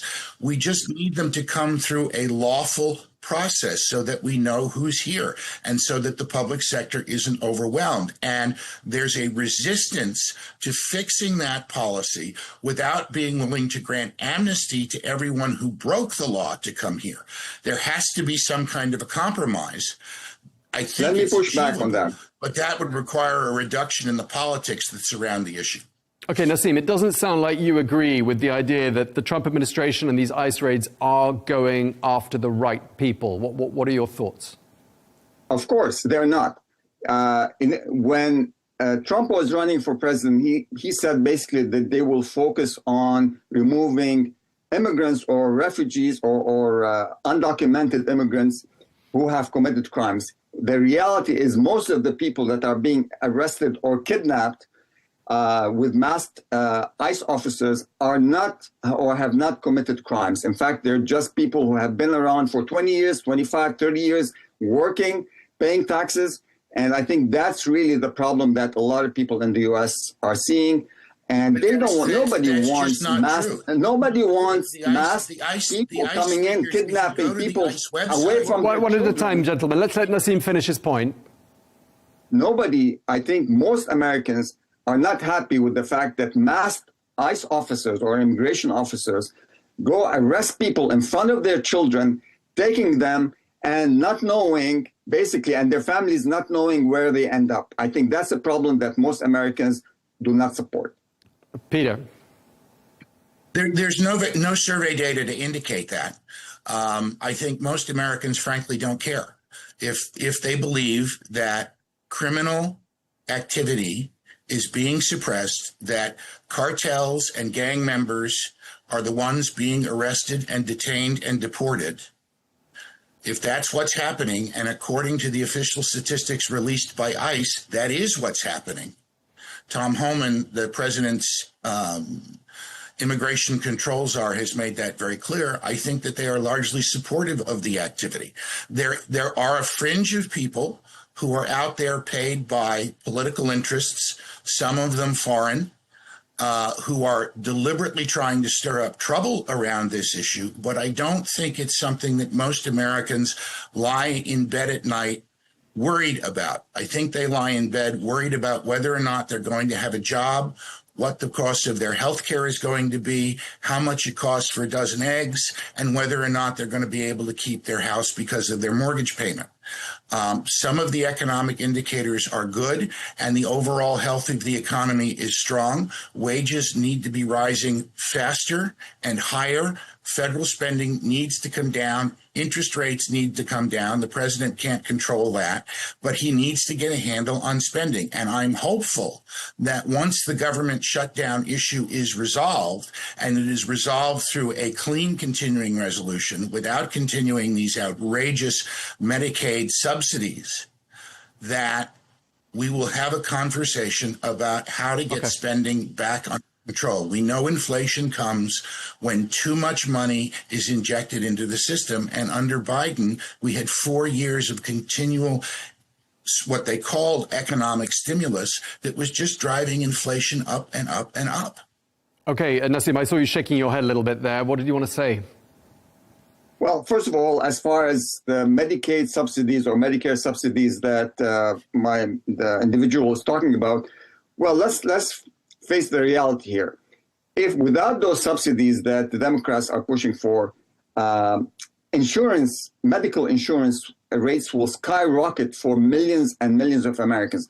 Now, the gentleman from across the side from me, basically he does not think, or he agrees with the fact that tax cuts should continue. The tax cuts that Trump implemented in his first term. He says those should continue, but Medicare subsidies or healthcare subsidies. I didn't say a word about the tax cuts. That's the problem. Please don't put words in my mouth. I didn't say a word about the tax cuts. Can we stick to immigration? Let's pivot back to immigration as quickly as possible. Sure. Okay. So I disagree with what the gentleman said, that the people who are being arrested are criminals. I think most of them are law-abiding people who do their work. But the fact that what the gentleman is saying, that Americans don't care that masked individuals are arresting people away from their families, I think I disagree with that 100%. I think most Americans don't want that, don't want to see parents being snatched away from their families and having their children basically be homeless. You may think that the people being arrested are law-abiding or largely law-abiding. Most of them are. They are also criminals because they're here illegally. But the official statistics show that not to be the case. I think if the Republican Party doesn't get it right on immigration, which is that we are opposed to illegal immigration, but we love immigrants and we welcome them because they are actually much more in line with the free market vision of the economy than they are with the socialist vision of the economy. And they are necessary to continue the American system and the American way of life. It will cost them badly at the polls. They think they're talking to a small group of people when they're actually talking to a large group of people, people like Japanese Americans and Indian Americans and Pakistani Americans and Vietnamese Americans and Polish Americans and Czech Americans and Serbian Americans, all of whom are high net worth by population group and ought to be supporting Republican candidates who want them to be able to keep more of what they worked so hard and came so far to earn. Instead, the nativist language is pushing them into the hands of the Democratic Party that wants to tax their wealth out of existence. It's nonsensical that the Republicans don't understand this. Okay, Nassim, your thoughts on that. And also, I just want to put a question out to both of you, which is that when we did an assessment of President Trump's first 6 months in office, there were Democrats who told us that they thought, in fact, that President Trump had done a good job when it came to meeting his promises and tackling the issue of immigration in the United States. And Nassim, I'm wondering, as a Democrat, what you think of that. Do you think President Trump has, despite what it sounds like you think he's made some miscalculations, or you might not have liked everything he's done, but broadly speaking, do you think he's done what he said he was going to do? Do you think this is a case of promises made, promises kept? Well, from that perspective, yes. I mean, he did. I would agree with that. He did say that he wants to stop immigrants' flow from the southern borders. And by all measures, that seems to have been the case, that he has succeeded in doing that. My problem is there needs to be an immigration policy that Democrats and Republicans should agree on. And the fact that President Trump torpedoed an agreement that was in the works before he got elected. There was an agreement that Republicans came up with that Democrats signed off on. He torpedoed that because he wanted to get elected. So I think there needs to be an immigration policy that, in many respects, supports what the gentleman said. We do need immigrants coming legally and lawfully into the country. But I think we have not been able to reach an agreement, Republicans and Democrats, putting a policy in place so that we don't have the problems that we have at the southern border. And speaking of the southern border, Peter, what happened to the idea of the wall? Where are we on that? Because some of our viewers will be wondering. It's still out there. It's still live. There's still construction. But because the flow of people across the border has been reduced to a trickle, the need for it, the urgency for it isn't felt like it was. I mean, Trump was elected, I think, in 2024, largely with the assignment to shut the border. 14 million people minimum came across the border illegally in the 4 years of Joe Biden. No country, even a country of 300 million people like the United States, can absorb that kind of a shock without tremendous economic disruption. And I think we felt that. He has kept that promise. Now he's got to focus on economics, and he's got to get a handle on the prices. And I will say, frankly, in my view, the tariffs aren't helping. Tariffs are taxes. They're inflationary. They raise prices. They reduce productivity. They reduce exports. Not good. We do need an immigration deal. We need a new immigration system, but it needs to be a good deal. The deal that blew up, regardless of who blew it up or why, wasn't a good deal. I like very much the idea that President Trump has put forward of the golden ticket, the ability to buy H-1B visas, high-tech, specialization visas, and for people with high net worth to buy citizenship here in the United States. I think it is a wonderful idea to have wealth refugees coming to the United States, their fortunes intact as U.S. citizens. America lost out immeasurably because we wouldn't move the people who wanted to leave Hong Kong to the head of the line seeking citizenship when Hong Kong was taken over by the People's Republic of China. Where did they all go? Vancouver, Canada, which is now a booming economic metropolis because it's been flooded with wealth. That wealth could have come to the west coast of the United States. That wealth could be put to use creating jobs and expanding the economy here in America. But we were stupid. We said, no, you have to wait in line. Well, they didn't have time to wait in line, and they didn't want to come as refugees. They wanted to come as citizens. We should have let them buy their way in. That's the kind of out-of-the-box thinking that I think Donald Trump is capable of, that other politicians aren't, that could actually point the way towards a robust immigration system from which we all benefit. Okay, just a couple of minutes left. Nassim, your thoughts on this out-of-the-box thinking by President Trump and the sort of the golden ticket style. What do you think?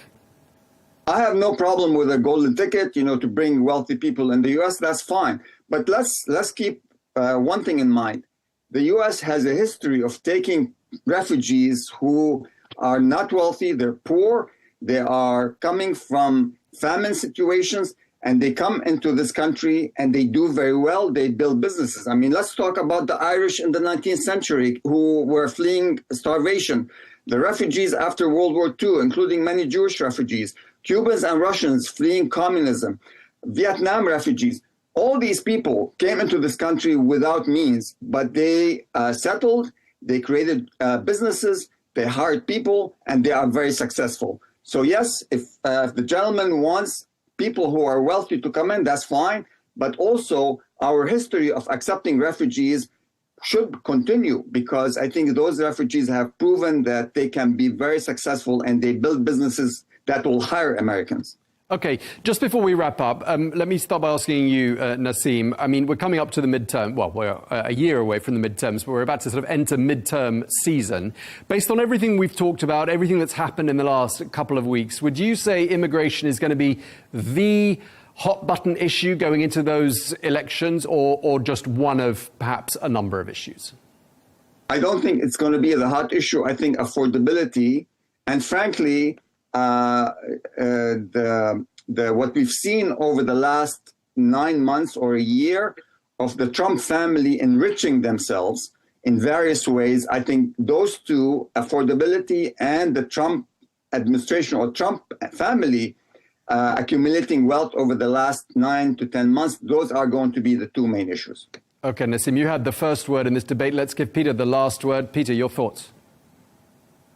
I think, as always, economy and jobs are going to be the number one issue. And which party do you trust more to handle the economic challenges of the future is what most people will be casting their votes on. I think that the Democratic strategy of just saying Trump, Trump, Trump over again has worn thin with the voters. They want solutions.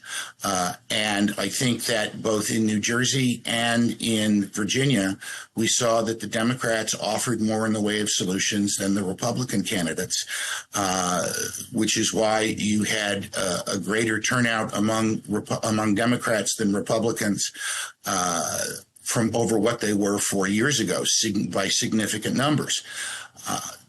The basic concerns right now, and I think Nassim is correct, have to do with affordability. So it's going to be the economy and jobs. I don't expect immigration, except as a part of the jobs conversation. There are people who foolishly argue that immigrants take jobs and affordable housing away from regular Americans. They call themselves Republicans, but I don't think of them as Republicans. I just think of them as stupid. And I'd like for them to crawl back under the rocks they came out from under. I want to be talking about, and I think the country needs to hear what the plans are to get the economy growing so that wages rise and prices are no longer giving you an attack of sticker shock every time you go online to buy something. Okay.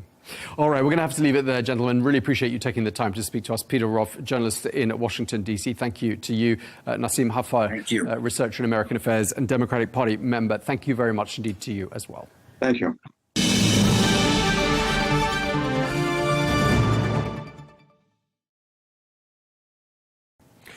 Well, let's get more on these recent elections in the United States. We can speak to Dr. David Ramadan, who is a former Republican representative from Virginia, professor of political science at George Mason University. He joins us from a stone's throw from the White House in Washington, D.C. Dr. Ramadan, thank you very much indeed for speaking to us.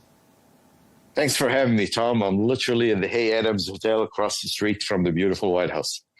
Okay, well, the dust has now settled from these various elections in New York, New Jersey, Virginia. The first major election since President Trump returned to the White House. What do the results tell us, do you think? A rebuttal to President Trump and his policies. These after presidential elections, it's only in Virginia, New Jersey, and of course New York now became a hotbed because of the Mamdani candidacy. But Virginia normally, where I live and work, is the bellwether for after elections or after presidential elections. The first election takes place after presidential.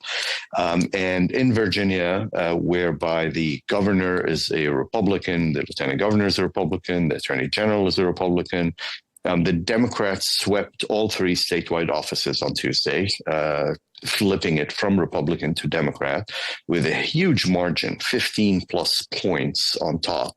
And they swept 13 new seats in the Virginia House of Delegates, the Virginia Parliament, to give Democrats a majority of 64 versus 36 for Republicans. It was clear rebuttal to President Trump's policies and a mandate for Democrats that were talking, at least in Virginia, on kitchen table issues, affordability issues, the government shutdown that we are living in right now, the high tariffs or anti-high tariffs that we're dealing with nowadays, which are taxes on Americans, and unfortunately, everybody's feeling that cost in their day-to-day and paychecks. Okay, sure. And I mean, we've talked a lot on this channel about Zoran Mamdani in New York. So perhaps it would be nice to talk a little bit more about the candidate closer to your home, Abigail Spanberger, who flipped the Virginia governorship with a double-digit win. I mean, we've got these two very different characters, haven't we? I mean, Mamdani off to the far left, Spanberger sort of closer to the center. And I'm just wondering, do you think the Democratic Party needs to make a decision at some point fairly soon? Does it want to be more like Mamdani? Does it want to be more like Spanberger? Which is it? Absolutely. It is a challenge for the Democratic Party. Both won elections, and both won elections handedly. One in Virginia, one in New York. The question becomes, which model of Democrats are they going to follow or use for the rest of the country for the upcoming congressional elections in 2026? The Spanberger model is a center-left, pragmatic, not partisan type of policy and politics that gained 70+% of independent voters in Virginia yesterday. Mamdani's style of politics is a far left. He calls himself a socialist Democrat, sorry. And that is truly a far left model that will work in only few areas of the country. So if they go with that, they're not going to gain as many seats as they did in 2026. If they do go with the Spanberger model, Democrats are expected to flip Congress in 2026 and gain a lot of seats. Right. So Mamdani wouldn't have worked in Virginia, would he? No, absolutely. Mamdani would have lost in Virginia by double digits versus Spanberger won in Virginia by double digits, and both are Democrats.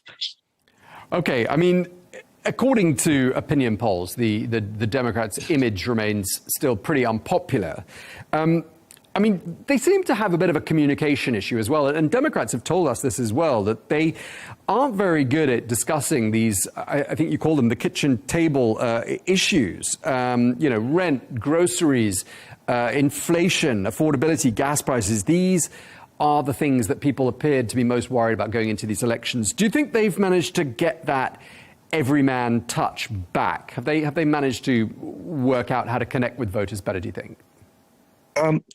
I think it depends. They don't have a national figure as a problem, right? Who is speaking and talking about these kitchen table issues. What they have are individuals in different states that are doing so. Both, interestingly enough, even Mamdani, who is a democratic socialist, who was talking about limiting and with a populist message, he also was talking about kitchen table issues, right? He was talking about rent. He was talking about affordability. It's just what he wanted to do with it. He wanted full government control, which is not something that resonates with independents, certainly not with Republicans, and with the high number of Democrats. Versus Spanberger, who talked about rent and expenses and the American dream and affordability and education. However, she didn't inject government to control it as Mamdani did. So they know what to do. They know what they need to do at least.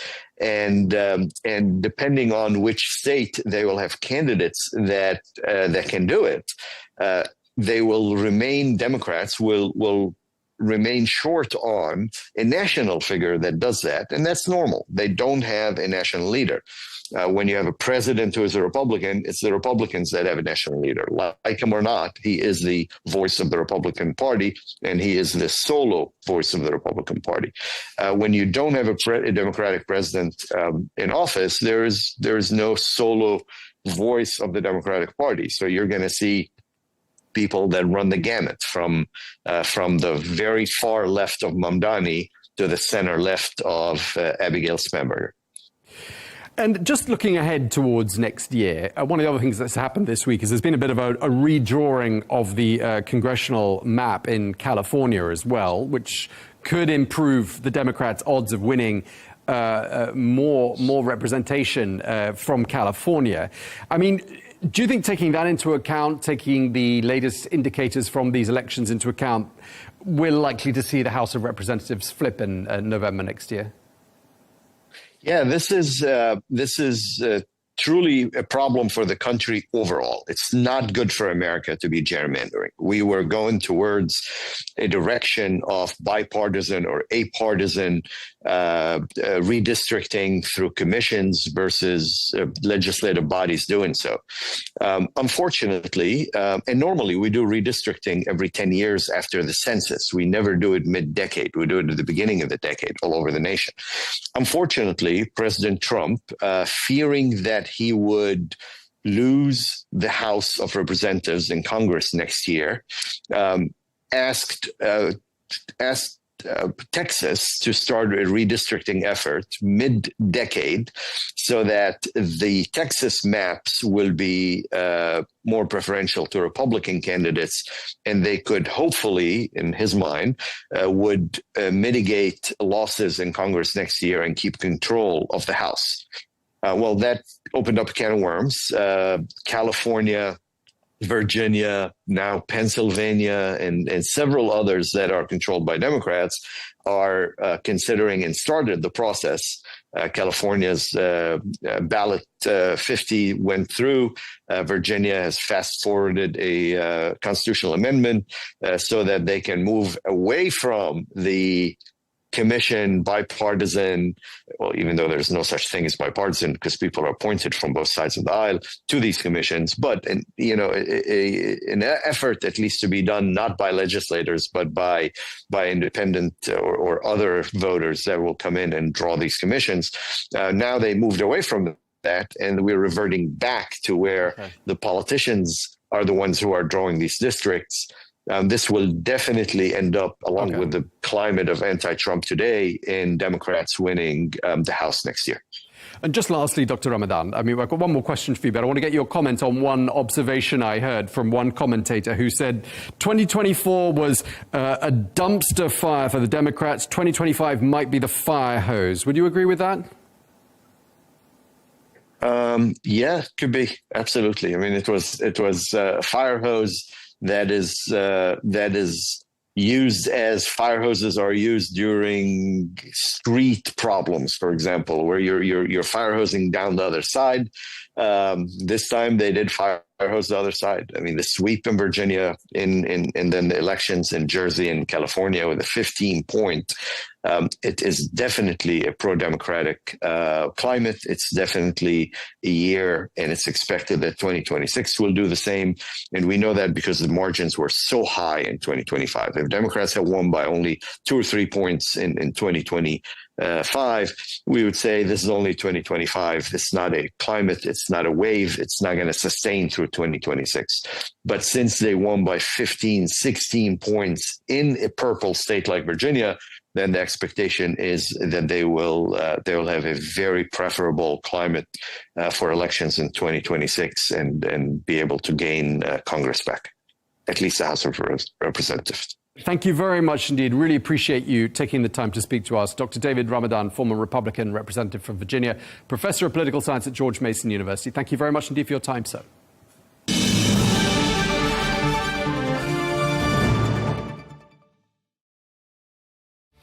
Well, that is all we have time for on Global News today. Thank you very much indeed for watching. Be sure to join us again tomorrow for a look back at some of the top interviews of the week. Until then, bye-bye.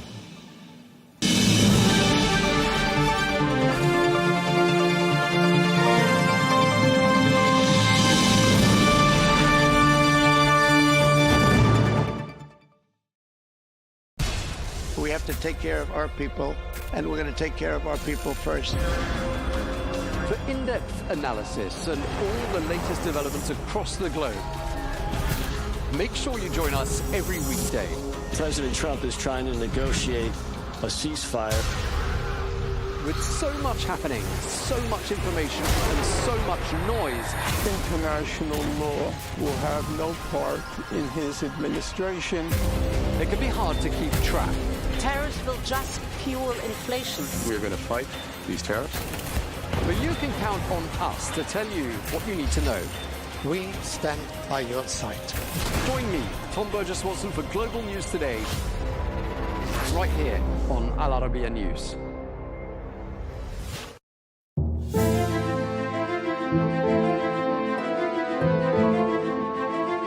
It is the oldest crop known to humanity.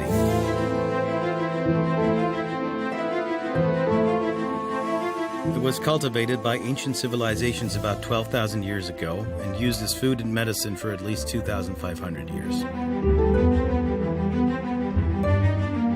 Cannabis was once believed to be a natural remedy for pain, nausea, and muscle spasms, and was sometimes used as an appetite suppressant and for post-traumatic stress disorder.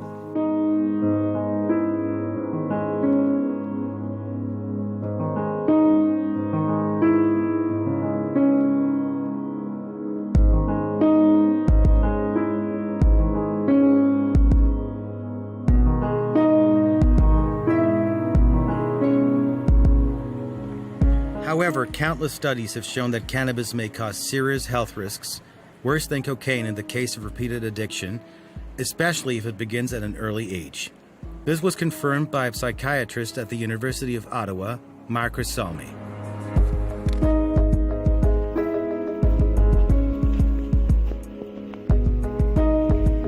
Dr. Salmi says that some people believe that cannabis is a plant that comes from Mother Nature and cannot cause any harm.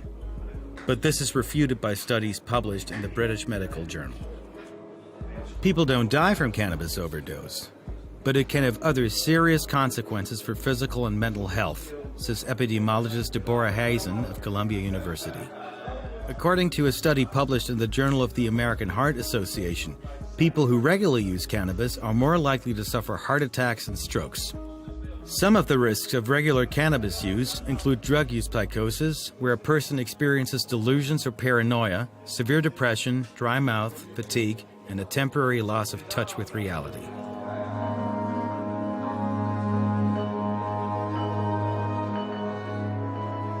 Now we've noticed that people who are using cannabis are using stronger cannabis than, for example, the type of cannabis that was available in the 60s and 70s in terms of the THC content or the actual active ingredient that make people hallucinate or feel relaxed or feel that they're going through a good time. And at the same time, also people who use cannabis have been noticed to have overall poorer health and being admitted to hospital more often. They're also associated with smoking or with more drinking or with more use of other drugs. So overall, with the legalization happening in many countries, we're learning more and more about how cannabis use is developing and growing, whether among young people or older people. And I believe it will continue to be a drug that's available, and most likely a society will accept it just like we accepted alcohol. But to say it is a harmless drug that everybody should be using without worry is definitely not something that I advocate or that the medical profession in general supports. Did you know that alcohol consumption is prohibited in most public places in Amsterdam?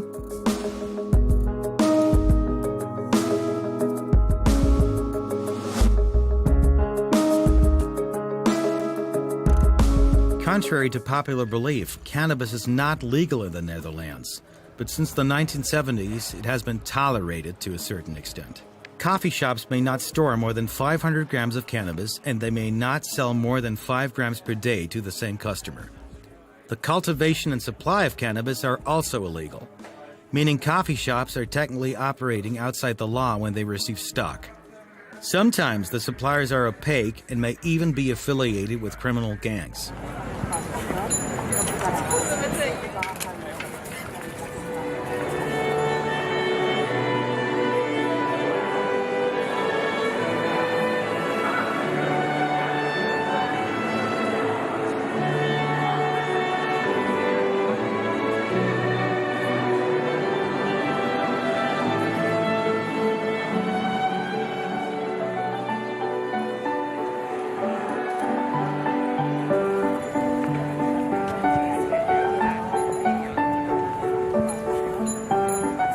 The homeland of Vincent van Gogh Tiesto, and Rem Koolhaas.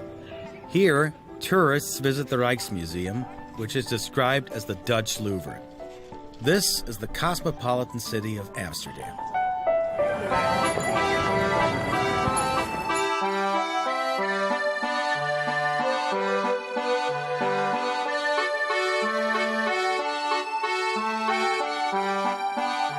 The Netherlands, despite its small size, is a global agricultural powerhouse and a major exporter, earning it the nickname the grocery store of Europe.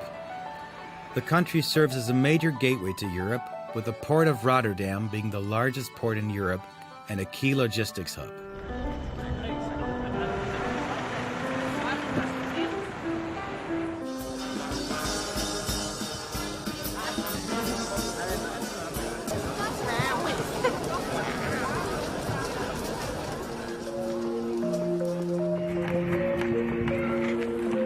Amsterdam, the Netherlands' most famous city and cultural capital, is also one of Europe's most prominent financial centers.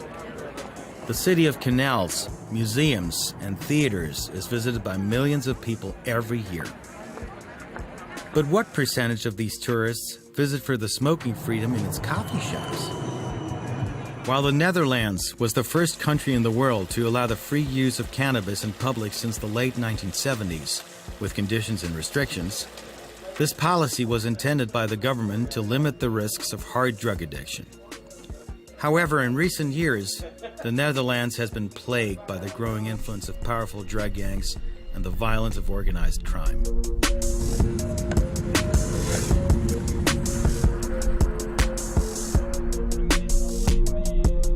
To investigate, Al Arabiya English team went to the cafes, streets, and even cannabis farms of the Netherlands, especially since other countries have followed suit in recent years and legalized the cultivation and trade of cannabis.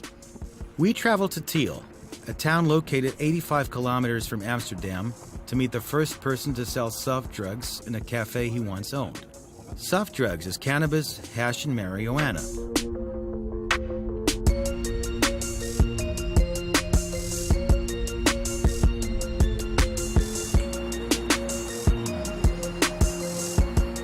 Werner Bruning, who opened Malo Yalo in 1973, the first coffee shop in Amsterdam to sell soft drugs. This coffee shop system partially was set up as such that one of us would pretend he was just a visitor, sitting in front of the bar and selling hash and grass. And that I, as an owner, allowed this guy to do so because he gave me a lot of smoke if I wanted and so, things like that. You can suggest a kind of a fairy tale. And that made it impossible to close the shop down because they could arrest the dealer, but they couldn't arrest me. I was the owner who was saying, "Oh, I don't know, I don't care either," and that was it. And then they made it combined the two things, and said anybody in that shop who is selling hash and grass is supposed to be one of the employees of that shop. So there is a link. And they said, okay, we'll leave all the shops that are existing open. We give them sort of a permit, but only under certain rules. And if you don't obey those rules, we'll shut you down anyway. While Jari studied hotel management at one of the most famous universities in the Netherlands and follows a modern approach in managing cannabis cafes that he and his brother inherited from their family in Amsterdam, Jari also confirmed Warner's words. And it wasn't really allowed, but it was the 80s, it was the 70s, and the government was looking the other way. And since it didn't do really much harm, then came the decriminalization policy of the Netherlands. Ever since, they've never changed this policy, which is weird because the conditions are very different now than they were 40 years ago. Cannabis was first criminalized in the Netherlands in 1953, following previous laws against its import and export in 1928. In 1972, the Dutch government classified drugs into two categories: more dangerous and less dangerous, with cannabis falling into the less dangerous category. Accordingly, possession of 30 grams or less was considered a misdemeanor. This approach aims to keep cannabis trafficking out of the hands of criminals and reduce users' exposure to hard drugs.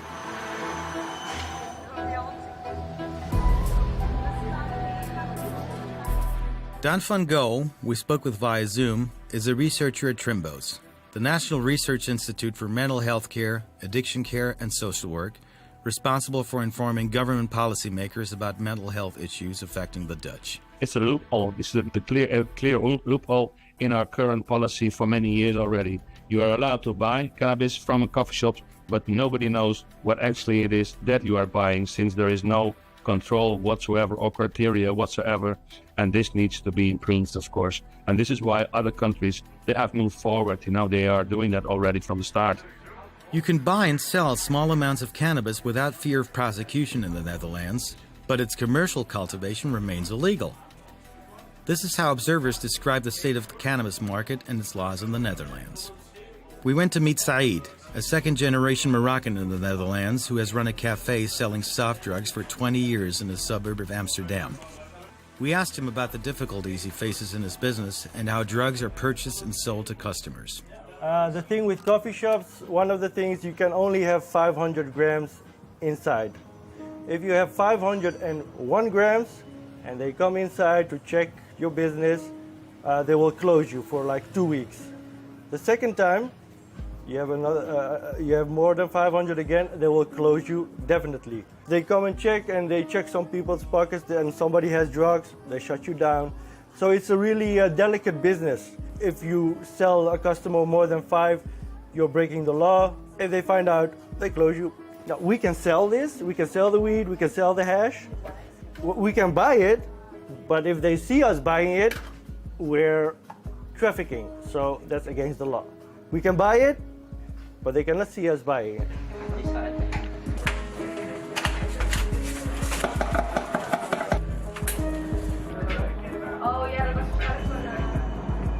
The Dutch opium law prohibits the cultivation, sale, delivery, carrying, and transportation of narcotics within or outside the Netherlands, except for the use and sale of cannabis under specific circumstances and conditions. These conflicting laws in the Netherlands mean that a cafe owner cannot obtain a bank loan, as can a bar owner who sells alcohol. This policy forces them to convert their white money into black money. Everything that happens in the coffee shop, completely transparent. You know, there's a stigma. People think that we launder money, but actually nowadays we make money black. Because what happens, 70% of everybody that comes in here, they pay with a debit card, with online money. But all the weed that we buy, or all the cannabis we buy, we need to do cash. So I cannot go to a grower and pay with my bank card. So what do? We go get 10 bank cards, and every day go to the ATM, get the money from the ATM. So I have white money on my account. I take it out of the ATM with thousands at a time, and then it's black again, right? It's because it's disappeared.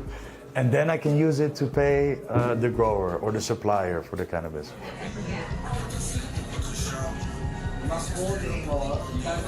I would love to just get an invoice or buy my product legally from a known reseller who does fair trade cannabis with the highest quality. However, the government has made things more difficult in recent years due to the growing cocaine trade.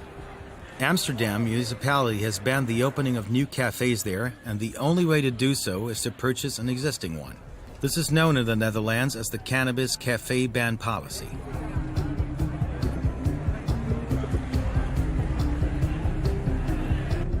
For years, they tried to extinct coffee shop.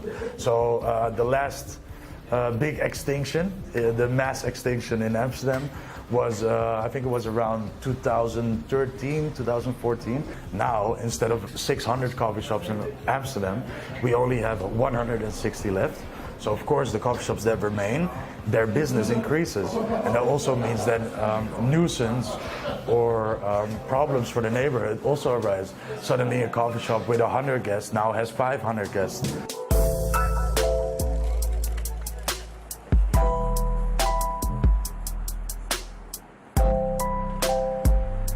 The mayor of Amsterdam wants to attract tourists to the city's wealth, beauty, cultural institutions, and art museums.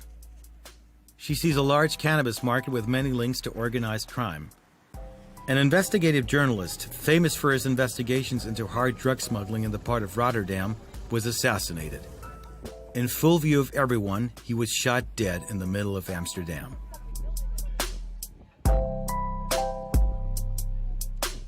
drug policy is targeting public health, basically, so it takes care of the people who use drugs. Whereas the production of drugs is a different field. It's in the hands of the Ministry of Security and Justice, and they have stepped up in the last, maybe 10 years, pretty much to counteract the production of drugs. And yes, it's true. We are, it's not something to be very proud of, but the Netherlands is the #1 producer of both ecstasy and amphetamine in the world.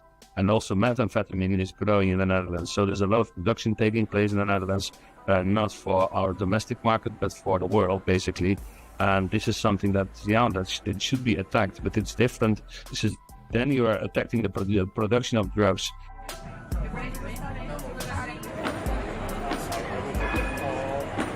Nightlife in Amsterdam is distinguished and noisy in the city center. Although smoking cannabis is prohibited on the street, those walking here often smell the lingering odor of drugs emanating from the ubiquitous cafes.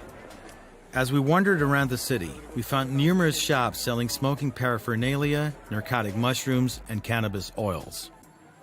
We also found several private museums that chronicle the history of cannabis smoking tools throughout the ages. At the end of the visit, visitors could purchase seeds of various varieties.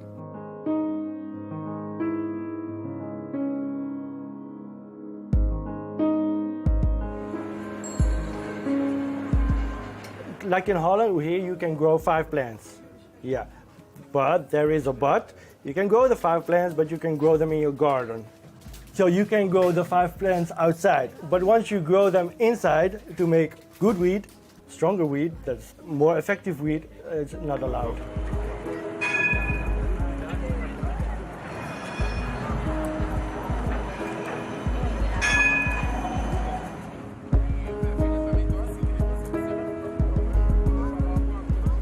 The Al Arabiya English team attempted to visit one of these illegal farms and interview one of the farmers.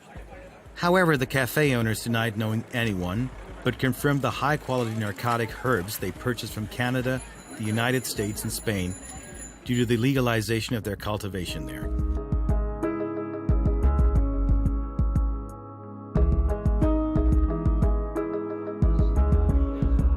Why is it interesting to buy weed from Canada or from the United States or from Spain? Because the quality there is getting higher. If you can do it legally, the quality will automatically rise. But because of the law, we can sell a space cake here in Holland, but that's about it.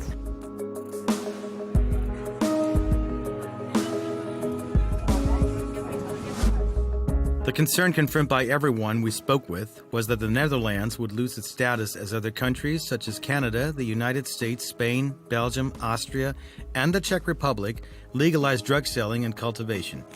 Everyone emphasized that the only way to change the current status is through a clear legalization policy so that the Netherlands does not lose millions of dollars in income due to this tourism.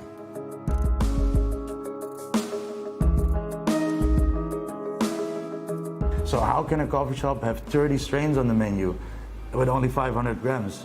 It's not like people come in and bring 10 grams all the time. No, a coffee shop needs to buy kilos. So somewhere the weed is being stashed, and all of a sudden it drops out of the sky in the shop and it's legal.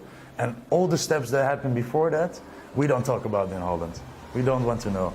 But I think it's important that we do come to know and that we do check all these steps and make sure that the right steps are being taken and there's no more contamination. For a safer product, better for the client, more income for the government, and also for us as an entrepreneur. I don't want to have the risk of closing down my business by a single mistake. It's a weird law. They call it gedoogbeleid, like this, and that is the law. There's no store where you can go buy it. You just buy it from the growers. Yeah, we have to buy it from the growers. We cannot buy it from the store. And so they say, okay, buy, but don't let us see you. We didn't go far from the city center to meet a foreigner who lives in Amsterdam and enjoys going to the only bar in the suburb that allows smoking and drinking alcohol at the same time.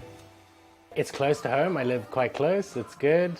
You can smoke and have a drink here, which is relatively unique. I enjoy the fact that it's legalized here and that I can smoke when I want and whatever. That's great. That's how I believe it should be. But I think I probably prefer a system where I know the supply chain better, right? Like, where has this come from? Who's grown it? Has everyone along the supply chain been equally paid, and for their labor and for how's it got here?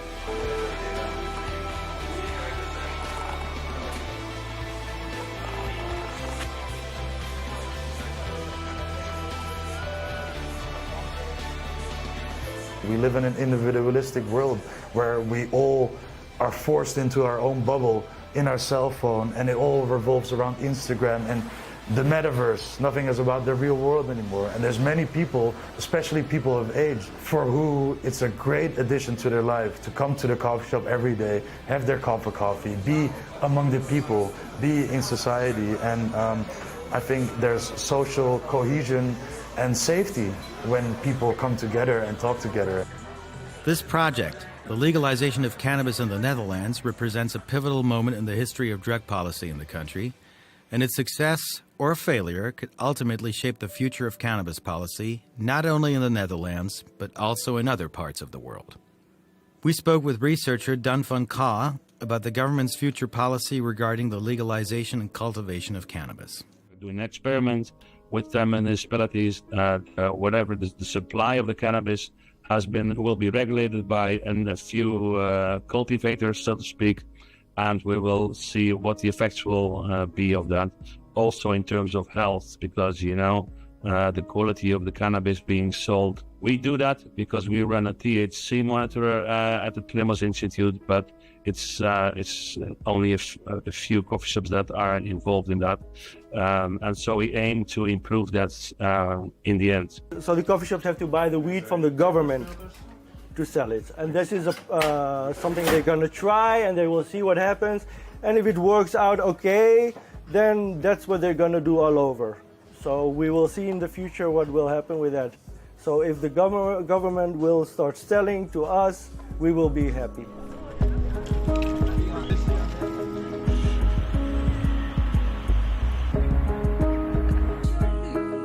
The Dutch Cannabis Legalization Project, which launched its pilot phase in late 2023, required regulating the sale of permitted cannabis. Farmers and traders demanded a law that would protect them and regulate their work in this field, but the project was full of challenges. Warner, who gave up his coffee shop business and importing herbs and bulbs for cultivation, now confines himself to treating people with cannabis oils and teaching them how to make THC oil.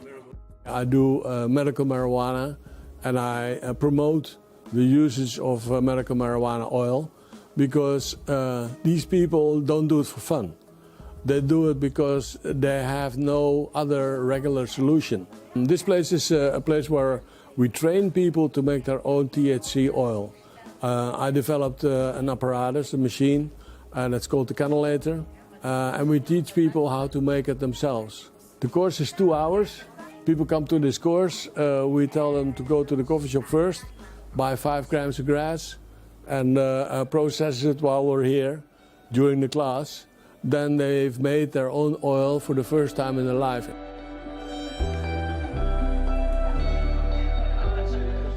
Advocates of THC argue that it is less harmful than many chemical drugs extracted from narcotic plants, such as opium, but studies remain inconclusive.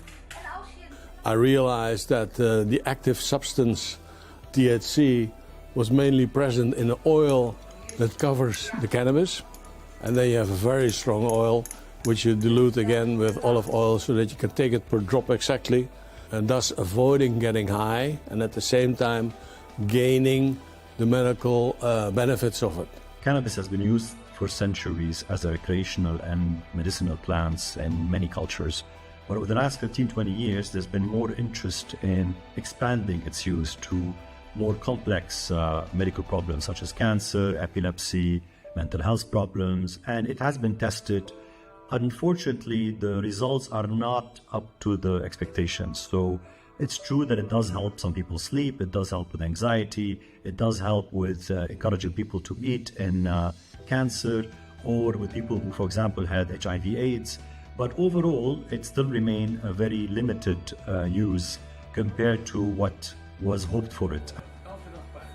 We also spoke with Gabriella, a Dutch Muslim of Italian descent who has worked with Warner for more than 10 years.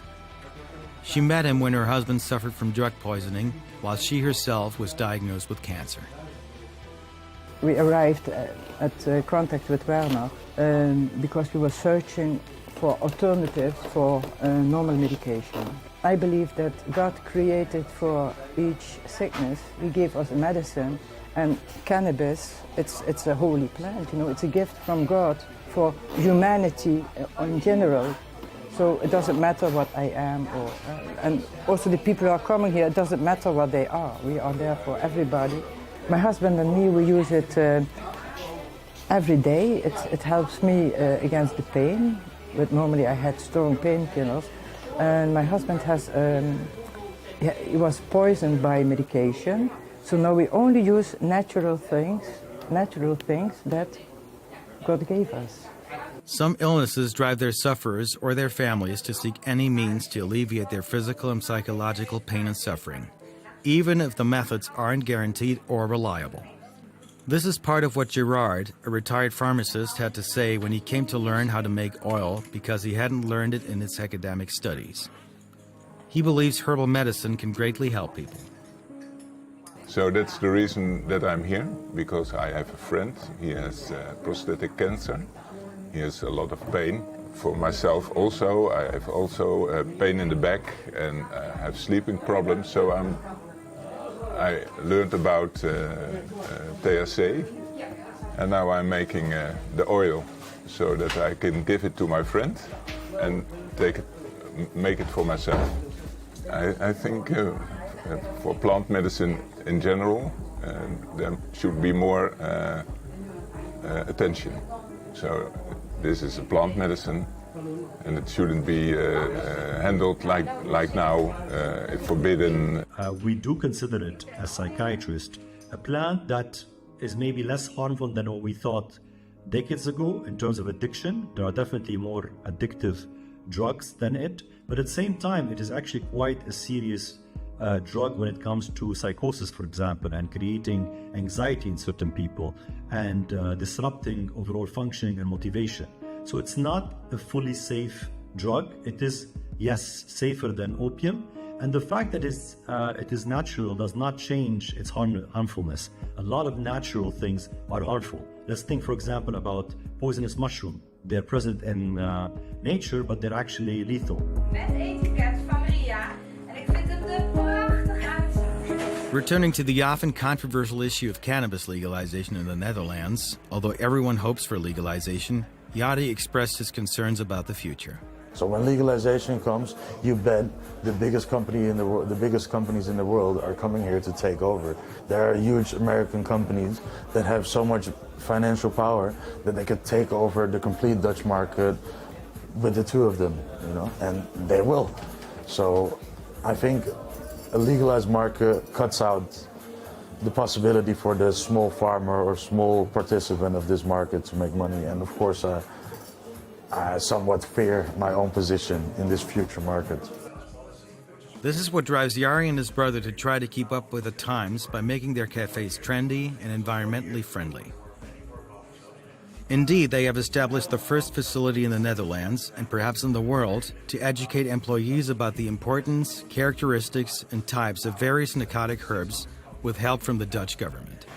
We made the training together with a biochemist. So she finished her master's or her doctorandus, her master degree, and afterward doctorandus, specifically in the biochemistry of cannabis. So what you do, you get a sample of the marijuana, you test it, you send it to a lab.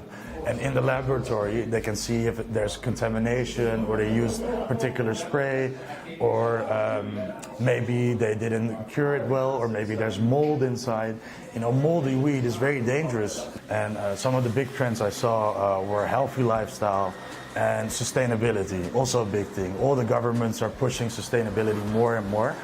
And before the government comes with any rules for me, I want to have done all the measures. So I'm trying to become the first carbon neutral coffee shop worldwide.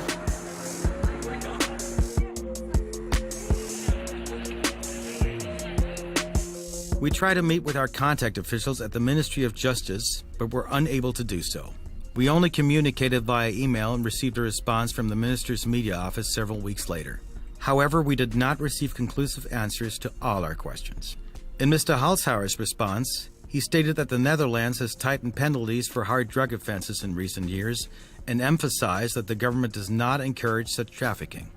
This is why we wanted to reduce the number of people coming from abroad to our coffee shops, because we believe it's a national problem, and we cannot be the supplier of drugs for Western Europe or something like that.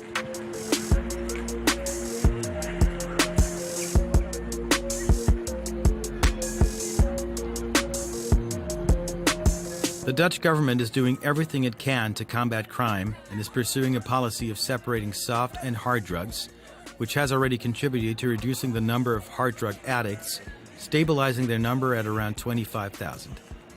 In the Netherlands, addicts are classified as patients, not criminals. Therefore, hard drug use is a health problem that is addressed through a rehabilitation program for addicts, which provides free drug doses and helps them gradually wean themselves off these drugs. But the Netherlands wants to change this image. What it is now focusing on is encouraging cultural and artistic tourism and strolling through its streets and historic neighborhoods, rather than drug tourism.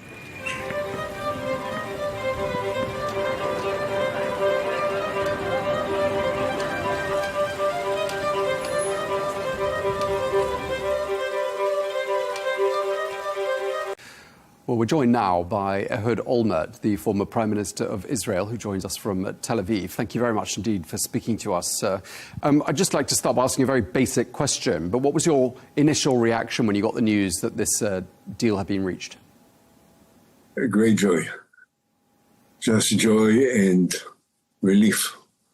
Something that I haven't felt for the last 2 years. I mean, it's a ceasefire, isn't it? It's not a peace deal. But are you confident that this will pave the way to an end to the war? Well, that's the deal is not a peace treaty. We are far from it.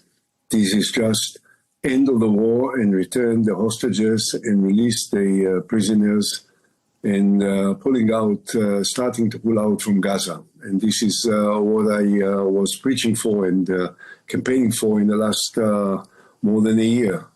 So I'm very happy that we are at the beginning of something that can be of great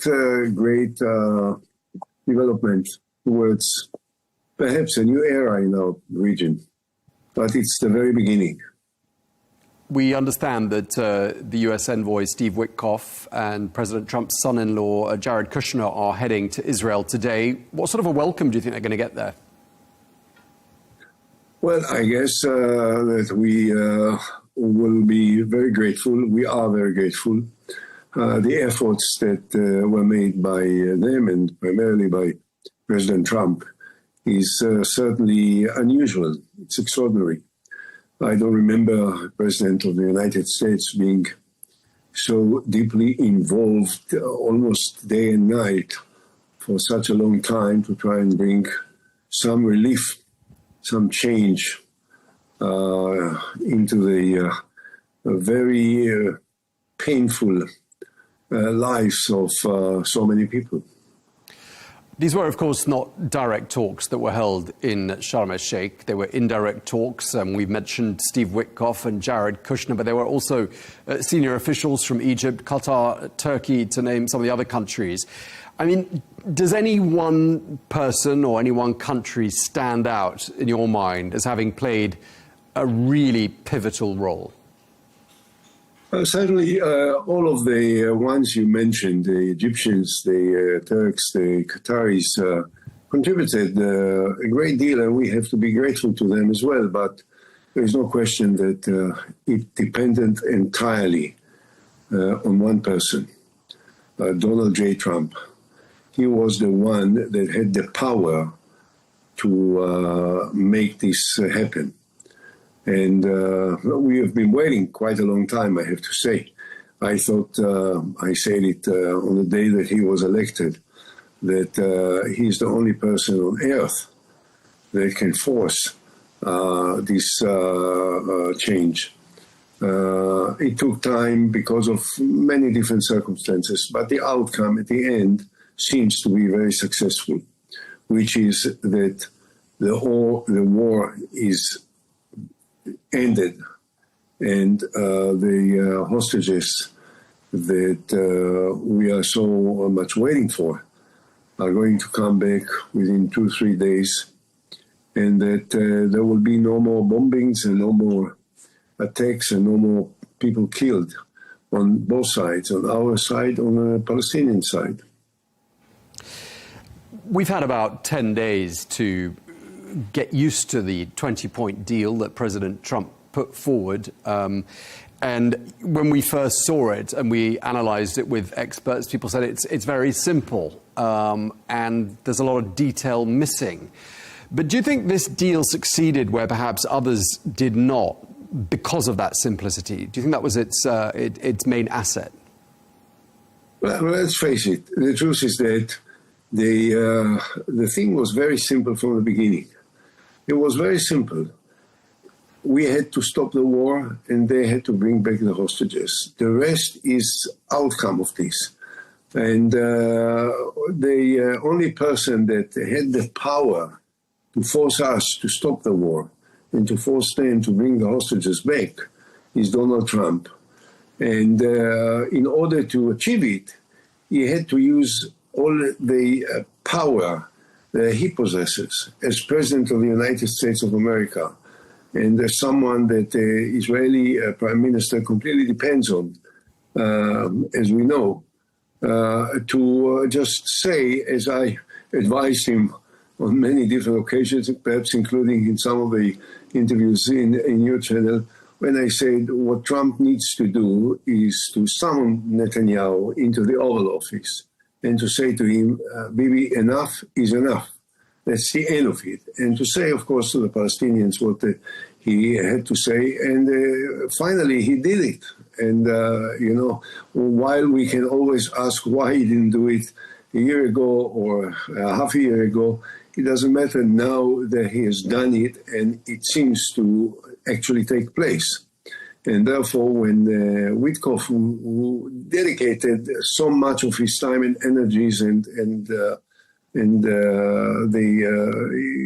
ability and leadership to bring the two sides to this point, is admirable, and so is Jared Kushner, and so all the others who participated.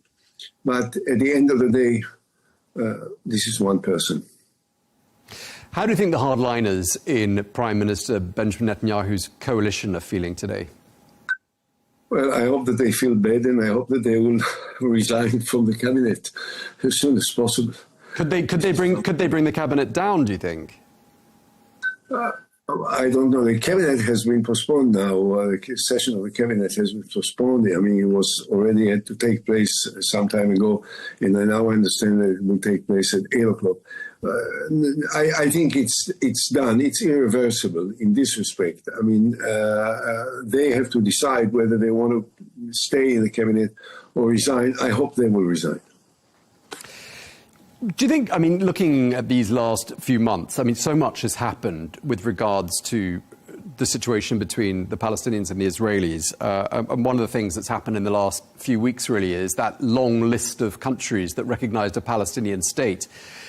Do you think that changed something? Do you think that was, a deal breaker in some respects with regards to getting us to the point we're at today? I'm sure you know that I've been supporting and campaigning and working in order to share my conviction that the only possible comprehensive permanent solution for the historic conflict between us and the Palestinians is a two-state solution. The Palestinian state alongside the state of Israel on the basis of the 67 borders with all the other parts which I've outlined and repeatedly said time and again. And I think that this is the first step towards it. Of course, what we need is the next step. But first of all, we have to make sure that this is accomplished, that the army has stopped the fighting.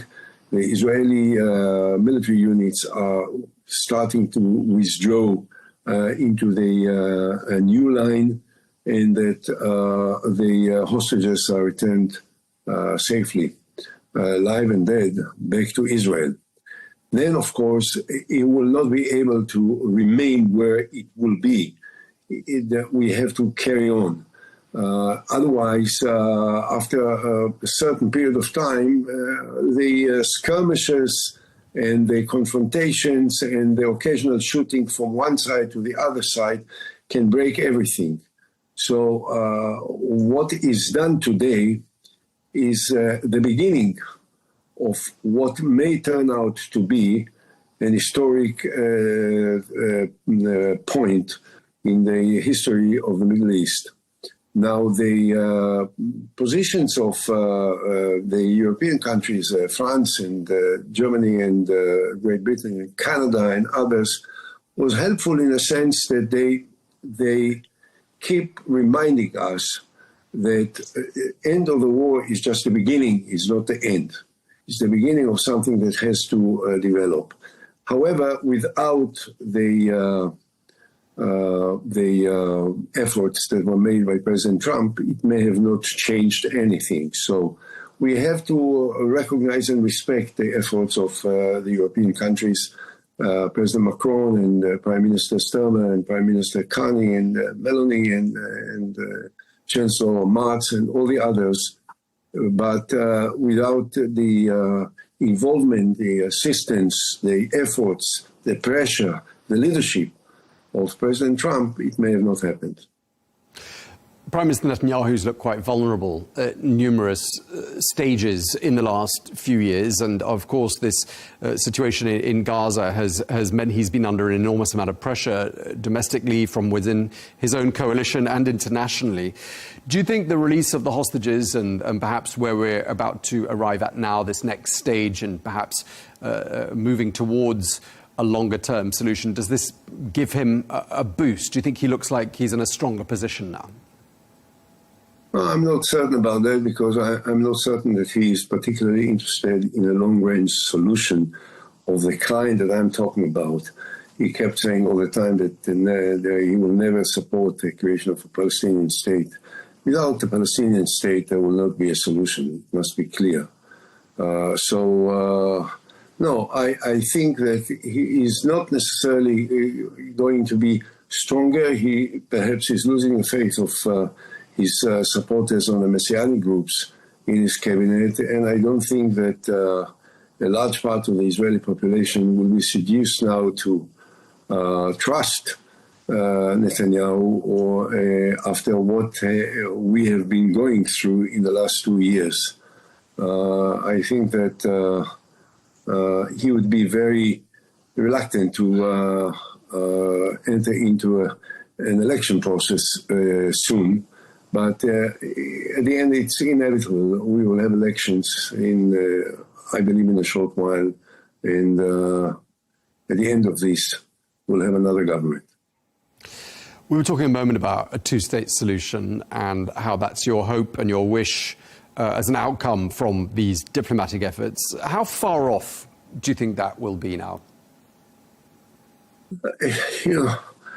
This is a great question because normally wherever I go across the world, I've been through in so many different places, everyone says to me, but how can you imagine that after what happened, after the terrible, terrible, horrific, atrocious killing of innocent Israelis by the Palestinians on the one hand, and then the very aggressive reaction of Israel with so many Palestinians being killed, how can you imagine the two sides coming to some kind of terms, some kind of reconciliation? I think it's possible, and I believe that it may be sooner than most people think, because at the end of the day, what's the alternative? What are we going to do with 6 million Palestinians living in the West Bank and in Gaza? Are we going to be the occupiers forever? Is it going to change something in the emotional attitude of the Palestinians to us and us to them? No. So there must be something else, and the only possible way is a comprehensive understanding about the right of Palestinians to exercise self-determination, and for us to pull out from territories which are now occupied, most of the territories that are occupied by us in the West Bank, and in Gaza we are starting now, and we have to continue. And I think that I always remember that after the Second World War, had someone told the French and the Germans that the time will come that France and Germany will be the best of friends in the world. No one would have taken it seriously, and yet it happened sooner than most people thought it could.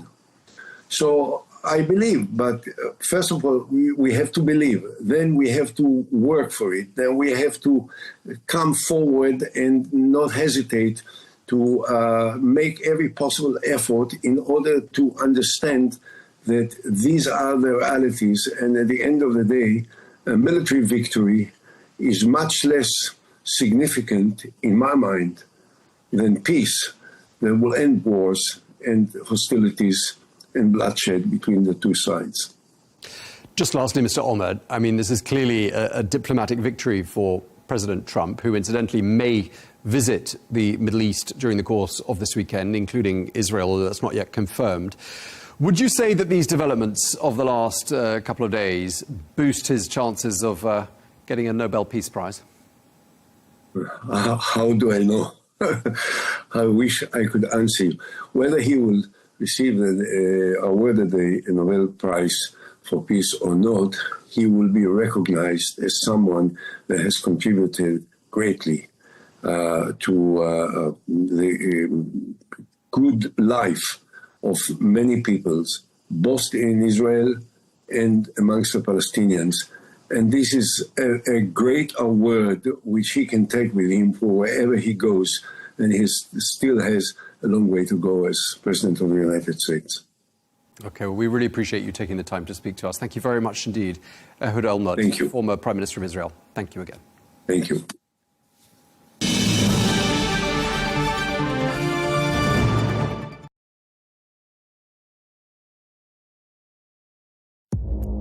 Our allies, in many cases, are worse than our enemies. Stay informed and connected with the latest international headlines. There obviously is a risk. From breaking news to in-depth analysis, it would appear that this war is coming to an end. Who buys this stuff? Investors, pension funds. we deliver the most important developments straight to your screen. Iran always wanted to deal with militia. Join us for compelling, expert-driven conversations. A curfew order has been established. And an insightful look at the issues shaping our world today. There are a lot of proposals about European architecture for security. I'm Leanne Gerrans, and this is W News. We dealt with this when I was Chief of Staff in the first term. Where you don't just hear the headlines, you get the full story.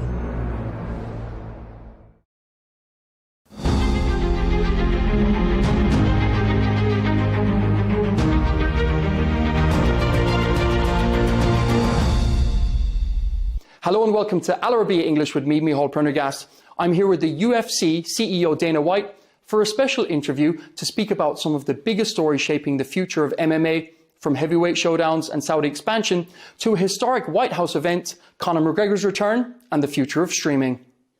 Thanks so much for your time, Dana. I'd like to start with Aspinall versus Gane. How important is this for the heavyweight division? Yeah, this fight's a big deal, not just for the division, but for both guys on Saturday. Obviously, if Aspinall lives up to what he's, expected to be, he should go in there and make quick work of Ciryl Gane this weekend. Ciryl Gane looked like he was going to be the guy up until, the John Jones fight. And, Saturday night's big for him. If he can go in and beat Tom Aspinall, and the guy's light on his feet. He got great hands, moves like a middleweight, goes to the ground. He's got a great ground game. It's a big fight for both these guys on Saturday, not just the division. You're going to be in Saudi Arabia next week for Power Slap. Also, the growth of Zuffa Boxing through His Excellency, one of your close friends, Turki Al-Sheikh. How influential has he been in the world of boxing? No, I saw Power Slap and I thought that it could do well if it was presented right. And the live event is incredible. If you go to the live event, you immediately become a fan. And then as far as Turki Al-Sheikh with the Zuffa Boxing, it wouldn't have happened if it wasn't for him. I probably would not have gotten into boxing if it wasn't for Sheikh Turki. And he's a close friend of yours now. What is it in particular that he's adding into the equation? Of course, they're investing a lot of money, but it's more than that, isn't it? Yeah, listen, in boxing, it's all about the money. The big fights that you want to see don't happen unless, it took Saudi money to make those fights happen. And, I think that he has reinvigorated and kickstarted the sport of boxing. So enough to get me interested again. So, what he's done is pretty incredible. You've called the White House UFC event the greatest card in fight history. President Trump has obviously played an enormous role in this. What has been your opinion of his influence in proceedings? He was the inspiration, all of it. He's the one that asked me, I think we should do a fight at the White House. And I said, I'm in. Say when. So, yeah, it was his idea. He's got this big thing about the White House belonging to the people, and he wants to bring more events and more people to come and experience not just Washington, D.C., but the White House. An octagon on the White House lawn? This surely provides an unprecedented security problem, especially after those assassination attempts. How is the UFC dealing with this? It's a big issue, but that's going to be Secret Service, and there'll be less than 5,000 people there, and we don't even know how we're going to do ticketing yet. But the Ellipse across the street, there'll be, we can have 85,000 people over there. We'll do screens and a big stage. We're going to basically roll in and take over Washington, D.C. that week. The UFC will. Conor McGregor has announced on Fox that he's going to be fighting on the card. He's going to be fighting Michael Chandler. What do you think of that? That's not true. We haven't made one fight yet. Not one fight has been made. A bit of speculation from Mystic Mac. Yes. He's speculating, yes. He wants that fight very badly. I don't think there's any secret about that. He and I actually talked today, and, he seems like he's in a good place mentally, emotionally, and now he's got to physically get ready if he wants to fight on that card. Marvin Hagler, he famously said, it's hard to keep the hunger. It's hard to get up at 5 a.m. and go running when you're sleeping in silk sheets. Yeah. Is that the case for Conor McGregor now? And on yachts. Yachts make it tough too. But yes, if we can get the motivated, fired up Conor McGregor, from the past back, then maybe he'll be headlining the White House. You've got a long-standing friendship with President Trump. After the first assassination attempt, he called you. You were on holiday in Italy. You flew back and you gave the opening speech at his next rally. This is surely a testament to your friendship. Yeah, it was. It's always an honor. I love the guy, and when he calls, whatever he needs. I love the guy. He's been a great friend of me for a long time, and yeah. During your speech at Trump's rally, you said Trump is a real American badass. How do you describe his Democratic opponent, Kamala Harris? I don't think I want to go there, but listen. Let's just say the right person won the election. In this White House event, John Jones has stated he would like to be back in the running, or is the timeline too tight? I don't know. We'll see. John retired and he wants to fight at the White House. The likelihood of him fighting at the White House is, I don't know. I don't see it happening. We just spoke earlier about mentality and hard work as well. There's often a huge plethora of videos online now, often of you and Joe Rogan, Jordan Peterson, often advising young children about work ethic. How important is it today with a softer generation, let's say, to encourage people to work hard, to go above and beyond, to try and succeed? I don't know. I don't think that. I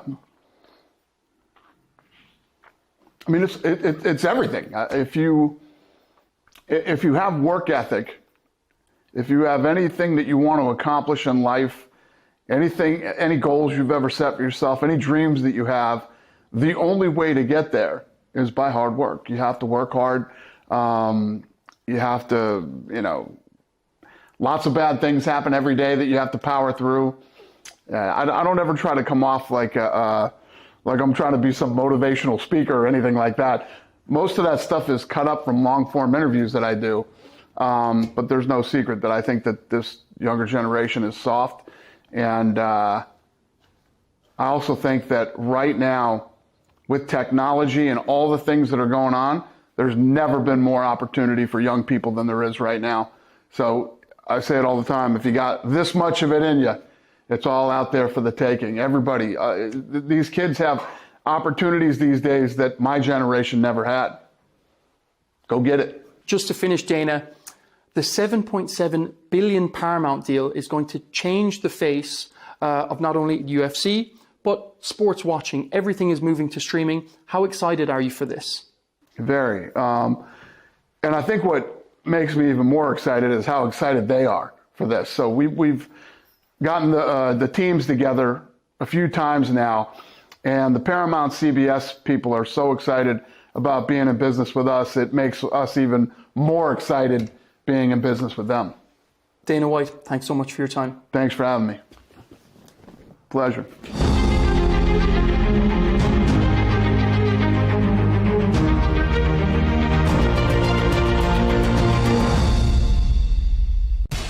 We have to take care of our people, and we're going to take care of our people first. For in-depth analysis and all the latest developments across the globe, make sure you join us every weekday. President Trump is trying to negotiate a ceasefire. With so much happening, so much information, and so much noise, international law will have no part in his administration. It can be hard to keep track. Tariffs will just fuel inflation. We're going to fight these tariffs. But you can count on us to tell you what you need to know. We stand by your side. Join me, Tom Burgess Watson, for Global News Today, right here on Al Arabiya News.